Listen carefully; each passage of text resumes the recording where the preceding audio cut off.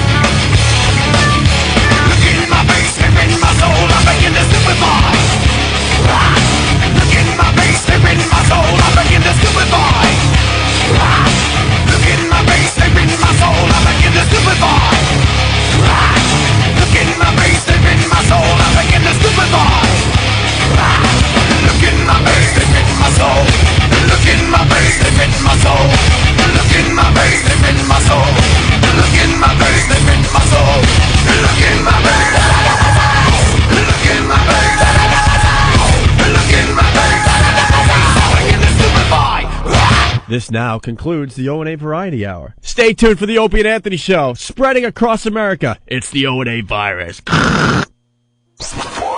202. The Opie and Anthony Show.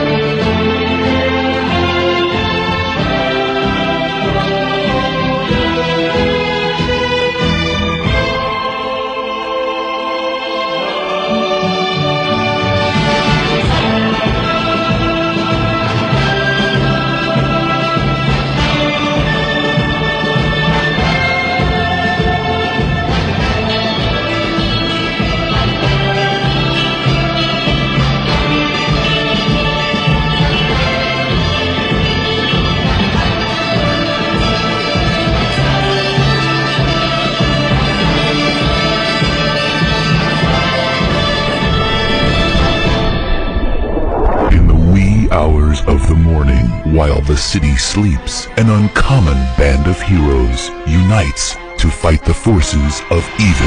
The Opie and Anthony Show. Oh, my sweet Jesus. With Op. I want to be known as notorious. No. Ack. Everyone is always in my way. Oh, you really are deluded. And B-Cup. Kind of fat-breasted and awful. And surrounded by dullards. Ben looks like poorly spliced film. Oh, it's hilarious. Whenever Steve yawns, it looks like the back of the Batmobile and it accelerates. Pocketosis. Eric, you're not going to cry. Shut up. And armed with superhuman powers. He pulls his pants down and just starts leaking into someone's garbage can. That's rule one. How about if he gives you the old chin tap with his helmet? That's all right with me. They are living among us, average citizens, average heroes, quietly and anonymously continuing to make the world a better place. Controversial talkers Opie and Anthony. We are just dicks. You better just sit back and watch. Yeah. Wait, what? The Opie and Anthony Show. Oh. But enough of this palaver. Let's get the show on the road. I'm going to need you to go ahead and come in tomorrow. So if you could be here around 9, that would be great. Okay? Oh, and I almost forgot. I'm also going to need you to go ahead and come in on Sunday, too. Okay? We need to sort of play catch-up. Thanks. I generally come in at least 15 minutes late. After that, I just sort of space out for about an hour. I just stare at my desk. But it looks like I'm working. I do that for probably another hour after lunch, too. I'd say in a given week, I probably only do about 15 minutes of real, actual work.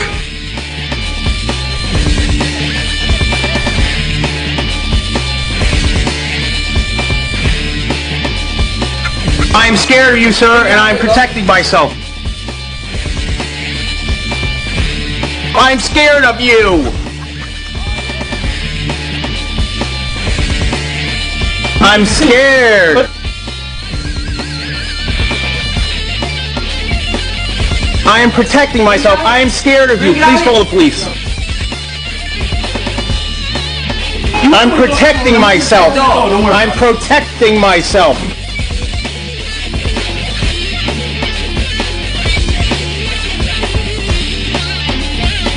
He was banging cocktail waitresses 2 at a time.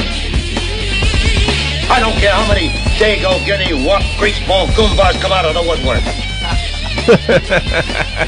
Always a fave. Oh, yeah. Hey, welcome to the Opie and Anthony program, the Friday edition. How is everybody? Good. Goody good. Goody good. I hate winter. Yeah, we all do. It is just awful, man. You once said, Anthony and I have been doing radio for 10 years now, and you... I once said, ask not what your country can do for you. Hello? You were listening to that crap and watching that crap yesterday? No. I totally skipped the inauguration coverage. It's the same thing. Boring. Nothing changes in this country. They did a montage on CNN of all the past presidents talking about the great vision for America and stuff. And I'm like, at that podium. What year is this? Yeah. Richard Nixon said a lot of the same crap that Bush said yesterday, that Clinton said 8 years ago, that Bush said 4 years ago, that Kennedy said 40 years ago, right? 40 some odd years ago. My second term, I'll talk about the Jews. Where's my speechwriter? Write something nice about the Negroes. They all talk about the vision for America. Yeah. Same old crap, man. The vision. Nothing really changes. He's talking about spreading freedom, Bush. Spreading freedom around the world. Is that really it's working out so well? I was going to ask, is that really our choice? Apparently, with him in charge, it's pretty high up on his priorities. It's because that's what God wants. Yeah, we need to free everybody around the world. If someone wants freedom, he's saying America will be there to back you up. Hey, sounds like a great idea. I'm just wondering if that's our decision. That's all. That's all I'm asking. It's a good movie plot, but in reality, it doesn't work out too well as you look at people being blown up daily. You know, it just doesn't quite work out. You know, it's really not working out well in Iraq. I can't wait to see those elections. That's going to be fun. That's the polling place is just exploding. That's good. Go out and vote. They can't even give away the location of the polling places to the populace. What kind of turnout is there going to be? Well, you're just going to have to hunt for it. You're just going to have to look for the ticking car, and it's right next to it. That's where the polls are. And you know how they're going to figure it out? The citizens of Iraq. It's going to be in the cryptic quote. Is that what it's going to be? They're going to have to figure out the cryptic quote. Stupid newspaper with words that don't make any sense. And then eventually they'll figure out where the polling place is. They can't tell anybody because the insurgents will just go there and kill everybody. I just picture that as being a... You know how they say, oh, there's terrorist threats against the inauguration and stuff, and they were saying that security is really heightened. Yeah. But the reality is, it'll go off without a hitch because they can secure a location pretty well here in this country. Oh, I know, because they were showing Bush and his wife their walk-in. And a lot of people are like, wow, kind of brave guy there walking, huh? In this day and age. Like he's walking, like he's taking a lap around the XM studios. No, right. Believe me, that road is secured. The people have been searched, and they know every person that's in the crowds on the side of the road. But it's not like Iraq where they have no clue. There's no way they can send people there to vote and have it secure. It's just going to be blowing up. Well, it's only I think the Sunni Muslims are the ones who are, because they know they're going to wind up losing. Yeah. If the Shiites were the ones who are, I think, oppressed for all those years. So the majority, I think the majority does want to vote. Yeah, the Shiites have had enough, I think. It doesn't matter. The majority doesn't matter, though. It's these insurgents. Right. It's the people that feel disenfranchised in the election and the people that just want to tear stuff up. They don't want anything going on in there. There's just plain kooks with guns and weapons over there that don't have an agenda or anything. Yeah. They just want to kill people, and those are the most dangerous. You don't know what the hell their agenda is. So they're, sitting there setting off roadside bombs, and that election's just going to be a disaster. But they'll get on the news and say, they'll parade people in front that say it's a great success. It's our first steps toward freedom in Iraq. And then we'll move on to the next country to free them. Yeah. So.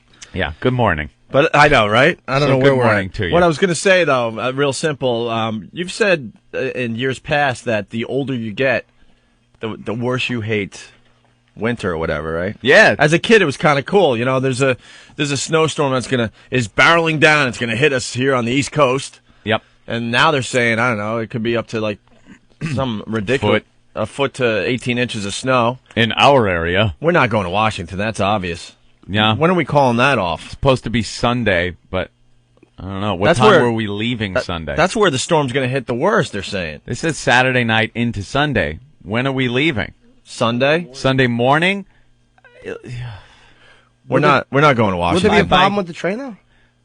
Just getting there. No, we're not going to Washington if there's a snowstorm. So cancel that trip, all right? If I don't have to drive down the expressway during a blizzard, I'd rather not. If I don't have to, I'll come in on Monday. It'll be nice. The roads will be plowed. It was a good idea to go to Washington, but it's not going to happen. It was. So call up ELO and tell him to reschedule, okay? Simple as that. Mm-hmm. But I must be 80 years old because I can't stand this winter crap anymore is the point I was going to try to make here. That's why all those old farts go to Florida. They can't take it. My bones are brittle. Well, it hurts my knee joints. When you're growing up and you hear about the older people, splitting their time between New York and Florida, you kind of think they're kind of kooky and stupid. Uh-huh. But then you get older and you're like, they're onto something. As a kid, snow is cool. It's something to do. It's something to play in. It keeps you out of school. So it's something that's fun when you see snow. As an adult, you see snow, and unless you're going skiing, you're at the ski resort, you see snow, and it's just a pain in the ass. Right. You're shoveling driveways. It's a pain in the ass to drive. It's cold. Ugh. Hate it. Well, and we're lucky. We got the type of job, if you want to call us a job. Yeah, our job. Well, we really don't have to be here. No? We should be splitting our time. Between a warm location. We should be looking at apartments in West Palm Beach, Anthony. Oh. And we should be broadcasting from West Palm 3 to 4 months a year. There's no reason to be in New York. Yeah, but Opie, it could cost you $15-20 to furnish both places. That's, I don't know. An ottoman split between two places? Oof. I was thinking about my life yesterday. And you're still here? Yeah, exactly. It is. Honestly, it's so pathetic.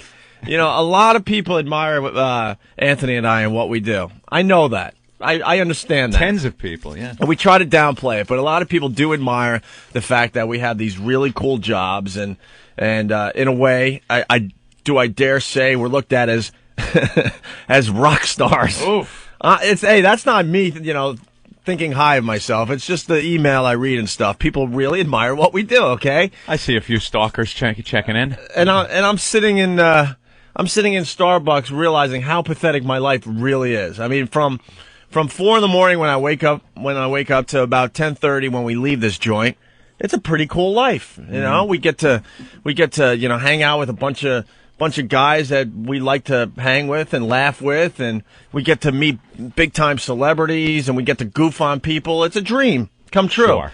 From 10:30 until 4 the next day, my life is just pretty much pathetic. There's really nothing going on. I sat in Starbucks for an hour. I was so bored yesterday because everyone is working.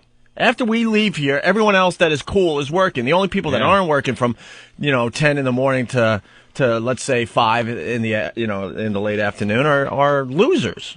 When I leave, or independently wealthy people. Yep. When I leave, there's still traffic coming into the city. Yeah, because they're starting their day. Yeah. And everyone else that happens to not be working during those hours are losers, and for the most part. I know there's a small percentage. Hey, dude, no, my job, blah, blah, blah. But in general, it's homeless people. It's rich bitches walking around shopping. Right, unemployed people trying to find a job. How are you? It's pretty much the dregs of society. From drunks waking up from their all-night bender. Right. So I'm in Starbucks yesterday just bored because I have to fill the time. And I'm not even kidding you, dude. I stared out the window. I watched this effing lady with her stupid dog. The dog is walking. The lady's, has the dog on a leash. And all of a sudden the dog just stops. All 4 paws stops. And the lady drags the dog for 15, 20 feet. Doesn't understand why the dog is stopping. On its little pads? Oh, yeah, just sliding. Because, these people that have dogs, they should be shot. Dogs in the city is what should happen, because they're, whatever. I have a whole thing on dogs in the city, but unless you don't have corneas, there's no reason to have a dog in this city. What I don't get in my neighborhood, people in general are just very lonely people that they're lonely, and they don't want to communicate with anybody else. You can walk the streets where I live, pretty much anywhere in the city. No one makes eye contact. There's no interaction with anyone. You don't just say, "Hey, good morning, neighbor." No, it's not L.A. You know what I mean? It's just like people just are miserable. They just want to keep to themselves. They don't want any human interaction whatsoever in Manhattan. Okay, but then what they do is what? Oh, what did I do? Nothing. I'm listening to you. I'm just. Is this really boring? I'm sorry. No. I was just trying to do a radio show. I feel bad about myself now. Did I mispronounce something? No. Are you agreeing with me? Yes. But it's just funny to hear you say, like, how, people Go ahead. don't want to make eye contact. They don't want to look at each other. And he just hit me as very ironic, because you're very guilty of that. You're that guy. But I'm trying not to be. See, that's why I want to move back to the suburbs where people are effing human. But I'm trying real hard. So then these people realize that they're very lonely, so they get these stupid dogs. Yeah. And then they mistreat these dogs. I see it all the time. And I'm not an animal rights activist guy by any means, but I see these dogs just being abused because then they thought it was a good idea, but then they realized that it's an effing dog, and it's Manhattan. What am I going to do with this dog except walk it a couple days, a couple times a day, and pick up its crap on the sidewalk when it poops? You could kick it in the liver, I guess, if you want. So I watched this lady drag her little dog because the dog wanted to stop to take a crap, and she couldn't be bothered, and finally realized, okay, I got to stop because I can't drag the dog, all the way back to my apartment. So the dog takes a nice crap. It was a little dog, but man, it had a lot to get out of it. Did she put the little plastic bag over her hand? Oh yeah, the whole pick thing. Up the load. The whole thing. See, here in New York City, there's a law that says you can't have your dog just take a dump and leave it there. You have to pick it up, physically pick it up, and dispose of the crap. Right.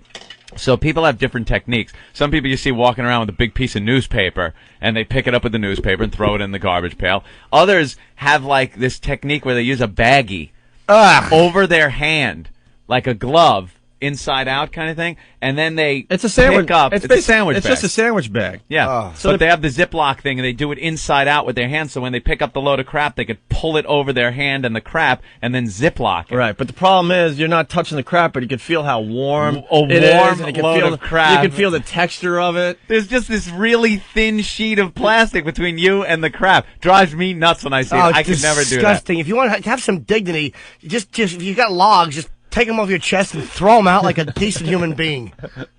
Like a real man. Yeah, so so the dog craps and the lady picks up most of it. Then there's a nice big I don't know. I'm trying to think how nugget. It was a big nugget that was hanging from the dog's butt, on one of its hairs, and It then looked like someone dropped a Brax chocolate. yeah, and then the dog turns around and the thing swings and launches itself and boom, hits the sidewalk and the lady doesn't see it.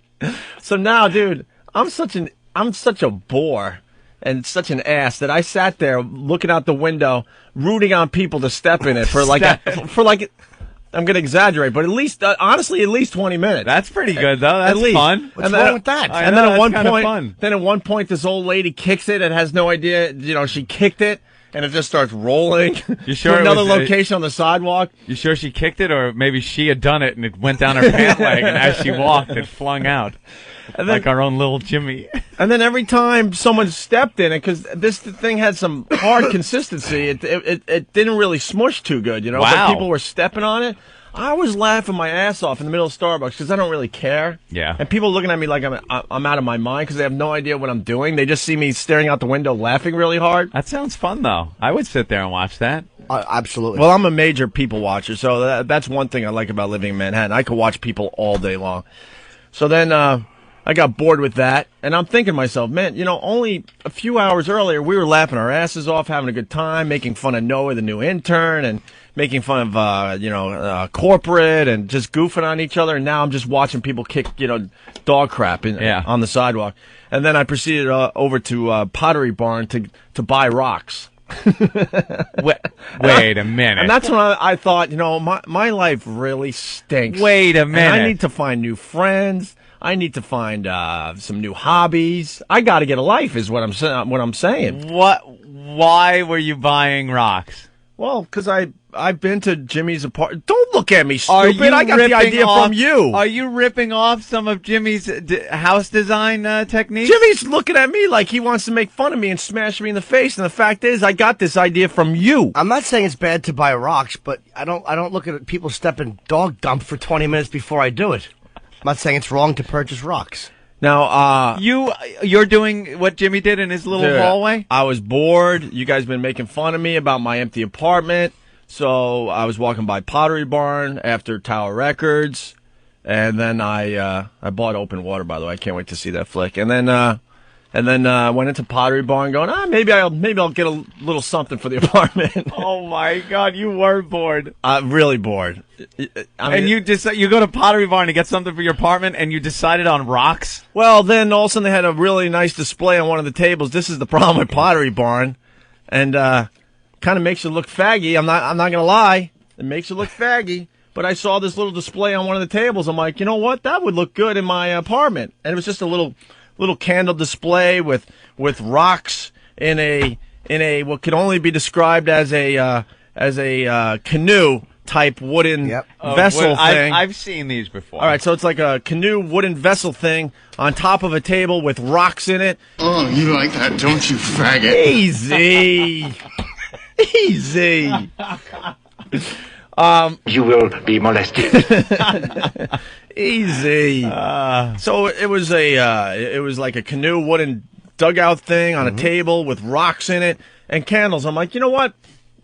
I want that. You pick it up for the place. I'll find a place in my empty apartment for this. Yeah, sure. Maybe light the candles when I'm bored and just kind of mellow out. Throw on some new age music and have a cup of tea and read a book with my Afghan. Maybe have Jay come over, bring out Shut Java up. log. I'm purposely trying to fag it up. Relax. So, $144 later, I got $144 for a canoe and some pebbles. Right. Did you buy the canoe too? Yeah, I bought the wooden. Why? You know which one I'm talking about, right? I believe me. Where do you think I got my rocks idea from? I just didn't buy the canoe. I put them on the floor. Right. I've seen it. You know, Jimmy in his apartment, the door from the bathroom to the bathroom to the door to his bedroom. It's a little hallway. It can't be more than 10 feet. I don't know, 6 feet, 8 feet. Well, from the kitchen to the bathroom, then you get the bathroom, then a teeny little thing. He has the rocks thrown up against the wall with candles in the middle. With candles in the rocks but I in went the hallway. I went one step further, and I decided to get the wooden, canoe thing. The canoe thing and put the rocks in it. So I had to buy everything individually. She's like, here's the candles. There's where the rocks are. $10 a bag for rocks. $10 a bag for rocks. For pebbles. What a pisser these people are. And then the canoe. And I'm thinking, nice little thing for the apartment. What could it cost me? $30? Seriously, Yeah. I'm thinking $30, $40 tops. Not a Pottery Barn. All of a sudden, I hand my credit card in, and she's like, $144. I'm like, for what? Ring it up. Ring it up. I was actually on the Pottery Barn website yesterday. Isn't that what a coinky thing? Dude, You know what I was looking for? Take a guess. Rocks? Nope. Candles? Couch. Oh, couch. Booger remover and a couch. I was looking for a couch. Because there's still a stray booger on my couch. It's a nice little thing to do in the apartment, too, now that we're on decorating tips. Oh. I bought from this one place I go to, which everybody who works there is a mo. There's no way around it. Right. And it's like a glass thing that holds a candle, and I put a big fat candle in it and a bunch of rocks around it, and I light scented candles. Dude, I saw that, too. I might have to get that. Women like it, man. Women love that stuff. I'm all over the Oh, man. Yeah. Dude, I like it, too. I'm not going to lie. It's not just for I'm them. all about candles, when I'm mellowing out, getting ready to crash. Scented? No, just turn off all the lights, throw some candles on. I like a good vanilla scented candle. Dude, it's nothing I like more. Vanilla cinnamon great combo, yeah. It's like a milkshake in your house. Yeah. So... I bought all these scented candles, but I bought like a lot of these weird scents because they didn't have any vanilla. But I like the vanilla cinnamons. Very lovely. Cinnamon's good, yeah. And then I'm a little I'm a little off today and a little distracted, and a little cranky and tired because I had it out with the neighbors again last night. Why is it a day that ends with Y? Dude, I've been happier here. You know that. When do you fight with your neighbors? For what? I know I have a reputation and all, but I've been happier here at XM. Sure. You know that. I haven't broken many things. I see they fixed the screen. Thank you. It's the neighbors upstairs. This has been an ongoing thing. They don't have a rug. And this is another thing that drives a lot of people in New York City nuts. And a lot of landlords and realtors will sell apartments with the fact that you have to, put a rug down. Certain percentage of floor space has to be covered with a carpet. Because a lot of these buildings, man, if they have the wood floors and they live right upstairs, you hear everything. It's a nightmare. Yep. So the people upstairs, the latest ththing is that, I don't know what is going on up there, but they like to roll a ball or something, like a big ball all the way across their apartment. And, my apartment's kind of, it's long in a way. So they go from one room to another. I don't know what they're doing. I don't know if there's a pet up there, but all you hear rolling across the floor, and then they walk to go get it, and then they start over. But I don't really, you hear these noises from your neighbor, and you're trying to figure out exactly what the F they're doing, and I can't figure this out. All it is a ball rolling across a long wooden floor, and then steps to go get it. You want to fire what are they around doing? Up there. Maybe the guy's like practicing his putting. So we have this it's kind of like an arms race going on, they do that, so then I jump up out of my bed and slam the ceiling as hard as I can. Boom, boom, boom, boom, you're boom, a ceiling boom, boom. banging guy. Oh, that just makes for bad neighbors. So then they're and like, it never works. The guy upstairs is never going, oh, I better be quiet. He's banging. It's like, no, F you. Now I'm going to do it twice as much. God, you're right on top of this, because then they stop for a second. They stop, and now I'm thinking they're thinking I'm like hanging a picture or something, because it's still early. But it's not early for us because we get up. I think this was about 9:30 last night. So they stop. Just like that, you hear nothing. And then they go back to rolling the ball. Like, I don't know what that was. He must have been hanging a picture. And I'm like, no, I'm not hanging a picture. Do, do, do, do. And then I start cursing, like, knock it the Banging F off. again. I just start screaming, stop with the ball, right? So then they get pissed, like you just said, and they're like, slamming on the floor. Yeah. Because now I annoyed them. Welcome to New York. So then I'm like, fine. So I let it go, and I get the last laugh. I brought this story up about a month and a half ago. I get the last laugh. I get up at 4 a.m. Mm-hmm. So these neighbors had a problem with my sound system a few times. I turn up a movie, and they come down, dude, it's really loud, blah, blah, blah. They get all pissed off. They come down? Oh, yeah. I haven't gone up yet. I'm about to go up because I'm a tough guy.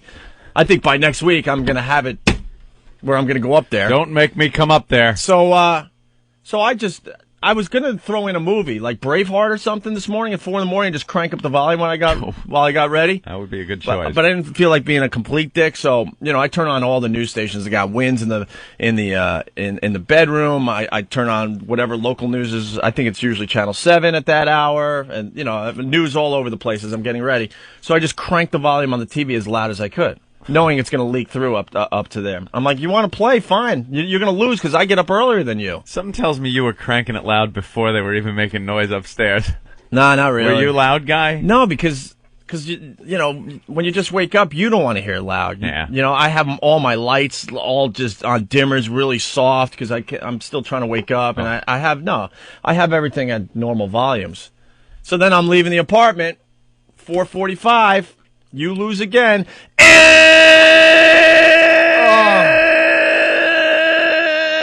And you hear how annoying that is? Stop. That's how long I did it this morning. You hit their buzzer. Dude, without a doubt. Oh, that is cruel. That is just cruel. I always win in the end. How are they going to beat that? It was 4:55. Hit that buzzer at 7:45 when you go to sleep. Well, I don't. They might not know it's me at that point. I don't know. True. Well, I think they know this time because the TV was really loud too. Yeah. It was a double attack there. So, but as annoying as that just sounded, that's what I did to them. I mean, a nice long. There you go. There you go. You thought you were going to be tough, pounding back on the floor. I would wipe a little bit of dog crap on my own buzzer and then make noise. So when you come out after hearing the noise to buzz my buzzer, you would get stink finger. It's the only defense I could think of. I've never had a problem with my neighbors, ever. No? Nah, never. In 3 years, at least, that I've been in New York, I've had a problem. Yeah, but they probably have carpets down on their floor. Yeah, you're lucky. A lot of places will make you, throw the carpets down because this is a major problem in New York City. Doesn't matter where you live. In Brooklyn, we had fighters next door. A couple that would just go at each other all the time, yelling, screaming. The guy throwing stuff. I don't think he beat her or anything. It was like one of those PSAs that are on TV about you should do something if you hear, because it's got the guy and he's hearing a fight going on and hearing some smacking and a woman screaming, and he just sits there and doesn't pick up the phone. That's that PSA. I'm that guy. There could have been gunfire. I could hear scream, "Don't hit me! Oh, you bitch!" And I'm just, I got my ear to the wall and I'm laughing. Yeah. Ooh, he's really getting she must really not have listened today. And then when it gets really bad, you just turn the TV up louder. That's it. No, I turned the TV down. Oh, the second we would hear I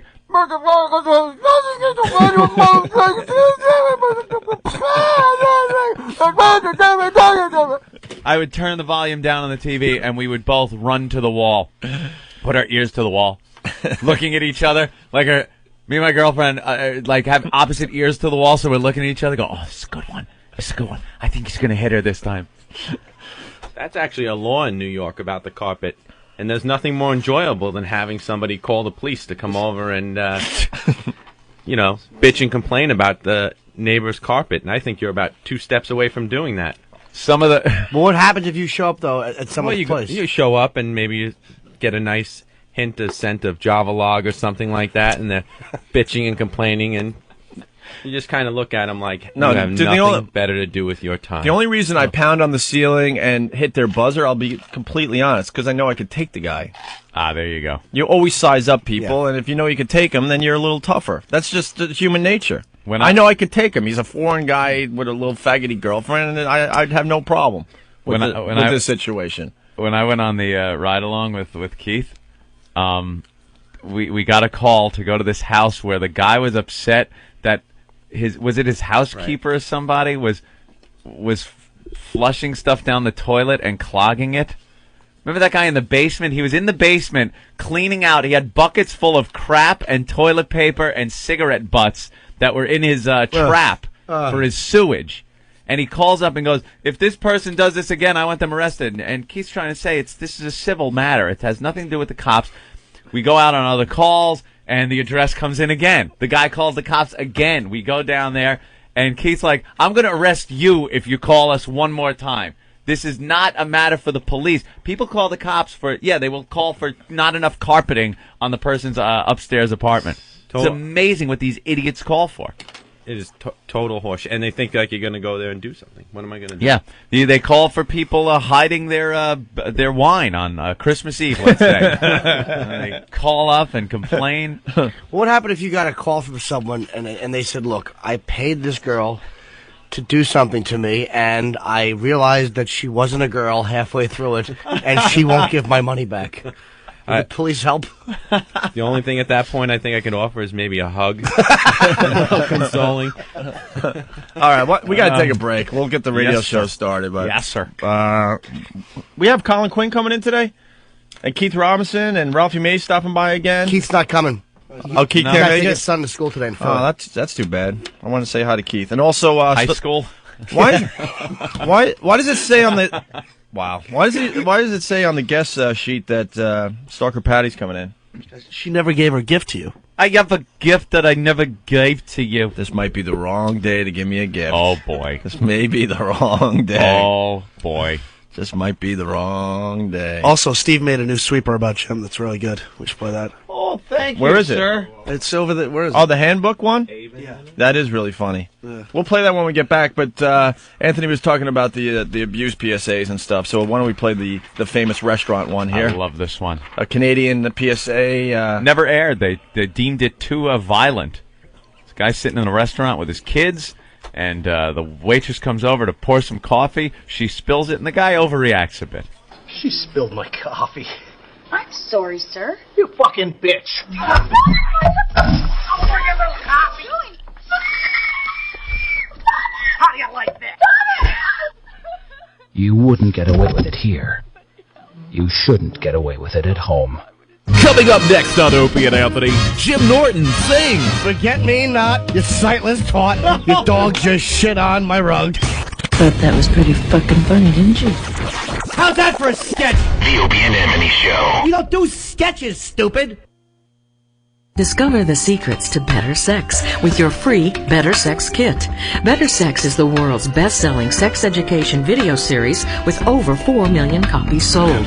These explicit, uncensored videos show you real couples demonstrating advanced erotic techniques, toys, games, fantasies, and much more. Call 1-800-371-6390 and ask for your free, no-obligation Better Sex Kit now. We'll mail your kit right away in a plain package. Your Better Sex Kit includes everything you need to spice up your love life. Call in the next 15 minutes and get a free erotic positions video, plus an exclusive bonus gift so sensual we can't mention it on the radio. Yours free for a small shipping and handling fee. Call 1-800-371-6390 and ask for your free Better Sex Kit. 1-800-371-6390. 1-800-371-6390. The stories, the memories, the magic. The passion will be renewed this February as spring training opens for the 2005 season. The hopes and dreams of 30 major league teams are told on XM satellite radio like never before. XM counts down to spring training with some of the greatest play-by-play calls of all time, like this one. And there's a drive. Deep right field. It is gone. On August 7th, 1999, Paul Olden describes the action as Wade Boggs reaches a milestone in dramatic fashion. A hit that makes history. 3,000 base hits for Wade Boggs. And he hits a home run to do it. I'm Bob Edwards, inviting you to hear your hometown team wherever you are on XM Satellite Radio, the official satellite radio network of Major League Baseball. The Ed Anthony Show. XM 202.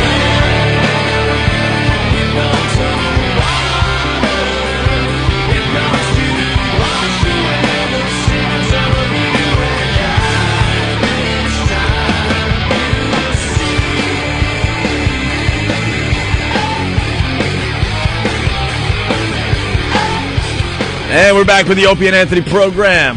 Wow, a lot of instant feedbacks coming in. Yeah. From our little discussion on home decor. Who is today's guest? Christopher Lowell. Great show.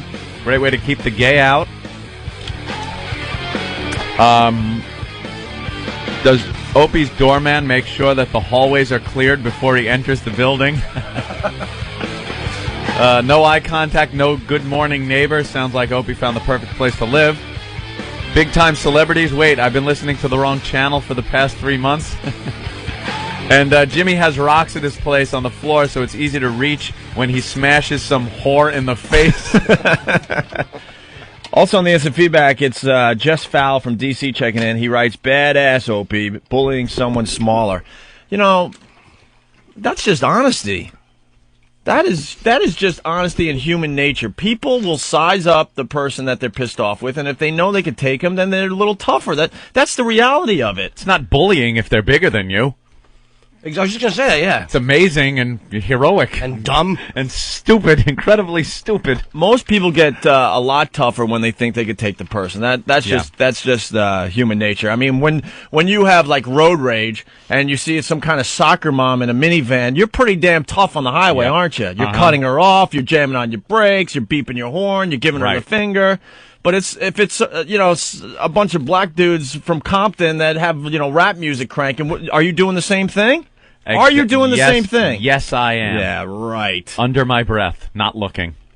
Besides, if they're from Compton, they probably wouldn't be driving here. Well, yeah, but I'm trying. It's a national show, so I'm trying to cool. all of a sudden, wow, hey, they're broadcasting from L.A. somewhere. See, I'm smart, but you know what I'm saying? Yeah, that's how it is. Yes, it is.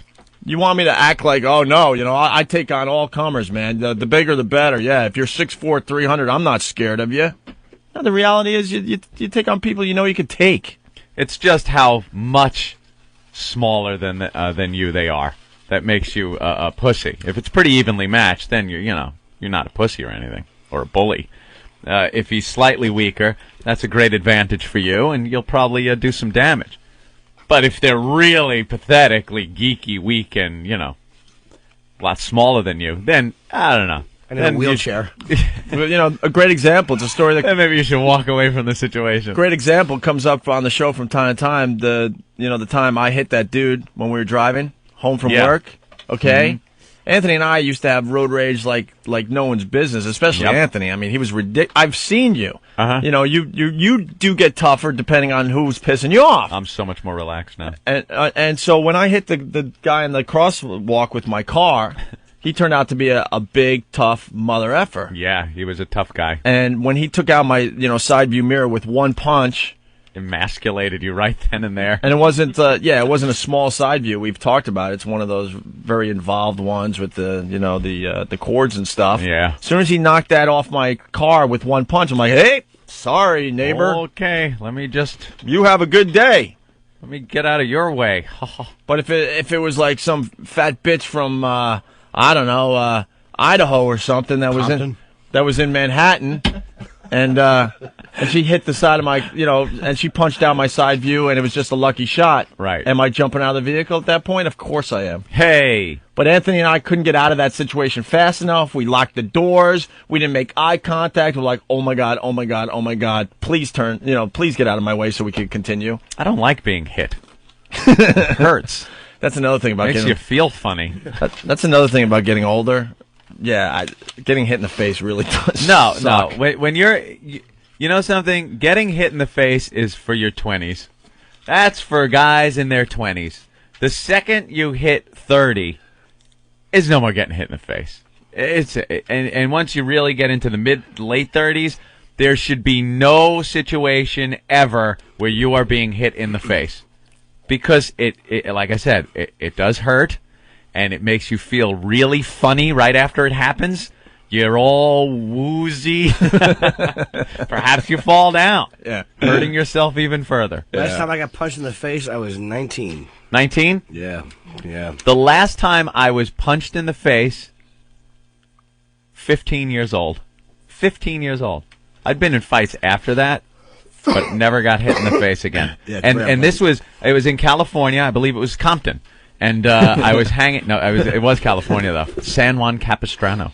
And this kid from school comes up to me, and he starts like open-handed slapboxing a little in front of the strip mall, and I'm I'm not a fighter. I don't know technique or anything. If I get into a fight, or when I used to get into the fights when I was a kid, and never really got into that many, it was always just about the dirtiest way to fight to end it as quickly as possible. I'm not a finesse guy that can outbox people, but I'll kick you in the balls, I'll gouge out your eyes, just some way to end it. So slapboxing, you can't use that strategy because you don't know if it's serious or not. What? You're pissed off, and all of a sudden you guys go, "All right, it's gonna be a slap boxing No, he fight?" was just like, I didn't like him, he didn't like me, but we never fought. And he just steps up. He's like, "Hey, Cumia, what's up, man?" And like takes a couple of these half-hearted swipes, open-handed at me. So I kind of put a block up and kind of, I'm looking at what he's doing. Were you doing the rope-a-dope? Rope-a-dope. Yo. So he kind of sent my head back with this little right-hand slap. And when my head came back forward, this left hand full-fisted punch was waiting for me right in the eye. Down goes Cumia! Down goes Cumia! Yeah. Someone stop the fight! Down goes Cumia! I was on my ass before I knew it happened, and I couldn't see out of that eye. I can't see, goddammit! And blood just gushing from my brow, like completely split my lid open. And then him and his friends are like, laughing at me. They could have just pulled my pants down and raped me. It was just totally emasculated. Call me a Bombaye. Yeah, and that was the last time I was hit in the face. Hit in the head, man. It's just awful getting hit in the face. I got caught with a woman. Oh, I think you told the story once. I'm telling you. I'm not. Maybe way in the beginning. We have a whole new audience now. What happened? I was 19. This is a great story. Figures too. Of course you were caught with a woman, you horny little bastard. Well, I was seeing this woman casually. We never actually had sex. I think maybe once for a couple seconds, but maybe not even. And she was separated. She was separated from a guy. They were married, and all she would tell me about this guy was he lived with a girlfriend though. And all she would say is what a maniac he was and how he used to like to fight cops. But like he was like a true psycho. He was what Opie was just talking about. He was the type of guy that the bigger you are, the more likely he was to try to punch you in the face. Like if 5 cops jumped on him, he was really ready to fight. Right. He was like an animal. Yeah, there are guys like that out there. I understand. That don't want a way out. They want to. Yeah, but in general, most people taser and a billy club. Yeah, but most people just will size up. Someone weaker. But there are those guys out there that'll take on anybody. I understand that. She lived over like a pub. So one night we were laying there on the couch just kissing, and weren't doing anything sexual really. and I hear the sound of like, let me see. Which I hear this knock on the wood, and I'm like, is somebody downstairs taking a broom handle and knocking the ceiling? I'm like, what is that Maybe about? Opie's down there. Yes, exactly. Maybe there's a man laying rocks who doesn't approve of the loud smacking of our lips. The loud smooching. And then I'm laying down, all that's on is the light of the TV, and I hear her go, "Oh my God." Oh my God, oh, no that's way. not good. Oh, and you're thinking, let me turn around. I hope the prize patrol's there with a big $1 million check. I'm not thinking anything. I felt 2 hands on my back. Oh, no. And I saw white. I never saw it. I just saw white. I got punched in the face so fast and so hard twice. I saw stars. Twice? Dude. Dung. I just felt hands, stars. And the next thing I know, he's flipping the lights on, and I'm sitting on the floor. One of my contact lenses was out. My mouth is all swollen up, and he is standing up. He was about 6 foot, and he's breathing heavy, and he's telling his wife that he went out and did cocaine. And he's like, oh, man. He's like, and I'm going to kill him. You know I'm going to kill him, don't you? And he's referring to me in as if I'm not there, like I'm a real old person. Right. You're dead already. Oh, dude, it was. You couldn't, there was no way to run out of the second floor. They lived on the second floor. He was blocking the door. Oh my God, you are done. I just sat there. I'm like, you got to go for the window. And I didn't make the I had met him before at another place and never made the association. That he was married, whatever. He was living with another girl. He just freaked out one night. Yeah, bring that up to him. I almost did. I almost said, technically. Good thing you didn't come in last night. Elbow to the ribs. But he was actually one of those guys that because I just kind of sat there she mellowed him out. She told me like the next day, she's like, the only reason he didn't like kill you or throw you through the window is because you sat there and you were kind of small compared to him. You were submissive. He was just the opposite of Ope. Like I sat there and I had no. He didn't. So he was like he couldn't just attack me sitting there. And he walks me to the door, and he goes, he mellowed out, and he's like, look, I know you know she was my wife. Just tell me you knew she was my wife, and I'll let you go. If you don't tell me that, no, though, that sounds like a setup. If you don't tell me, I'm gonna kill you. Oh, that's a setup. And what do you do? I said, well, you're gonna have to kill me because I didn't know. And did you know though? No. I knew. Like when I met him, I didn't. But then I had seen his face like later, and I made oh, okay. But when I met him, I hadn't. But I did like, you know what I mean? I should have said yes technically, but and then he opened the door. Don't insult my intelligence. Just tell me you were the one that fingered Sonny. That's the same gag he's playing on you. Yeah, it was Bozzini. It was Bozzini. And good. Get out of my sight. So I wound up walking out, and I got in a car, and big fat guy behind Clemenza you said hello. Hello, Jim. Went through the windshield and we drove off. And I made the little my feet made the squeaky sound on the window as I was being strangled. No, I just drove home. And everybody at work the next day is like, "What'd you get punched in the face?" And I'm like, my dad even asked me. He's like, I fell on the treadmill. Yeah, I fell on it happens to have a class ring on it. I think we have audio of you after you got punched in the face. Oh.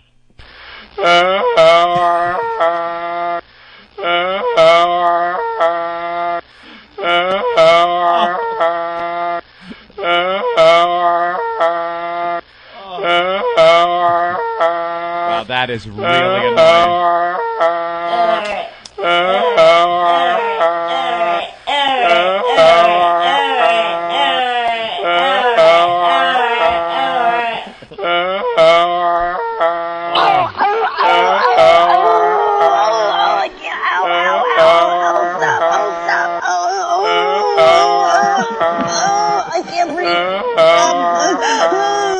You're not being fair. You're not being fair. Hello, exactly. Oh, exactly. Wow. Yeah. He punched you twice in the head. I never and then saw let it. you go. Dude, I never saw it coming. I never saw his face until I was on the floor looking up in the lights. That was what was so scary. Is like because there was no lights on, just the TV, and I went from one reality to the other. Like it was instant. Yeah, I'm actually probably in hindsight glad I didn't see him coming. Cause I was 19. I wasn't a tough guy, but I would have at least, when there's a larger man coming out, you can't just sit there. You have to at least stand Try up. to defend yourself. And that would have been. He probably would have picked up a TV and cracked it over my face because he was. Well, he should have. A psycho. Yeah, adulterer. No, he was. I should have pointed out that. Look, technically, sir, you are involved in another relationship, and she's moved on. But I felt it was. How about I come over when you're having sex, sir, and punch you in the face? That's right. Some girl that isn't your wife. I know. Let's go to Barney. Hey, Barney. Hey, how's it going today? I don't know. We're kind of just goofing off. It looks like. And all right, Barney. You can Barney, continue at any time, sir. Go ahead. Hey, I was just the other day. I don't get to listen to it very often in the morning, but I have XM and I got to listen to the replays. And Jim was talking about the sensitivity training, and I damn near wrecked my truck when he says the only kind of sensitivity training I want is I pull my pants down, have my sack hanging out, and someone tickles it, and I go, "Ooh, that's sensitive." Well, thank you, Barney. Appreciate it. Always got to have this loaded. I don't know why I Yeah, don't still load there? this. Yeah. What? Unfortunately, we are. So. We missed the last part. What was the last part of it that you liked? Your phone cut out. When Jim said he would just pull his pants down and have his sack hanging out, and someone would tickle it, and he would go, "Ooh, that's sensitive." Wait, Barney? Barney? Yeah. Your cell phone crapped out. What was that last part again? The last part. The last part is when Jim says he pulls his pants down and he has his sack hanging out. Barney, you there? Yeah. Barney. You guys can hear me? No, I got him now. I got the part was about. We heard something about sensitivity. Training. All right, can you hear me now? Yeah. Now you're fine. Now it seems pretty good. All right. Well, I'm on my way to work. But hey, I just said when Jim said the sensitivity training, when he only kind of sensitivity training he wants is he'll pull his pants down, his sack will be hanging out, and someone will tickle it. Barney. All right. We'll God see you guys. damn, Barney, hold it. I hear you now fine. You crackled right when you said sensitivity training. Okay. One more time, sorry. That's okay. I just said when Jim was saying about the sensitivity training. Oh yeah, we were talking about that the other day. Oh yeah, the whole thing was a goof. Which line did you like? Because the whole thing turned out to be a goof. That was the one where you said the only kind of training that you wanted, you would pull your pants down, have your sack hanging out, and someone would tickle it. The what? Who would tickle what? Your sack. The sack of what? His your balls. Oh, the ball sack? Yes. Well, I didn't.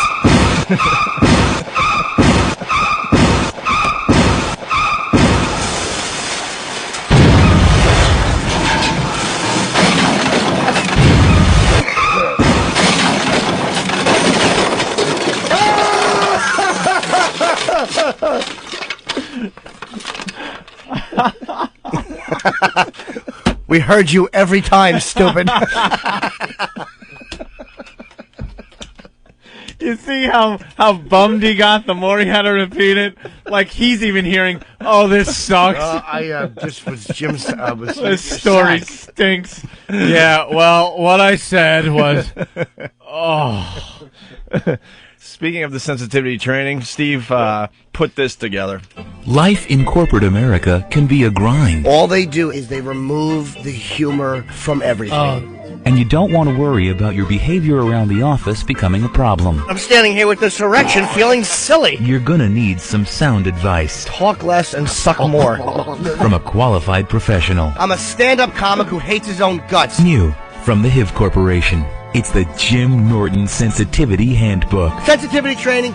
Maybe you could send someone from Human Resources in, and they can tickle my bag a little. I can go, ooh, very sensitive area, and then they can leave. Jim will help you construct a business plan. Greed is good. He'll guide you through the hiring process. Hire all fat chicks if you don't want them harassed. He's also a whiz at customer relations. Here's what you do, stupid. When they complain, you go, click. You take the phone. Click. Ladies will also enjoy Jim's wardrobe recommendations. You send them to training to not have those big tits showing during the workday. Jim is also an experienced marriage counselor. How could you marry a chick that won't drink out of your mule? And he can help mend even the most fractured of family relationships. I killed my wife with a hammer. And he'll also assist with time management. 1:30, Human Resources attempts to talk about sensitivity training. 1:35, they're wiping saliva that Jim Norton has spit on them off of themselves as he walks outdoor. End of meeting. Call 1-800-LOG-DROP for the Jim Norton Sensitivity Handbook. Order today. Meeting adjourned. Opie and Anthony, XM202. It's an Opie and Anthony Wow Sticker Stop. This Wednesday, January 26th from 7 a.m. to 10 a.m. Get to the How About Arden Shopping Center at 2100 Arden Way in Sacramento, California and pick up your Wow stickers. Those aren't real. Yes, they are. On the corner next to Jamba Juice. See opieandanthony.com for a detailed map. I'm getting an erection as we speak. Once again, here is how it shoots out. The Wow Sticker Stop. Brought to you by your pals at the Opie and Anthony Show. Why not try XM Radio online for free? You have nothing to lose, except for missing out on XM's 100% commercial-free music channels online. Add to your existing XM account for only $3.99 a month.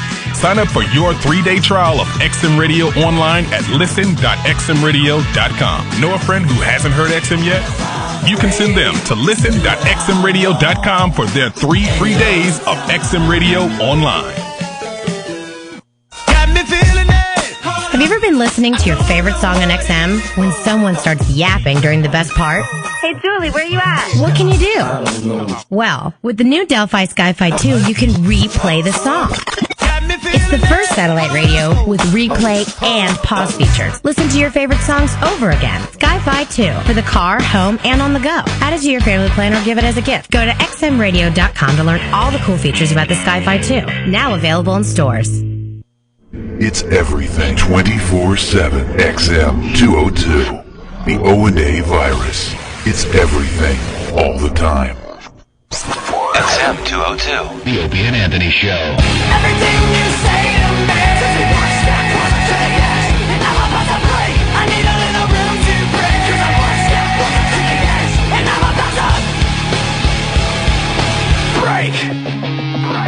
Break! It's the O&A virus spreading across America.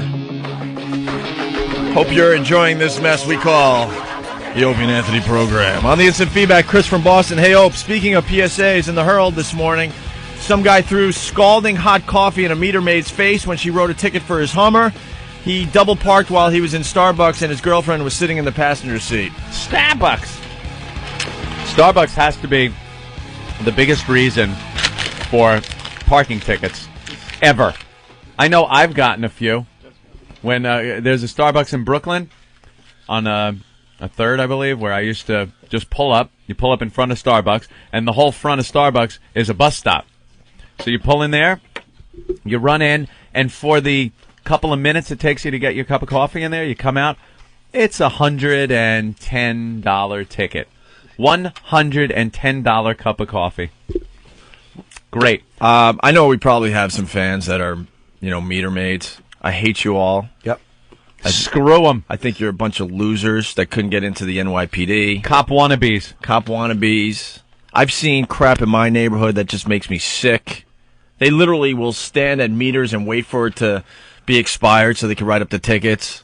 And I've seen women with kids running down the sidewalk because they can't afford it's like what, $110 ticket now? How much is the meter? Are ridiculous. The cheapest one you're ever going to get now is like $55. It used to be $55 when a meter ran out, but they hiked the prices in New York big time. Bloom Effenberg. In Manhattan, yeah, 110. It's 110 for a meter violation. Okay, $110. $110, and it's such a business. It's just a business. It has nothing to do with public safety and any of that crap. It's just all about catching people with expired meters and writing them the tickets for $110. I've seen ladies with kids running toward their car because they know it's close, and there's the guy. Stone-faced, because speaking of tough guys, he's such a tough guy, just writing up the ticket right in front of the lady and her kid, and she'll sit there begging, because you can tell the lady can't really afford a $110 hit. They don't want to hear it. They don't want to hear it. They just look off, they nod, write the ticket, hand it to you. I hate the meter maids. You know what you got to do, though? Take your coffee and splash it right in her face. Right. You still get the ticket, but that's got to feel good. What are you thinking when you drive away and you have no coffee? And you're like, not only do I have no coffee and a $150 ticket, but now I'm going to jail. I'm absolutely getting arrested for this. I've just splashed coffee in the face of a meter maid. All you can do, I guess, is drive around and hope you catch some Asian terrorists to kind of smooth the whole thing over. Call Ben. You know what?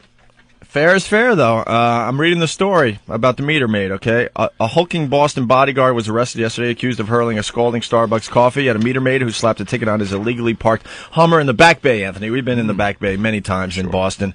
Well, there you go. There's a big, huge guy that knew he could, handle the meter maid. I'm sure the meter maid is a lady. Yeah. The alleged attack unfolded about 8:30 a.m. when Christy Noviello, 44, was walking her Berkeley and Boylan Streets beat and saw the black Hummer parked in a loading zone with a woman in the passenger seat.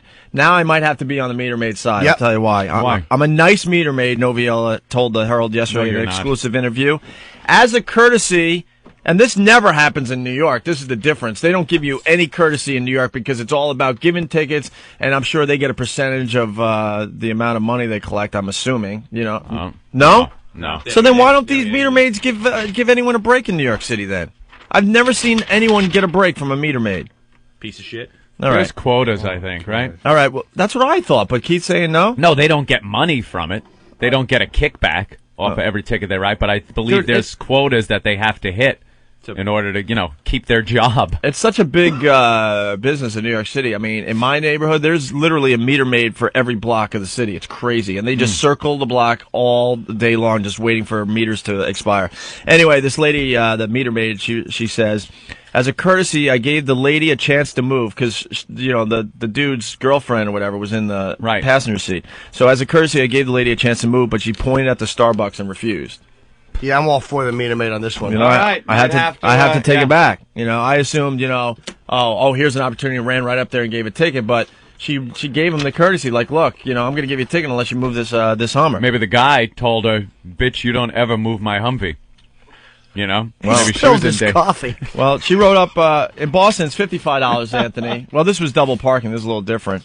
And he started yelling, I don't accept this ticket. I don't accept this He ticket. had a venti sized cup of black coffee, in his hand. And Starbucks scalding. Starbucks coffee's getting overly hot these days. Yep. Getting close to the McDonald's hot. And he flung it right in my face. Nice. I went down. I was panicking. It hurt so bad I thought my face was falling off. First and second degree burns on her face. It was in my eyes. I was screaming. So keep reading. He's a lovely Lebanese gentleman who owns a security firm, and you can bet she's going to sue and hopefully get her. Lebanese guy? Yeah. He probably got a sweet face and everything. he looks so cozy. So that's what's going on in Boston today. That's one of the top stories in Boston. That's front page. That's front page stuff for Boston. Front page stuff. What about let me see her picture. What about the search for the terrorists up there and the dirty bomb? I thought that would still be on the front page of the Boston papers. Old news now. Old news? Yeah, that was yesterday's news. How they panic everybody. Oh, there's a dirty bomb on its way up to Boston. That's what I love about the newspapers. If you pay close attention to the front, I'm obsessed with the front pages of newspapers because it's so funny what we find important in this in this country. Boston yesterday, the whole city in a panic. Mayor Menino doing press conferences. There's a dirty bomb. The governor didn't go to the inauguration because he had to stay in Massachusetts to make sure everybody was safe. We got to find the Chinese nationals that are possibly in Boston with their dirty bomb or what have you. Yeah, and then the next day, it's about this lady that has a cup of black coffee thrown in her face. Meter maid got a little burnt. Don't you think if you live in Boston, you'd want the follow-up? Uh-huh. What follow-up was probably on page 37 or something, you know? Nothing. That's how we are. Dirty bomb one day. Meter maid gets some coffee in her face. There you have it. Let's go to Peter on Long Island. Peter, what's up? You guys are getting weak. You should have made that guy repeat that story 30, 40 times for Jimmy. Peter. Listen, Anthony, I got 2 words for you. Kitty Genovese. Yeah. Remember when she was murdered in the street by somebody not calling the cops? That's true. Okay, one last, and here's the reason why I called. I'm at a movie, and I'm sitting next to about an 18-year-old kid, and the entire movie, he's picking his nose and eating it with the same finger. Ooh. And he's sharing an armrest with me. Oh, my God. and I'm like, I'm a little bit germaphobe, not much, and I say to him, I'm under my breath. I'm saying it's enough already. And he's ignoring me. It's going on for an hour and a half, and I keep saying, "Are you done yet?" I can't believe it. Enough already. Finally, at the end of the movie, he says to me, "Shut the fuck up." I said, "Stop picking your nose and eating. I'm ready to throw up in the movie theater." Yeah. You know what? I gave up on going to the movies. An hour and a half, solid. What finally happened? The movie was over, but I hinted to the guy every time I looked over, he was doing that one finger, like the pinky into the mouth, the pinky into the mouth. I was a little jealous because I was hungry, but it was just too much. Get a good one.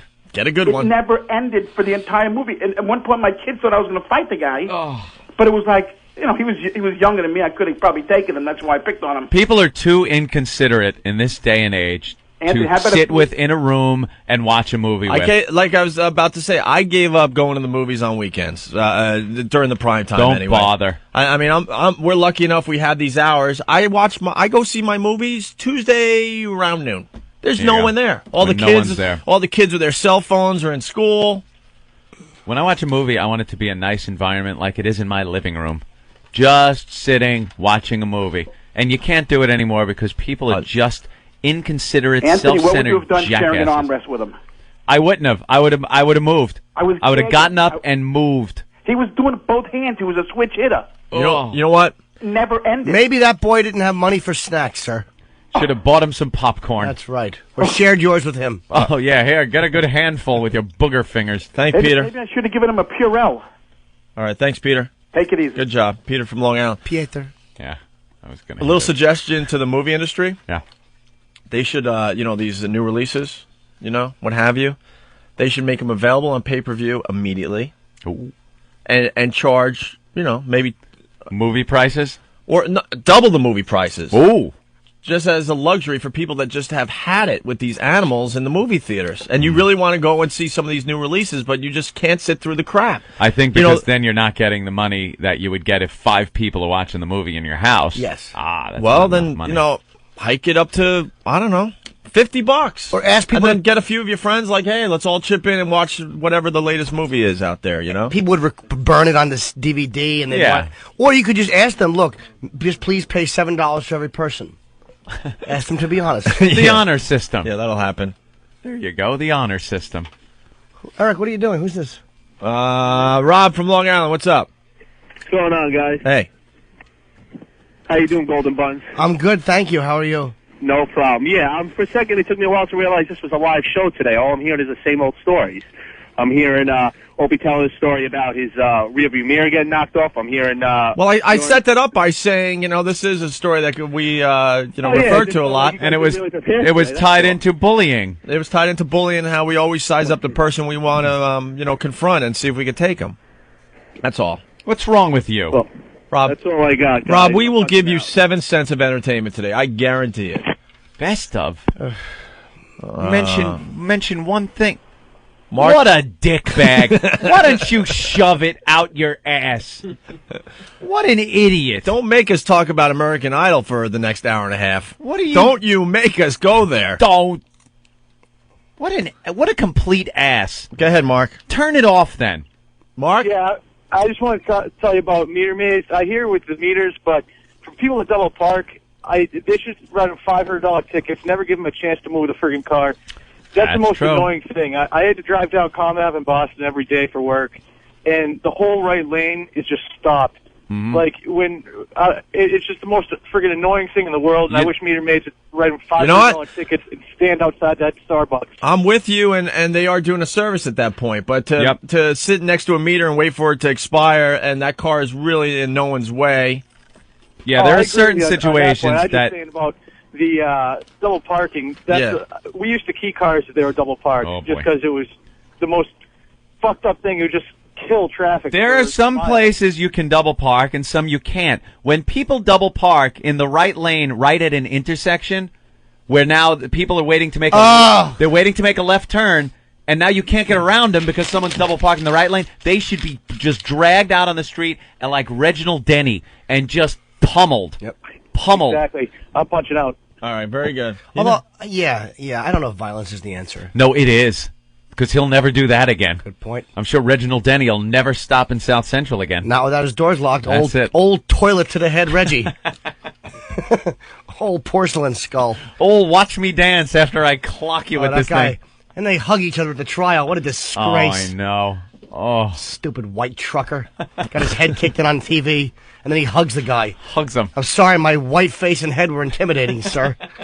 Didn't mean to enrage you. Guilty Excuse idiot. me, is this the way to, whoa, as he gets dragged out of his truck? Roll the windows up and lock the doors, my friend. Yeah, and then just drive over everybody. Right. Here we go. Ladies and gentlemen, it's a girl. Oh, a girl. Sally. Yes. Hello. You're kidding yes. me. I was talking to, or I was thinking about Anthony All right, yesterday, wait. his little booger boyfriend. All right, hold on. Hold on there, Sally. Hold on, we got to talk amongst ourselves. Is that short for Salvatore, maybe? Because I know how they sometimes go, hey, Sally. When she first started talking, I thought it was a guy. But now I think it's a girl. It's definitely a girl. Is it a girl? Yeah, It's it is. a girl. But there's something going on Something there. weird with the voice, though, With the voice. Yeah. It's all right. Deep. Maybe she's a smoker. Yes. Sally? I'm a girl with a low voice, yes. Do you smoke? You sound like you're like a 16-year-old boy. It's like that in between. It's like, yeah, I know I'm a boy, but I'm going to be a man soon, and the voice is starting to like get deeper. Yeah. How many times have you called sir on the phone? Not very often. Usually just early in the morning when it's, when you just wake up, it's real low. Yeah. Anyway. Now she's hear your whiskers rubbing on the phone. She's starting to sound more female now. Yeah, yes, more womanly. Go ahead, Sally. Jesus, you sound like Simon. Now you sound like Jesus. Okay, the kid, how do you know for sure that he wasn't flicking the boogers and not just wiping them? Well, because the father saw him with his hand tucked between the cushions of the couch, so... Because I was thinking you'd have to, get a new rug, and the doorknobs and everything have little snotsies on them, too. You might have to move. No. All the doorknobs were scrubbed with Why are we Lysol still talking disinfectant. about the booger? People are fascinated with the fact that there's a booger in my couch, and then I now have to get rid of it. I don't know why. And no, the booger wasn't flicked. Don't get me more paranoid than I am already about kids' snot around the house. Goodbye. All right, thank you. You should just blacklight your place to see what other problems you have. What? All right, his first miss. It's his first miss That's ever. Derek's first That miss? was actually a great thought. when we first started talking about it. Right. Well, you can only be so quick, though, in that other room there. You know what? Yeah, if that was right on the money, timing-wise, it might have worked. Might have. Yeah. It's kind of a reach anyway. But late like that, oh, my friend, your first miss. That's okay. It's nice to see. It's nice to see he's fallible. Here you go. That's for you. And all the other interns, because they're all so competitive, they're all happy that Derek messed up. He messed up on that one. Thrilled. Oh, good thing. And Derek will try to impress us Monday. He'll be coming in here in a three-piece suit to get back in our good graces. Nathaniel was probably egging him on. Yeah, do it. It's a good picture. I'm sure it's a great one. But I don't know. The moment's kind of passed, dude. The moment's it's not past. No, They're it's still perfect. talking about Trust me on this. I know comedy. Jim had me warm up for him once. Trust me on this. You'll get the credit. Believe me, Fan was egging that one on. Oh, of course he was. We have raised a bunch of asses around here. Everyone came in here all nice and sweet and, Now they're all competitive. And just asses. Speaking of the booger, Anthony, this booger thing has taken on a life of its own. Yes, much like it has at my house. And Peter wrote in. Peter. I'm writing this because I found it funny today how grossed out Anthony became since a booger was wiped onto his couch. Hysterical. Let me introduce myself. I'm Lieutenant Peter of FDNY EMS and presently assigned to the Rockaway Station. Oh, and my hours are 6 a.m. till 2, so I feel for you guys, except I live at exit 68 on the LIE, so my commute is just a little longer. Sorry about that. Any more info this guy can get? Wow. I have 3 kids. I went to... All right. Anyway, allow me to share some stories with you. He laughed because you're so grossed out by the booger, right? Yes. I once treated a homeless guy on a Manhattan street. His legs were very necrotic. Necrotic. That's flesh that is dying on his legs. Thank you, Anthony. To the point we had to cover the wounds before we transport him. Reaching behind me to get my equipment while facing the patient, I felt something that did not feel like my tech bag. I looked around and noticed that I had put my thumb right through his leg. That's story 1. Another time, we were called out a plum. Another time, we were called to a patient on a Brooklyn street. He was backing in a 6-wheel truck. The guy slipped and fell to the ground. The truck was still moving. The rear wheels ran over the calf of one of his legs, tearing it from the leg. Nice view of the bone, muscle, etc. You know what, though? These aren't on my couch, so I don't care. I'd like you to have some necrotic bum flesh on your sofa. That would really make me happy. Oh, rotting bum flesh. Want to talk about the extremely fat people? How about these people? I've never heard of this. How about these people that have yeast infections all over the skin because of the amount of fat rolls? Oh, well, any kind of pocket on your body can get yeast infection. Really? Yeah. We once picked up a guy. He was complaining that there was something wrong with his thing. Uh-oh. When I asked him what he meant, he felt it was best to show me. Let me just show you what's down there. So he pulled down his pants, and his junk was green. Green junk, huh? Mm-hmm. Why? Nice. Was it envious? And then he just goes on to say, thanks for the great radio. I would just put a Heineken label on it. Actually, or paint the rest of you green and pretend you're a frog. Actually ends this going, Anthony, just something to think about while you're eating your banana in the morning. Yeah, thanks. Good thing I finished it. Hey, I'm grossed out by booger on my couch. What can I tell you? Hey, here's another Jim Norton fan. Let's go to Dave in Manhattan. Dave, what's up? Hey, I got a little complaint about Jimmy. What's the complaint, Dave? All right, so here's the deal. Jimmy, you're stand-up. You're great at it. I think you're a funny guy. So I'm not calling up questioning your ability to make people laugh. Thank you. You're really funny. The thing is this. You don't fit into the show, my man. No? What? The show is better without you. Really? What? You kill the flow. What's that? You just ought to lay out a little bit, Jimmy. Hold on. As soon as the sound clip is done, we'll let you finish. What's that, buddy? Go ahead. All right, so I'm not questioning your ability to make people laugh. You're just not a radio guy. You don't fit into the show. I think I fit in rather nicely. Are you insane? I'm not. Do you listen to this show? All the time. Yeah? I was listening to the best of weeks ago. A lot of people really like Jimmy. Everyone has their. Jimmy. I just don't. I think the show is better without him. Well, you know what, dude? This is the beauty of it. There's a part of me that's kind of glad you're calling because now you're stuck with it. I'm not going anywhere. No, listen. Right. Let me finish. Oh, sure. So hopefully there is a part of me that does hope that I ruin the show for you because every time you just start to enjoy their voices, I pipe in and spoil the whole thing for you. I'm not moving, bro. Yeah, no, listen, I don't want you to move. I just wish you'd lay out a little bit, Jimmy. Lay out. There is nobody that could sit here on this program, no guest we've ever had, that can chime in during a conversation and make me laugh my ass off at whatever comes out of his disgusting mouth. No. You make no sense. And wait, this guy's called before. You mean nobody? And what he's trying to do... I've never actually called before. This is my first time. What you're trying to do is this. You're trying to set me up by being like, no, dude, I'm not trying to quit. You're just trying to take another angle at it. It's not going to work, dude. I'm going to keep spoiling the show for you. You don't have any range. The other day, you're talking about The Village. Every 3 seconds, you're using the word atrocious. You had no range whatsoever. Whoa, no range. About that movie, other than it was atrocious. Saying the word, yes. Listen to the tape. It was an atrocious film. I'm not going to go into Dave. it, look for a thesaurus just to make you happy because you probably thought The Village was brilliant and you thought the twist was really cool. Dave, here's the deal. The whole Village discussion was really, really good. So you just came up with a really bad example. Yes. If you're going to try to smash them. Oh, well, Jimmy used the word a little too much for his I really enjoyed the whole You Village have no reason discussion. to. You're not. Did I use the word atrocious too much? And I don't jump in too much, and that's just not accurate. All right. You should throw let him finish. Don't cut him in off. there. Don't cut him off. No. Thanks, Dave. I just hope you lay All out. right, we got you. No, I'm going to keep talking, and I'm not going anywhere. So no, I think sorry. this is the best chemistry we've had on this radio program. Of course. And everyone out there has their faves. I know there's a lot of people that hate me, some people that hate Norton. Oh, there's a lot. No one hates Anthony because he's perfect. I try so hard to be likable by I know you do. Everybody. You try a little too hard sometimes. I just didn't like. He didn't like him. He didn't like him with the last call. Anthony. I didn't like his passive aggressive behavior. I don't like passive aggressive. What can I say? Anthony keeps everyone in the fold. Doesn't want. I keep all my options open. You really do. Now I'm going to step on you guys on purpose. I apologize. Sneaky little worm. I really want to spoil the show for this guy. Good. Anthony's just perfect. That's right. He's atrocious.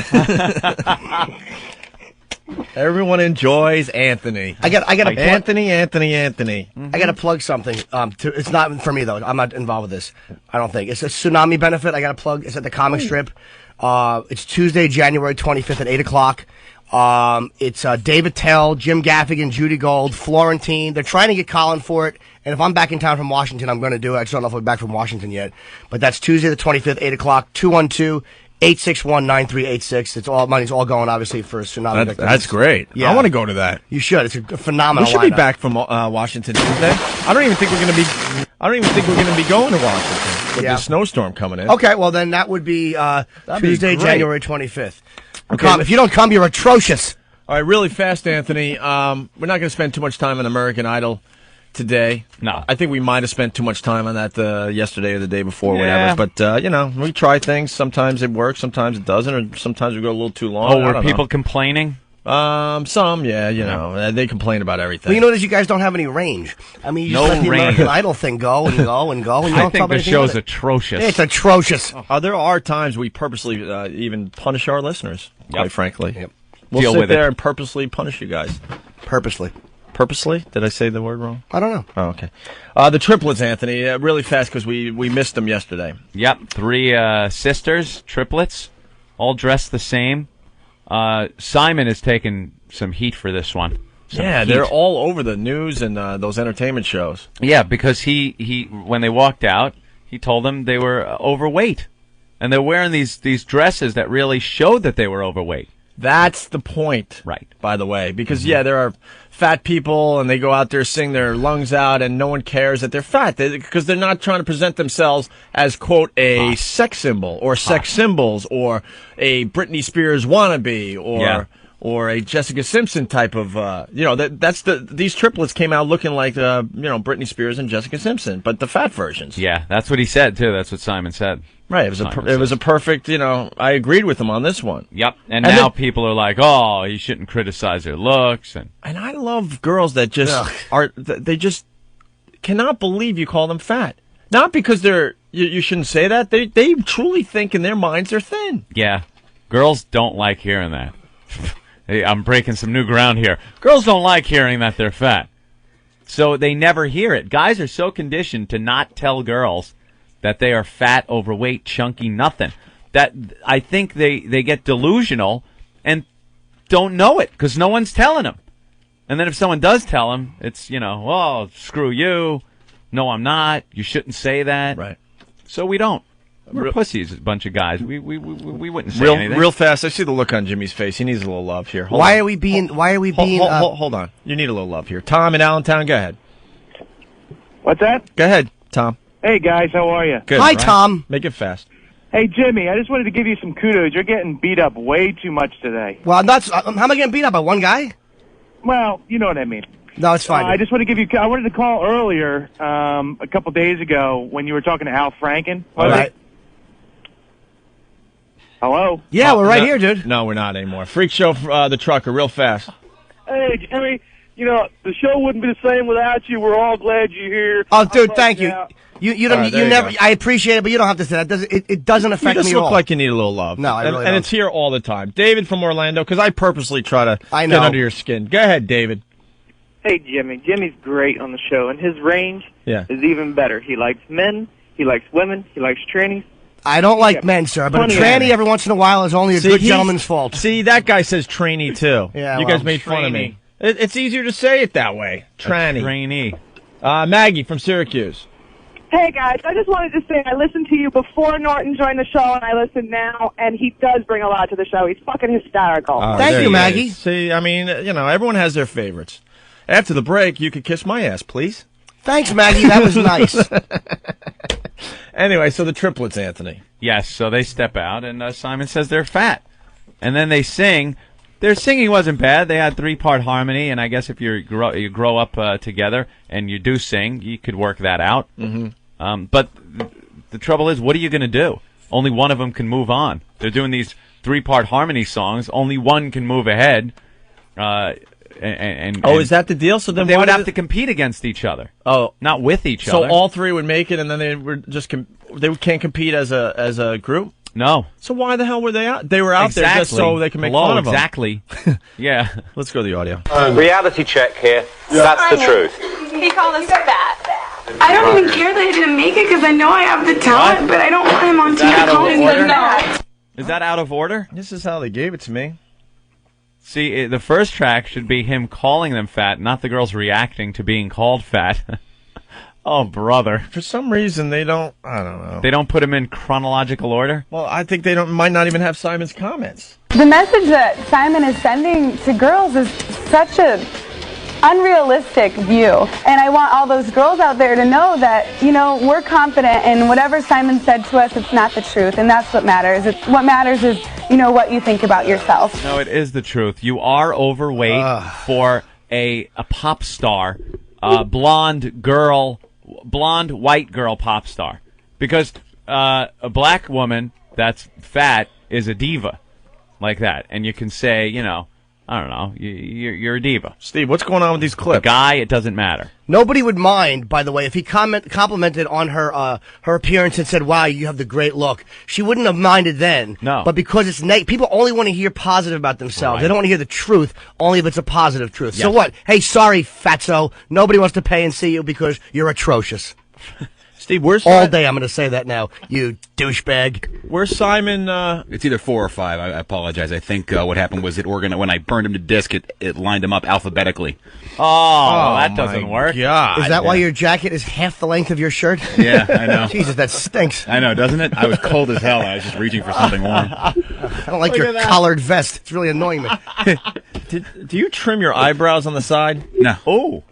Why? Is that something new? Yeah, there's something going on there. No. You don't cut them over here? No, not at all. All right. Do you trim in the middle? middle? They should be growing into my friggin' hairline. Do you trim them in the middle or up top? Yeah, of course he does. Yeah, or else I'd have the unibrow. So he's Lebanese. He would have that unibrow. I absolutely trim this part in here. Like tweeze it with sometimes you tweeze it just to make sure it doesn't grow back. You're a weird guy, Steve. Thank you. And that's coming from that's coming from you. So I must be uber weird. All right, we're trying to find the Simon comment about the triplets. Rough and tough and strong and mean. I think there is something to be said as you as a group. You're all overweight. Oh, come on. You all look like 3 overweight Jessica Simpsons. Oh, come on. We were expecting either you sound great or you suck, but we didn't expect you're overweight. Why didn't you Didn't expect it. You're overweight. They are. They're at least 20 to 25 pounds overweight. If you're going in to be a pop star and you're a girl like that and you're dressing like that, you got to take the criticism. Yep. They were going for a certain look. They were going for that pop star blonde bimbo look. And if you're too overweight for that look, and he points it out, where's the problem? Dude, I think that even if you're not going for that look, even if you're just walking down the street, if you're fat like that, somebody should be able to come up and go, you're overweight. And you should hang your fat head and go do something about it. Because you're bothering everybody. Fatso. Really? You actually believe that? Absolutely. And if somebody strikes you or throws hot coffee, that meter maid, the only reason the cop should arrest that guy is because she was slender and attractive. That's the only reason. All right. I heard it put that way. Yeah, all right. So there you have it. That's the latest on the American Idol. That's all we're going to spend on it. Too. Yeah. That was the controversy that hit yesterday. Fat chicks. If they came in dressed pretty conservatively, I don't think he would have mentioned their weight at all. You know? Right. But they're presenting themselves as pop stars, like Jessica Simpson, who, you know. What's that line from, but we have to curse to say it, from our pal, the redhead comic that used to tour with Kinnison? Jimmy Schubert. You didn't think I was going to get it? Schubert. No, I didn't. He says you shouldn't honk your car if... No, wait. Shouldn't honk your car? No. Shh. I just blew it. Oh, my God. Well, no. Here's a funny line. Honk your car. You shouldn't drive your car into a pole. If you drive a crappy car, you shouldn't. You don't toot your own horn if you drive a crappy car or something? There you go. Is that it? Boy, a Schubert classic that was. Bird in the feathers, two in a grove of something. I gotta stop drinking. Of sorts. I've had so much coffee, I can't keep up with my freaking mouth. Well, it's something about cars and... If you're as big as a car, don't toot your own horn. Something about cars and honking the horn. Right. All right. Something about maybe this. If you drive a crappy car, don't honk your horn to draw attention to yourself along those lines. Yeah. Perhaps with a humorous twist at one point. Somewhere. Yeah. Oh, wow. Wonderful. We got to go to the phones real fast and change the subject. Hopefully. Bubba, what's up? Hey, what's going on, O&A? Morning, pregnant tits. Hi, Bubba. Down in Dallas, Texas, 105.3, the Talk to Rocks, Texas, has got Howard Stern on in the morning. All right. Yes. Pugs and Kelly, Russ Martin, and all that all day long. Well, they're trying to figure out who is going to replace Howard Stern in the morning. Yeah. And Russ Martin mentioned you guys as replacing Howard Stern. Oh, really? Oh. Russ Martin is a douchebag. Well, I don't like Russ Martin. I don't like Tom Likas, and they're both on that program. Yeah, I don't know what they're doing with that station down there, because Russ Martin is awful and Tom Likas is absolutely awful. Ugh. But Pugs and Kelly we love. Yeah, we like the They're Pugs great. and Kelly, and, obviously Howard does a good job, but those other two guys are Have you seen awful. their intern, Sybil? Oh, yeah, I love Sybil. She's she's a 10, man. This girl is so hot. All right, thanks. Yeah. I fooled around with her once. What? No, I just wanted to say that. Just wanted to hear that. Get out of here for a few minutes. A little mashup here. The Hives and Prodigy getting together.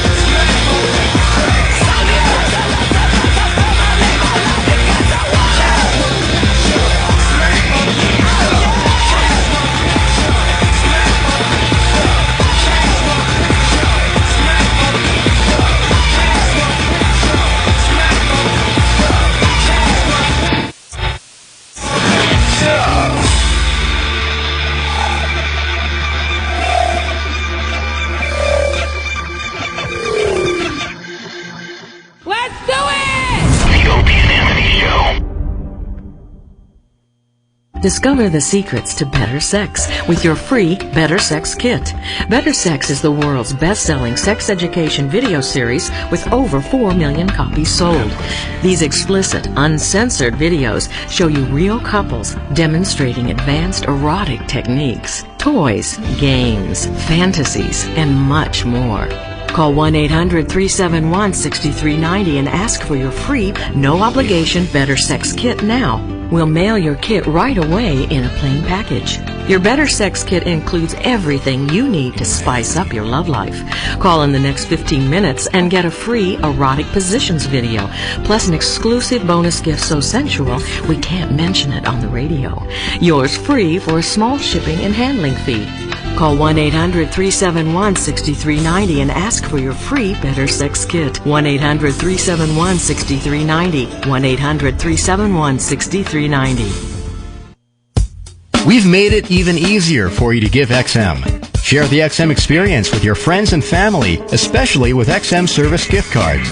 It's a convenient and flexible way to give XM service. And you can order gift cards, XM radios, accessories, and gear at the XM Radio online store. Check out XM's new online store at xmradio.com.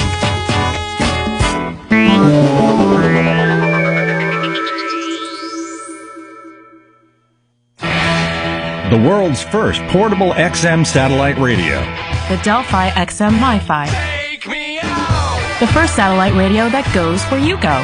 With its very own earbuds and rechargeable battery, you can listen to it just about anywhere. The Delphi XM MiFi. It lets you store up to 5 hours of programming. And it's effortless with no need to connect to the internet. So wherever you are, you'll have the ultimate playlist. Go to xmradio.com for more info. XM202. The Opie and Anthony Show.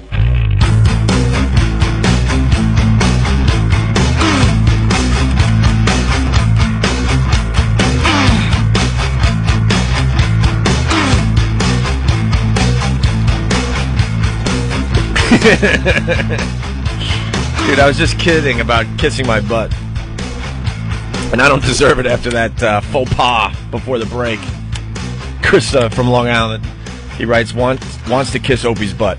Let's go to Shannon in Toronto. I think Shannon is a fan of Jim Norton, if I remember correctly. Shannon? Hey, what's going on, guys? Hey. I just want to talk about 3 quick things if I could. The first thing is, Jimmy, I thought about it all last night. What are Canadians good for? And Canadians are good for beating the living shit out of waitresses that can't serve coffee. All right, agreed. Very funny. I wanted to also say, I had called Steve and given him, you guys were talking to Donnie yesterday about some ad ideas, and I had called Steve with a couple of ideas or emailed him them. I don't know if they actually got past you guys, but if you guys can check into it, kind of you want to keep them on the down low because I think it'll really work for you guys in terms of advertising. All right. We get it. We'll look for that. And what's the third? And also, the last thing is, do you guys think you guys could do a, Jimmy, Last Comic Standing? I mean, a lot of the material they did on that show, obviously because of TV, they couldn't do the stuff like Jimmy's got some dirty humor. Could you guys do like your own kind of Last Comic Standing on XM, where Jimmy gets a bunch of his friends together and we can hear some of their real material? Aren't you the guy that hates Jimmy? No, man. That's why he put you through. Yeah, we thought he loves these calls. Oh, yeah. This is a really boring call. All right, I'm punching us. I thought it was the guy from Canada or Toronto that hated you. He's the most exciting call from Canada, though, which is really. I'm sorry, Anthony. Telling. Sorry about that. So Paul and Yoko are at it again. What, sex? Yeah, right. These guys, Paul and Yoko just absolutely hate each other. And they're fighting over yesterday again. With good reason. Paul should shoot her in front of the Dakota. This is just, it's an amazing thing. I was reading this the other day, and I just could not believe that this is going on. I'll explain in a second here. All you need is love, but don't tell that to Paul McCartney and Yoko Ono. They're feuding. Got to put the stupid song lyrics in on this stupid story. They're feuding again. The latest Beatle battle erupted after Yoko refused to let Paul include his most famous love song, Yesterday, on an upcoming solo album. He wants to put Yesterday on one of his albums. Right. Okay? Yoko says no. Even though Paul wrote it. Oh, brother. Here's the problem, though. He and John Lennon shared credit for all the songs they wrote as Beatles. It wasn't about individuals, obviously, so when they wrote all these songs for the Beatles, and they said, you know what? We'll just, give credit to everybody, or anyway, Lennon and McCartney. Okay. But the fact is, Paul McCartney wrote yesterday. I would say, okay, I agree with that. Where does it say Yoko on this? This is where it gets crazy. Paul hoped to have his collection of love songs out by Valentine's Day, but Yoko, who has a vote over Beatles Matters, along with Paul, Ringo, and George Harrison's widow, Olivia.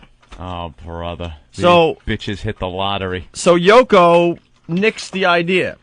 She had nothing to do with the Beatles. She had nothing to do with the song Yesterday, but she has a vote as far as the Beatles go into the future here. She did have something to do with the Beatles. She helped ruin them. Stupid pig. She was like their Yoko.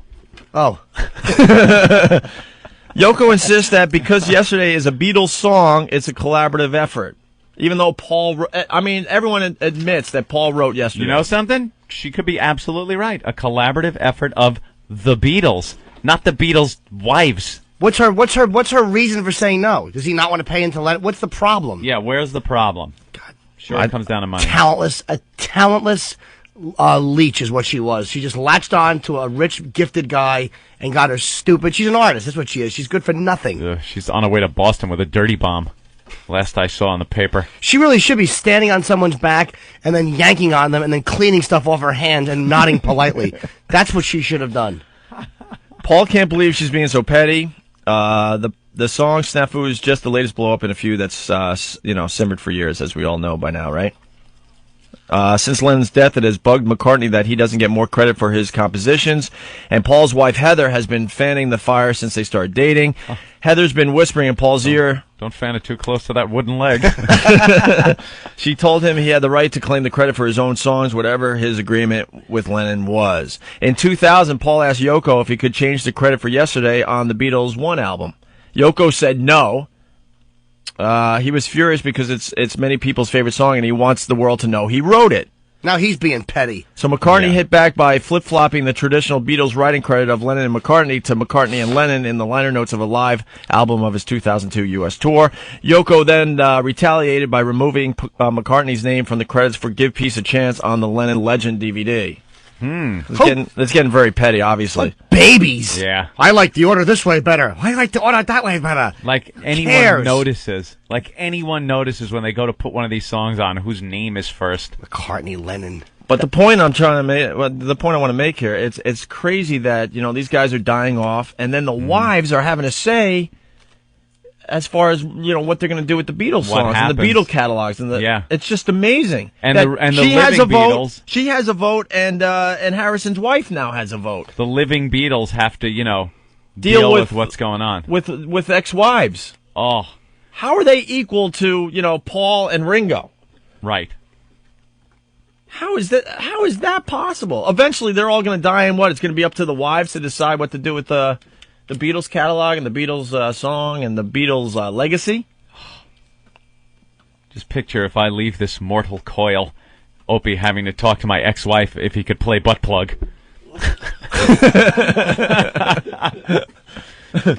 Butt plug? Stop it! Little known fact, we both did a butt plug prank call. Yours just happened to be a little better. Oh. Hence it made it onto the CD, and mine is just it's just out there. It's out there and being heard in space somewhere. Some aliens are picking it up right now. And my version of butt plug, I must say, was pretty good. Did you say butt plug? I said butt plug many, many times. It was? Yeah, we did like 3 or 4 different versions of that. Yeah, there was scrotum. Scrotum. There was fellatio. Oh, yeah. Yeah, there were a few. But butt plug worked the best, really. Scrotum was pretty funny, though. Maybe we'll play that going into break. But it's pretty amazing, though. Yeah, I mean, it's depressing for the living Beatles, the two that are left, that they have to deal with these two. The wives that had nothing to do with when the band got together and was doing their thing. Stop. So there you go. Paul, who wrote Yesterday, can't put it on one of his CDs. She did ruin the Beatles. Ugh. She just ruined it, and now she's still... Imagine Paul, he probably just wants to shoot her in the head. Why, oh, why was it John? I'm sure that's what he's saying. Why was it John? Why couldn't that guy just have aimed at her first? An ugly old bag of meat. Ugh. Kiss, kiss, kiss, kiss me, love. Oh, her awful That was your contribution. Her awful music. Garbage. That awful photo of them naked. Her with her flat Asian ass and short and that legs, huge, disgusting mess in her lap. Looked like she had a pair of black shorts on. Oh God, it looked like the tsunami wreckage strewn on the beach. It was a mess. She forgot what her job was. Her job was to lay back while the genius emptied himself. That's what your job was. You were a receptacle for the seed of brilliance. That's it. All you need is a ball. That's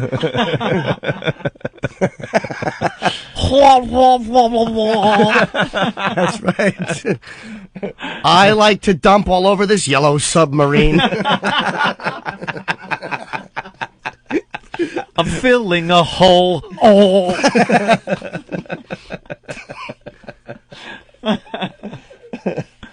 What a hell they have to live through. That they have to deal with this. They watch their friends die, their friends that they made this music with for years and years, and then all of a sudden, instead of discussing this with your friends, they're long gone. Now you got to discuss it with these ex-wives, jizz buckets that were there to satisfy their men.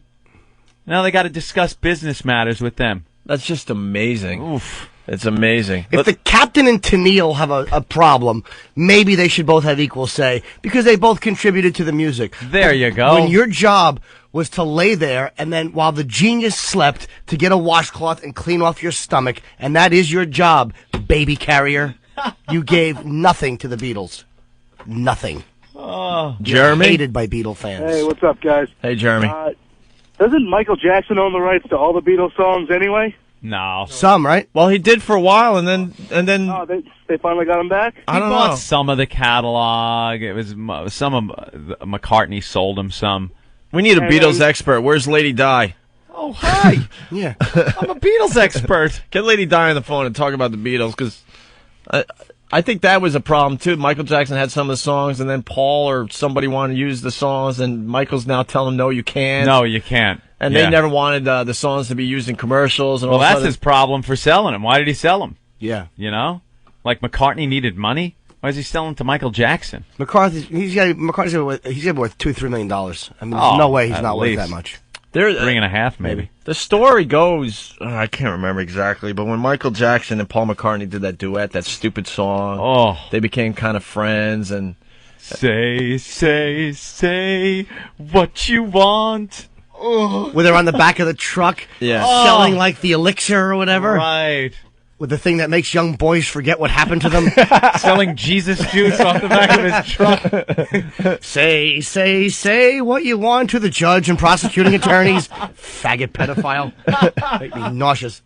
We don't need to take any more calls about Jimmy sucking. We got that point there. Thank you. Let's go to Andy in Ohio. Andy, go ahead. Hey, morning, guys. Morning, Andy. Hi, Andy. Morning, Take the call. Take the call. Don't let the call. No, because it's boring after a while. Well, you're going to say it. Take it. Go ahead, Andy. Take it. You know, I don't know exactly how it goes, but I think Paul McCartney actually sent Yoko over to John's house as a joke. She was stalking Paul. Paul invited her in. It was real nice to her and said, well, I think I might have somebody that you might be interested in, and sent her over to see John. Wow, that would be a ironic little twist. We need a Beatles expert. How are you? Practical jokes gone wrong. Yeah, I'm not buying that. No, that sounds like an urban legend. You want to play Brother Joe's song about Paul McCartney's one-legged wife? His one-legged wife, huh? Yeah, pop it in.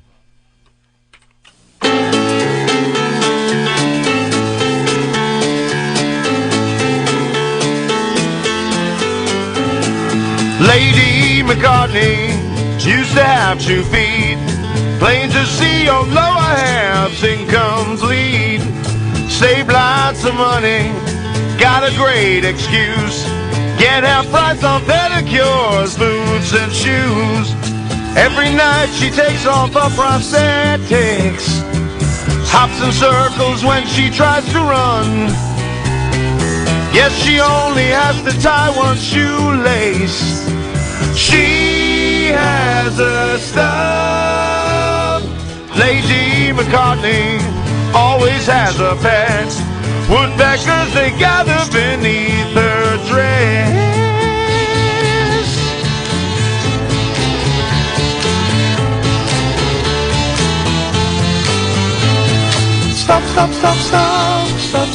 stop, stop. Stop, stop, stop, stop. Stop, stop, stop, stop, stop, stop, stop. Stop, stop, stop, stop. Stop, stop, stop, stop, stop. She has a stub. Lady McCartney, outside on the deck. Guess the rate this time I'm chewing on your leg.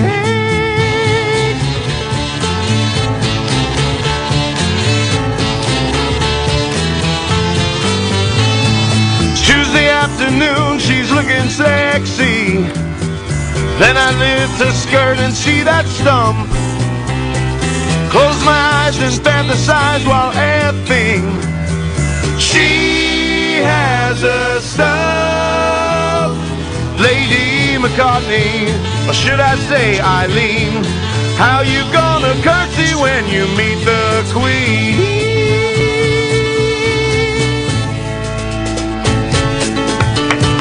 Oh, that's funny. Very nice. I like that one. She's got a stump. Stump. Hey, your brother's talented, man. Let's go to funny. TJ on Long Island. TJ, what's up, buddy? Yo, O&A, what's up, man? What's up, man? Yo, what's up, Jimmy? Hey, TJ. Yeah, listen, I don't know if you guys remember me. I'm from the original O&A, the Nighttime Attitude. TJ from BAB. What's up, brother, man? Yo, what's up, guys? Listen, I hear that royalties go 4 generations. Like, their great-great-grandkids are going to be fighting over this shit. I'm sure. That's messed up. Well, that's got to be known. All their ancestors are going to be fighting over who gets the money. Well, as long as there's some blood involved, that's fine, I think. Yoko. Sean should be fighting it over it, not Yoko. True, yeah. All right. Thanks, TJ. Yo, punching out. Love you guys, man. Have you done anything with your life or what? Yeah, I'm working it, man. I'm working. I got my own business now. When did you turn black? Who, me? Yeah, you have a wigger thing going on. I'm sorry, man. It's not the same TJ I remember. Oh, okay. Hold on. Dude, what's up, man? Yeah, there you go. That's how you used to be. Yo, I'm punching out. Ooh, boo, boo. He's you gave the Opie ooh, boo, I have boo, no boo. idea what that means, though. Of course you don't. You don't acknowledge that anymore. In other music news, Anthony, there's a petition online to stop Ashley Simpson. We got that audio? Oh, we got to get the Bob Kelly thing, There is such a backlash with this broad. Yeah. You know, you definitely have to have done something wrong for there to be this public backlash at you. She comes off so snotty and so, like, somebody like that, if you're talented and really talented, where even people that can't stand you go, wow, I really hate the fact that she's that talented, then you could get away with being like that.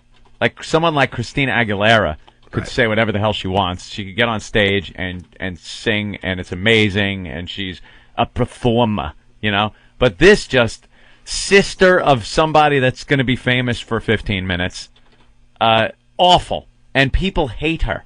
They now hate. She's in the category of hated by everybody. When you have 75,000 people booing you at a stadium, you're pretty much done. Lip syncing. Because people get sick of the business forcing through this garbage. Yeah. And this is just a backlash against the garbage they force through. And you're supposed to just lap it up and go, ooh, this is good. Thank you for feeding us this garbage, this crap. I don't know one person that is into this chick. Oh, she's terrible. Like, I don't know one person, maybe like a junior high school girl likes her or something, but I don't know. There's no huge groups of people chanting more out of this waste. Teenage girls don't even like her. No? No, because you think she's pop like her sister, but she's trying to do like the Avril Lavigne angry rock thing, and she can't do it, and everyone just boos her everywhere. I can't stand Avril Lavigne either. I don't know what she says. Angry for no reason. But she's kind of talented. Yeah, you got to give her that. I guess she writes her stuff, too, Avril Lavigne. And whether you like it or not, at least she's writing stuff. Oh, here it is. And then she kind of looks hot sometimes, Avril Lavigne, with her too much mascara and stuff. Awesome. But this one is just she isn't even attractive like her sister is, you know? Her sister's all hot on that stupid show. Big cans, you know? She's cute. But she is just... Oh. Well, she got a break of a lifetime because she's Jessica's sister, and MTV decided to throw the show together where they try to make her a pop star. But the fact is, she never really had, talent. I mean, she has an okay singing voice. It's where the backlash comes from. Yeah, exactly. And they, I don't know what you were saying because I was trying to find an email, but they, and then they try to, just to produce a pop star. Yep, doesn't work. Create a pop star from scratch. Oh, jeez. What? Showing a picture of her and her sister walking down the street. Jessica just looks great. Ashley looks like a frump. Look at this. Yeah, I know. Isn't that That's great? got to kill you every day. Ugh. It's got to kill you every day. Dyed her hair black to try to separate herself from her sister. The absolute lack of talent does a nice job of separating them. Garbage. So the latest is she sang at the Orange Bowl. I think you might have heard this audio by now. And she just failed miserably, and something like, 50, 60,000 people were booing her. And there's one guy in this tape, if you listen closely, one of the listeners brought it to our attention. You hear, "You suck!" Yeah. All right, and here's the tape.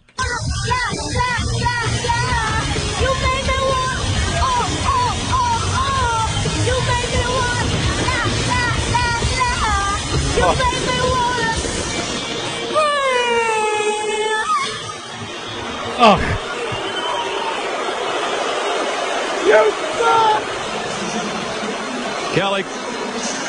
Kelly Clarkson, Trace Adkins, Ashley Simpson, part of our halftime show at the FedEx Orange Bowl. Part of our halftime show. Hey, there they are getting booed. Part of our halftime show.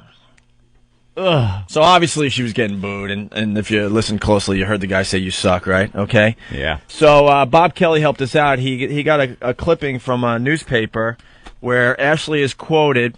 Ashley Simpson on MTV on her bad reception at the Orange Bowl. She says, Anthony, are you ready for this? How delusional this bitch is? Maybe they were booing at me. Maybe they were booing at the halftime show because the whole thing sucked. I was facing the Oklahoma Sooners, and I was rooting for USC, and they played a clip of it. So maybe it was that those people didn't like me. You never know, but I can't make everybody happy. Yeah, that's it. How about making one person happy, you talentless whore? She's terrible. What does it say right into that, too? Is there more in that article or no? No, something about sushi. She stinks like sushi. Oh, yeah, okay. What an ass. What an ass. So, so there's the quote, and then it says Ashley Simpson on MTV on her bad reception at the Orange Bowl, and there is something under it, okay? It says, Robert Kelly will be playing Rascals Comedy Club in Montclair, New Jersey, Thursday, January 20th through January 23rd. Phone number 973-744-3711. And then it has the website, www.rascalcomedyclub.com. This freaking zero added his plug to the story. And in the newspaper at the end. But it looks like it's part of the newspaper. Yeah, he didn't just send an email. He sent the actual picture of the newspaper clipping and added that to the story. What a nothing. So, should have put it in the story. So now there's a middle of the line. So now there's a Stop Ashley website, and it's an open letter to Geffen. It says, we, the undersigned, are disgusted with Ashley Simpson's horrible singing and hereby ask her to stop recording, touring, modeling, and performing. We do not wish to see her again. She cannot match the sound of her voice that can be found on her CDs when she sings live. She simply yells the words, sometimes the wrong ones, into the mic. We are so sickened by her performing that we are taking this opportunity to demand that she stop. Sincerely, the undersigned. How many do they have? It's actually the website's getting a lot of. There were tens of thousands. Yeah, a lot of heat. Yeah, and then it's making newspaper articles and stuff. What's the website? It was in the Post the other day. Yeah, I think it's just stopashley.com. Yeah, I believe. Yeah, there was a whole article in the Daily News the other day. Oh, that's great. It was 65,000 people. It turns out football fans aren't the only ones fed up with Ashley Simpson's seemingly omnipresent caterwaul. Ever since the detuned diva shrieked her way through the Orange Bowl halftime show, an army of detractors have been assembling on the internet. Leading the charge is an online petition at www.stopashley.com. More than 65,000 people have added their digital signature to a document that requests simply that Simpson stop recording. Why would the Orange Bowl put her in there? I mean, it's not just her. Why would they continue to give her gigs when they know she sucks? It's probably her record company making little deals. Hey, include her in. We'll get you this guy for some other event. You know, it's all about your agent and your record company and favors that could be done. This girl's an albatross, though. Oof. And she's not humble about it. She just stinks, and she's arrogant. And she's constantly making excuses. And we hate arrogant people in this society. She is, like, just digging her own grave. Mm-hmm. Ashley Simpson has only graced us with her so-called talent because of her sister's position in our society. That's one of the people that wrote. She has no good talent whatsoever, and I think she's a fake, sleazy little princess who does not deserve any fame or attention. I agree with that. I hope soon that she will be old news. And then there's an idiot. There's always one. Give her a break, writes John Lemming. So she messed up a few times. So what? We're all just human. Nobody is perfect. Well, at least the guy had some original thoughts to add in. It's pretty edgy stuff to say. Last name Lemming. John Lemming? You know what? Yoko Ono is his wife. Here's a point, though, and this is where it just gets sad. Ashley cares deeply about the opinions of all her fans, a Simpson spokesman said. But the fact is, her album has sold 3.5 million copies for that crap. Who's buying those albums? It's because of MTV. You know, there's a big show on MTV making her a pop star, so everyone goes out like lemmings and buys the stupid album. Hunt those people down that bought that album. I don't even know if I believe that figure. Yeah. I don't know if I believe it. I don't believe it. 3.5 million? Show me proof. All right, as we go to break one more time, Ashley Simpson just eating it at the Orange Bowl. We have more of the song or no? Just that one part? No. It's horrible. Listen to her voice cracking. She's screaming over the music and noise, and her voice cracks really bad toward the end. And then, of course, listen right after she gets done, you hear, "You suck."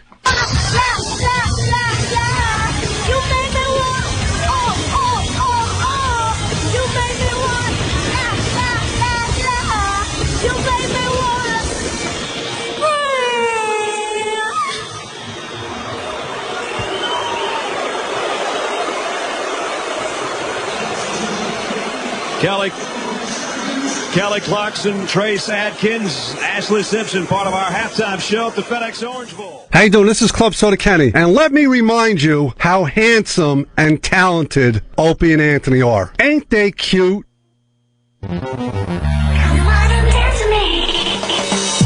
All of your favorite chart-topping hits can now be heard on a brand new channel, exclusively on XM Radio Online. Introducing The Eye.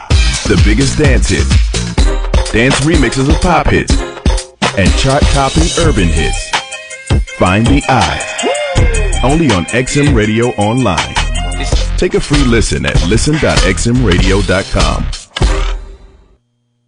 It's the XM Radio Ski and Snowboard Report presented by Steamboat Colorado. Come see why folks have coined Steamboat the land of the free, home of the brave, and playground of the red-blooded powder hounds. Visit steamboat.com where they picked up a couple feet of snow over the past week. At powdery snow everywhere you go thanks to big snowstorms. 20 inches early this week at Squaw Valley. Powder skiing on 100% of their terrain. Timberline, Oregon just got 6 inches of snow to 75% of their trails. Sun Valley, Idaho is on 75 pack powder slopes. The Seattle Ridge and the Bowls are open. The canyons in Utah on 138 trails. They got 2 feet of snow this week, and a chilly weekend for Vail and Aspen, where both spots picked up a foot of snow over the past couple of days. Snowmaking back in a big way at Snowshoe Mountain, West Virginia. More than 50% of their terrain is open. And Sunday River in Maine, with 42 miles of skiing, will open the weekend on loose and frozen granular on 8 mountains. I'm Chuck Devine with the XM Radio Ski and Snowboard Report. It's the O&A virus. XM202. XM News.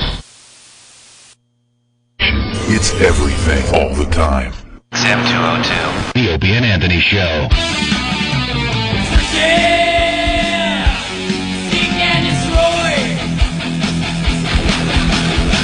Yeah!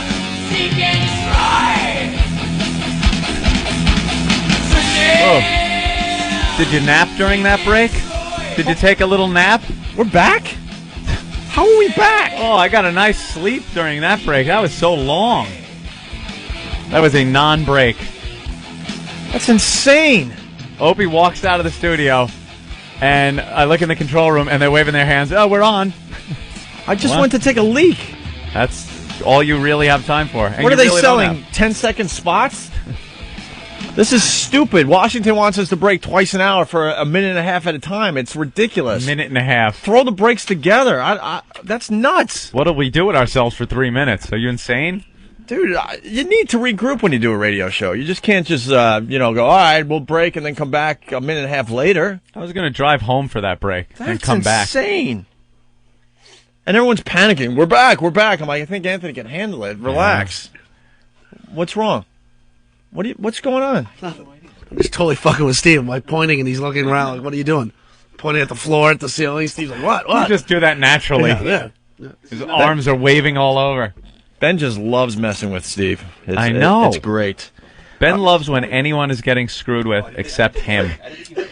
So if it's anyone except Ben, he's very happy about it. So this is what we do, because instead of playing commercials, Jimmy's still leaking. Yeah, Jimmy's not back. You were thinking of getting up, and you thought about it too long, and all of a sudden we're back. So if you think about it too long, if you need to take a leak, you might as well take a leak. This is ridiculous. I was kicking back reading. I think I got through one sentence. It's too bad we're not going to Washington, because that's something we need to talk about. Yeah. I ain't going down there. Ben's like, the trains will still run during a nor'easter and a blizzard. That's great. I'm not going. I don't care about the trains running. It's getting to the train.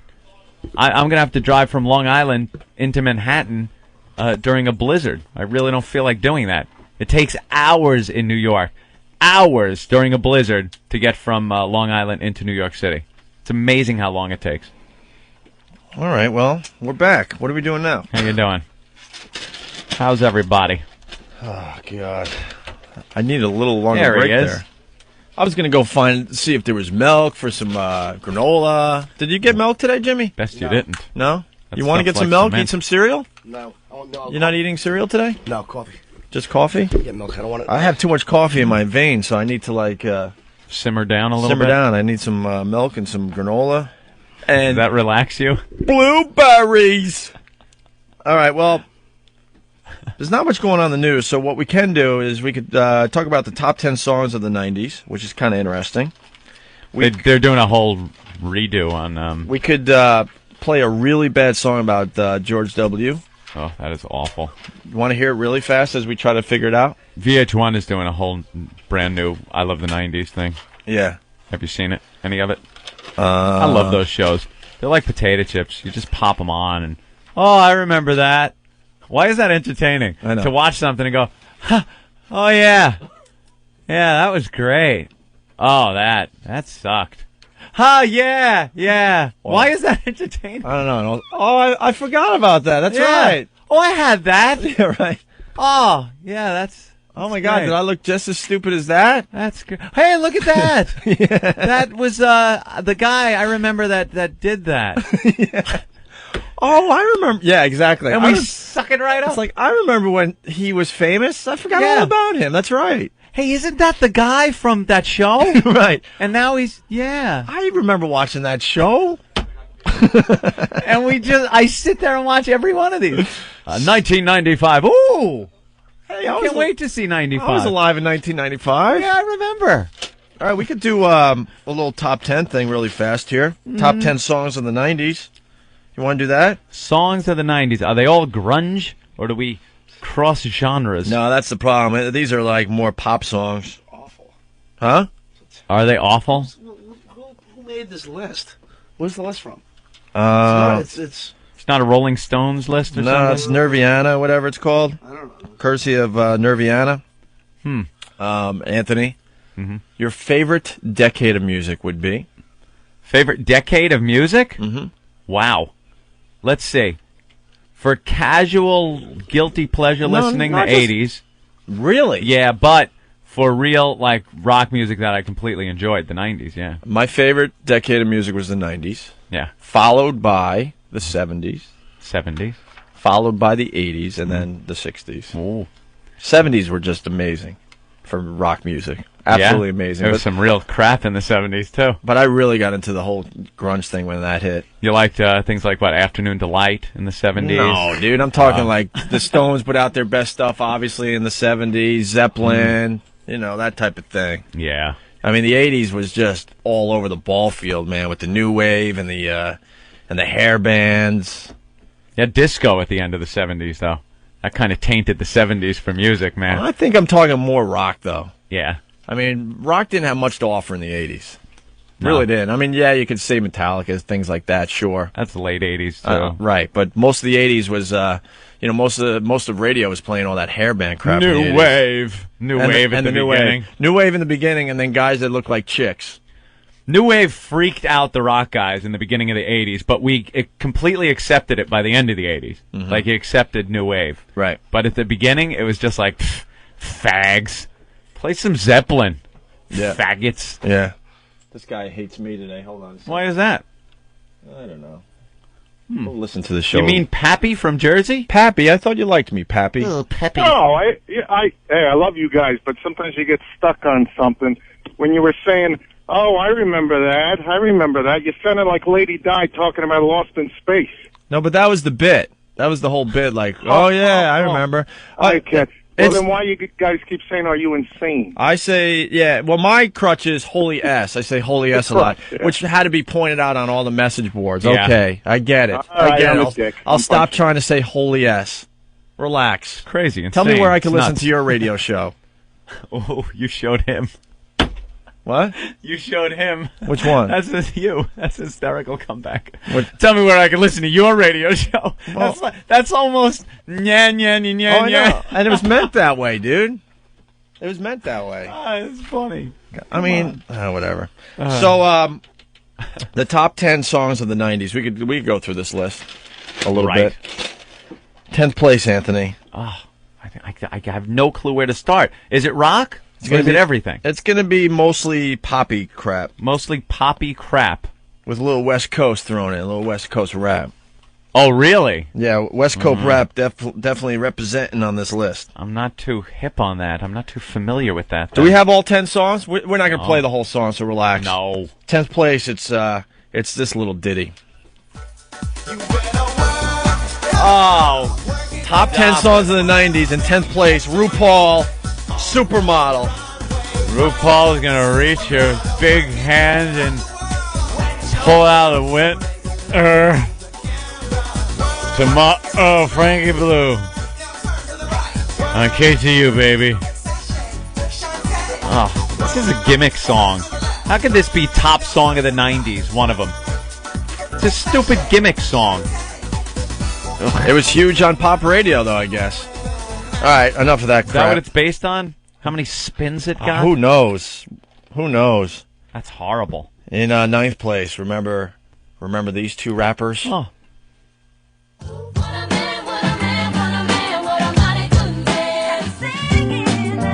Salt and Pepper. Isn't this En Vogue, though? No? Oh, it's both? Yeah, this is Salt and Pepper with En Vogue. And what a man, what a man, what a man. There you go. What a couple of bruises these two were. Jesus. These are the kind of, like, girls, when they'd be on TV, you'd be, man, if you're effing them, you better do it right. Because they will kick your ass. One of them is married to the lead rapper from Naughty by Nature. Really? Tretch. Tretch? Yeah. I have no idea. Here's the dude that did You Down with OPP? Oh, really? Tretch. Right? Short for treacherous, I would gather. My name's Tretch. All right. Never sell a name like Tretch, you know? In 8th place, top 10 songs of the 90s. I didn't even know this came out. It must have been 1999. It's this awful piece of music. Oh. Yeah. You saw him live, didn't you? No. Oh, sorry. I thought you had to go because of a girl. Wrong. No? I've seen. What was the Ricky Martin story? With me? No, yeah, with you. Was it an autograph or something? No, dude. What was it? Nothing. Wasn't it you two guys on the jet ski? Huh? No, because they were making photoshops of us on a jet ski with Ricky Martin. It was Rick, our old producer, had something. I don't know. Oh, it was Rick? Yeah. I knew it was something with that whole family. Well, the paparazzi had a picture of Ricky Martin. You know, they're still trying to figure out if he's gay or not. Right. And they had some pretty weird photos of him on a jet ski holding another man, or the other there man you was go. holding him, or something like that. The jet skis are not meant for two men. No, never. Hold on tight. We're No. going to be wet. No, thank you. I'm shirtless. It's bad enough on a bicycle in an emergency when you were a kid. Like, I never liked that. All right, sit on the seat. I'll stand up. Hold on. What? When are you on a bike with another man because it's an emergency and you have to hold on? No, as a kid. A kid. I'm not letting you slide on that. No problem. As a kid, when you're There's riding an your emergency. bike, when you're riding your bike, okay, and let's say somebody, I remember this actually happening. Someone got their foot caught in the spokes of their bicycle, and then had to ride on my seat on the back of my bicycle while I stood up and pedaled. And when they're doing that, they're taking phone calls and doing all kinds of things. Hello? Hey, Ralphie, how are you? Oh, it's Ralphie May. You're He's freezing your his ass off in in Poughkeepsie. How bad's the radio up there? It's just me and you know.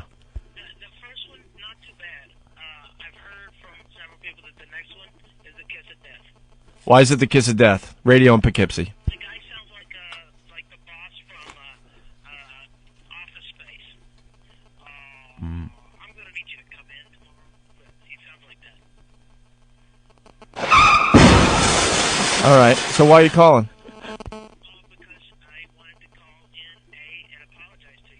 What'll do?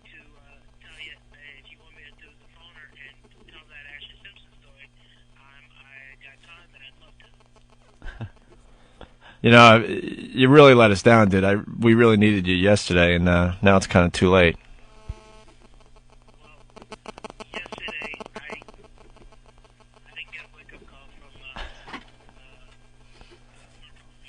Well, there's really no excuse for it, bro. We really need you yesterday. I mean, if you're going to be helping out the radio show, I mean, you know, you really got to, you know, wake up and call in.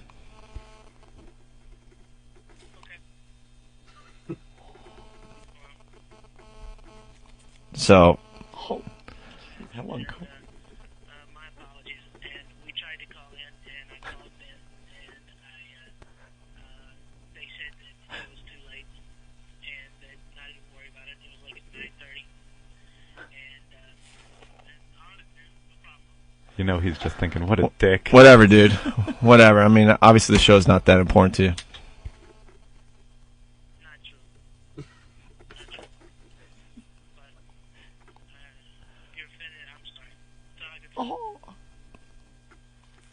Hey, man, good luck with Poughkeepsie Radio. It's obviously more important to you.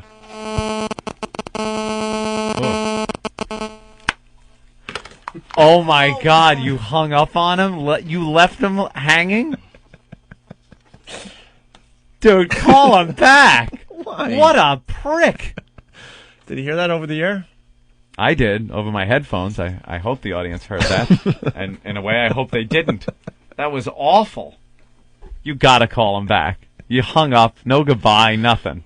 I ain't calling him. What? Do you really feel that way? No, I love the guy. Let him sit there and sweat a little bit. Dead air. I don't know if people actually heard that. Really? It was probably really low. Yeah, it was probably low. So if you're in, if you heard it in the headphone, if you heard it in the headphones, no. Yeah, I heard it. If you heard it on your radios at home, please let us know. Because that was really good. Audio on phone call. Well, yeah, it was down pretty low. So if you didn't hear it, love the silence. Yeah. You know. Really? When Opie's phone started ringing, we heard that buzzing noise. When you leave your phone next to the computer, same thing. The cancer buzz. You didn't really hear it? Oh, man. The guy was... Hey, Ralphie. Yeah. Hey, bro. We were just messing with you. What's up, buddy? We were just messing with you. Opie had his phone up to the microphone, so we were all listening to him giving you crap. We got you bad. You should have told him to go F himself. I know, dude, man. What's wrong with you? No, I would never tell him. You're apologizing. Mad. And he's right. No, there's no right. I was totally kidding. Unfortunately, the listeners didn't get to hear you grovel. Oh, was I groveling? Oh, you were bad, Anthony. How bad was he? It was pretty bad. I'm so bummed that the listeners couldn't really hear that. Opie gives you the whatever, and you're like, I'm sorry. After the whatever, you follow whatever with go screw. You were a bit over the top when you said, I guess you don't care about the show. Okay, that was a bit much, all right, but I was like, wow, I guess he's really into it. I do apologize. Jesus. I'm kind of bummed that the listeners couldn't hear your side of the conversation because you're like, but really, I overslept and I'm sorry, it won't happen again. I know. Oh, wow. Oh, my God, everyone turned up their radios real loud to hear Ralphie, and then I hit the car crash noise and and killed out everybody. everyone's speakers. So, Ralph, you're up in Poughkeepsie today? Yeah. Right. I got picked up at the hotel in Manhattan at like 4:30. Wow. Ugh. And it's so much colder up here than it is just like an hour south. Yeah, no, it's so just much colder. It's just cold everywhere. Ryan from Poughkeepsie writes, Ralphie was fake laughing all morning on the radio. He had to deal with the worst two DJs ever. Is that true? They weren't too bad. They played Mullet Rock. Mullet Rock. You know? Mullet Rock. They played Rush, and I was listening to it in upstate New York. It wasn't too bad. I mean, come on. Right. They had Playboy.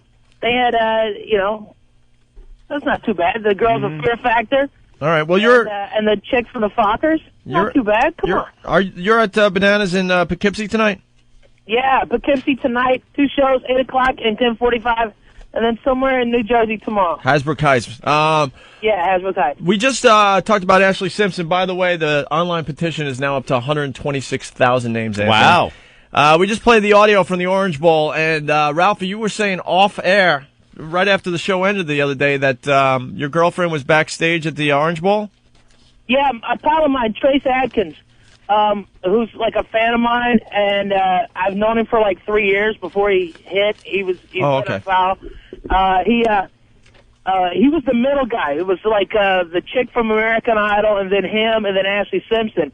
And he goes, they were walking off, and people were pelting her with beer and throwing stuff at her. And she had like these big bodyguards. And they went back in the green room and were throwing chairs all around and fighting. And Daddy Joe Simpson was yelling at the Orange Bowl officials and and ABC. And the girl, Ashley Simpson, threw a chair through a plasma screen. Nice. One of those plasma TVs. And Trace was funny. He goes, that girl needs to lose 25 pounds if she wants a career and learn how to suck dick. and I'm like, that's the best advice I've ever heard. That chick needs to do that. You know, she's never going to be more talented than her sister's tits. Right. Well, to be honest. So she lost her mind backstage there. She broke the plasma TV with a chair. Yeah. And wasn't there a discussion with the father and the Orange Bowl officials before? Yeah, the day before. The Orange Bowl and ABC went to them and said she's horrible during the sound check. She needs to lip sync. And they were like, no, she's absolutely not. She's going to show everybody she can really sing. And the president of Geffen Records, he said, stood up and came over to him and goes, no, she sings or we walk. And it's like, he said it was like, it's all going to be fixed now, or I never have to worry about this broad ever again. And then you saw what happened, obviously. So yeah, and then the disaster. All right. Well, thank you, Ralphie.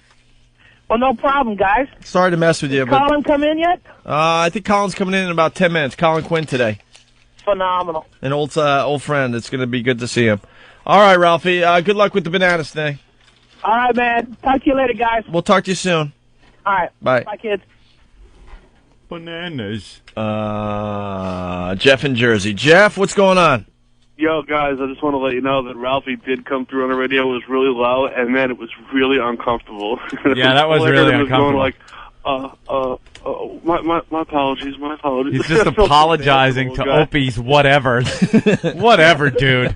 Whatever, dude. Oh, radio guys. I'm sorry. Well, the people that could hear it way in the background, they yeah, good job. They probably enjoyed that a little bit. All right, Jeff, thanks. John from New York. Opie's full of it. I have the old MP3. Anthony was getting ripped on for going to No Doubt. and he defended himself by saying Opie had to get a signed CD from Ricky Martin. That's what I remembered. I knew there was some Ricky Martin Opie tie-in, but it was you had to get an autographed CD. I honestly don't remember, and I didn't personally get it signed. So maybe through a record label or something. It was sent to us. I really don't remember. I black things out too from certain periods in my life, like the handlebar story. Oh, yeah, it wasn't handlebar. It was the seat. Where you were in an emergency and had to hold on to another guy as he pedaled home? I was riding the bike. And the guy is on the seat having to hold on to me. And that's awful. But why? You never want a guy to hold on. But you said it was an emergency. Yeah. The foot got caught in the spokes of his bike. And so we had to ditch the bike. What were you in another state or something? That it was an emergency that he had to ride. Well, your kids, back home you got to with go back to the house. Yeah. Why didn't you just walk his broken bike home? Because he couldn't walk. So because he couldn't walk because his foot was all screwed up in the spoke. It wasn't that his bike got screwed up; his foot got screwed up. Why didn't you call Mommy to come get you?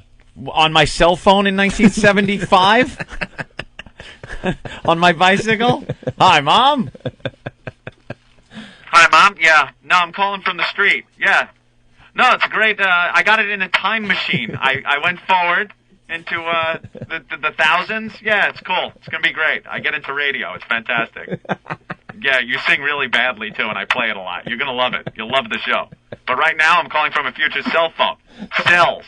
They're things like antennas, but... It's a portable phone! It's a portable phone! Unbelievable. There was no calling. You get the kid. It was like MASH. You got to put him on the helicopter and take him back. So there's no cell phone.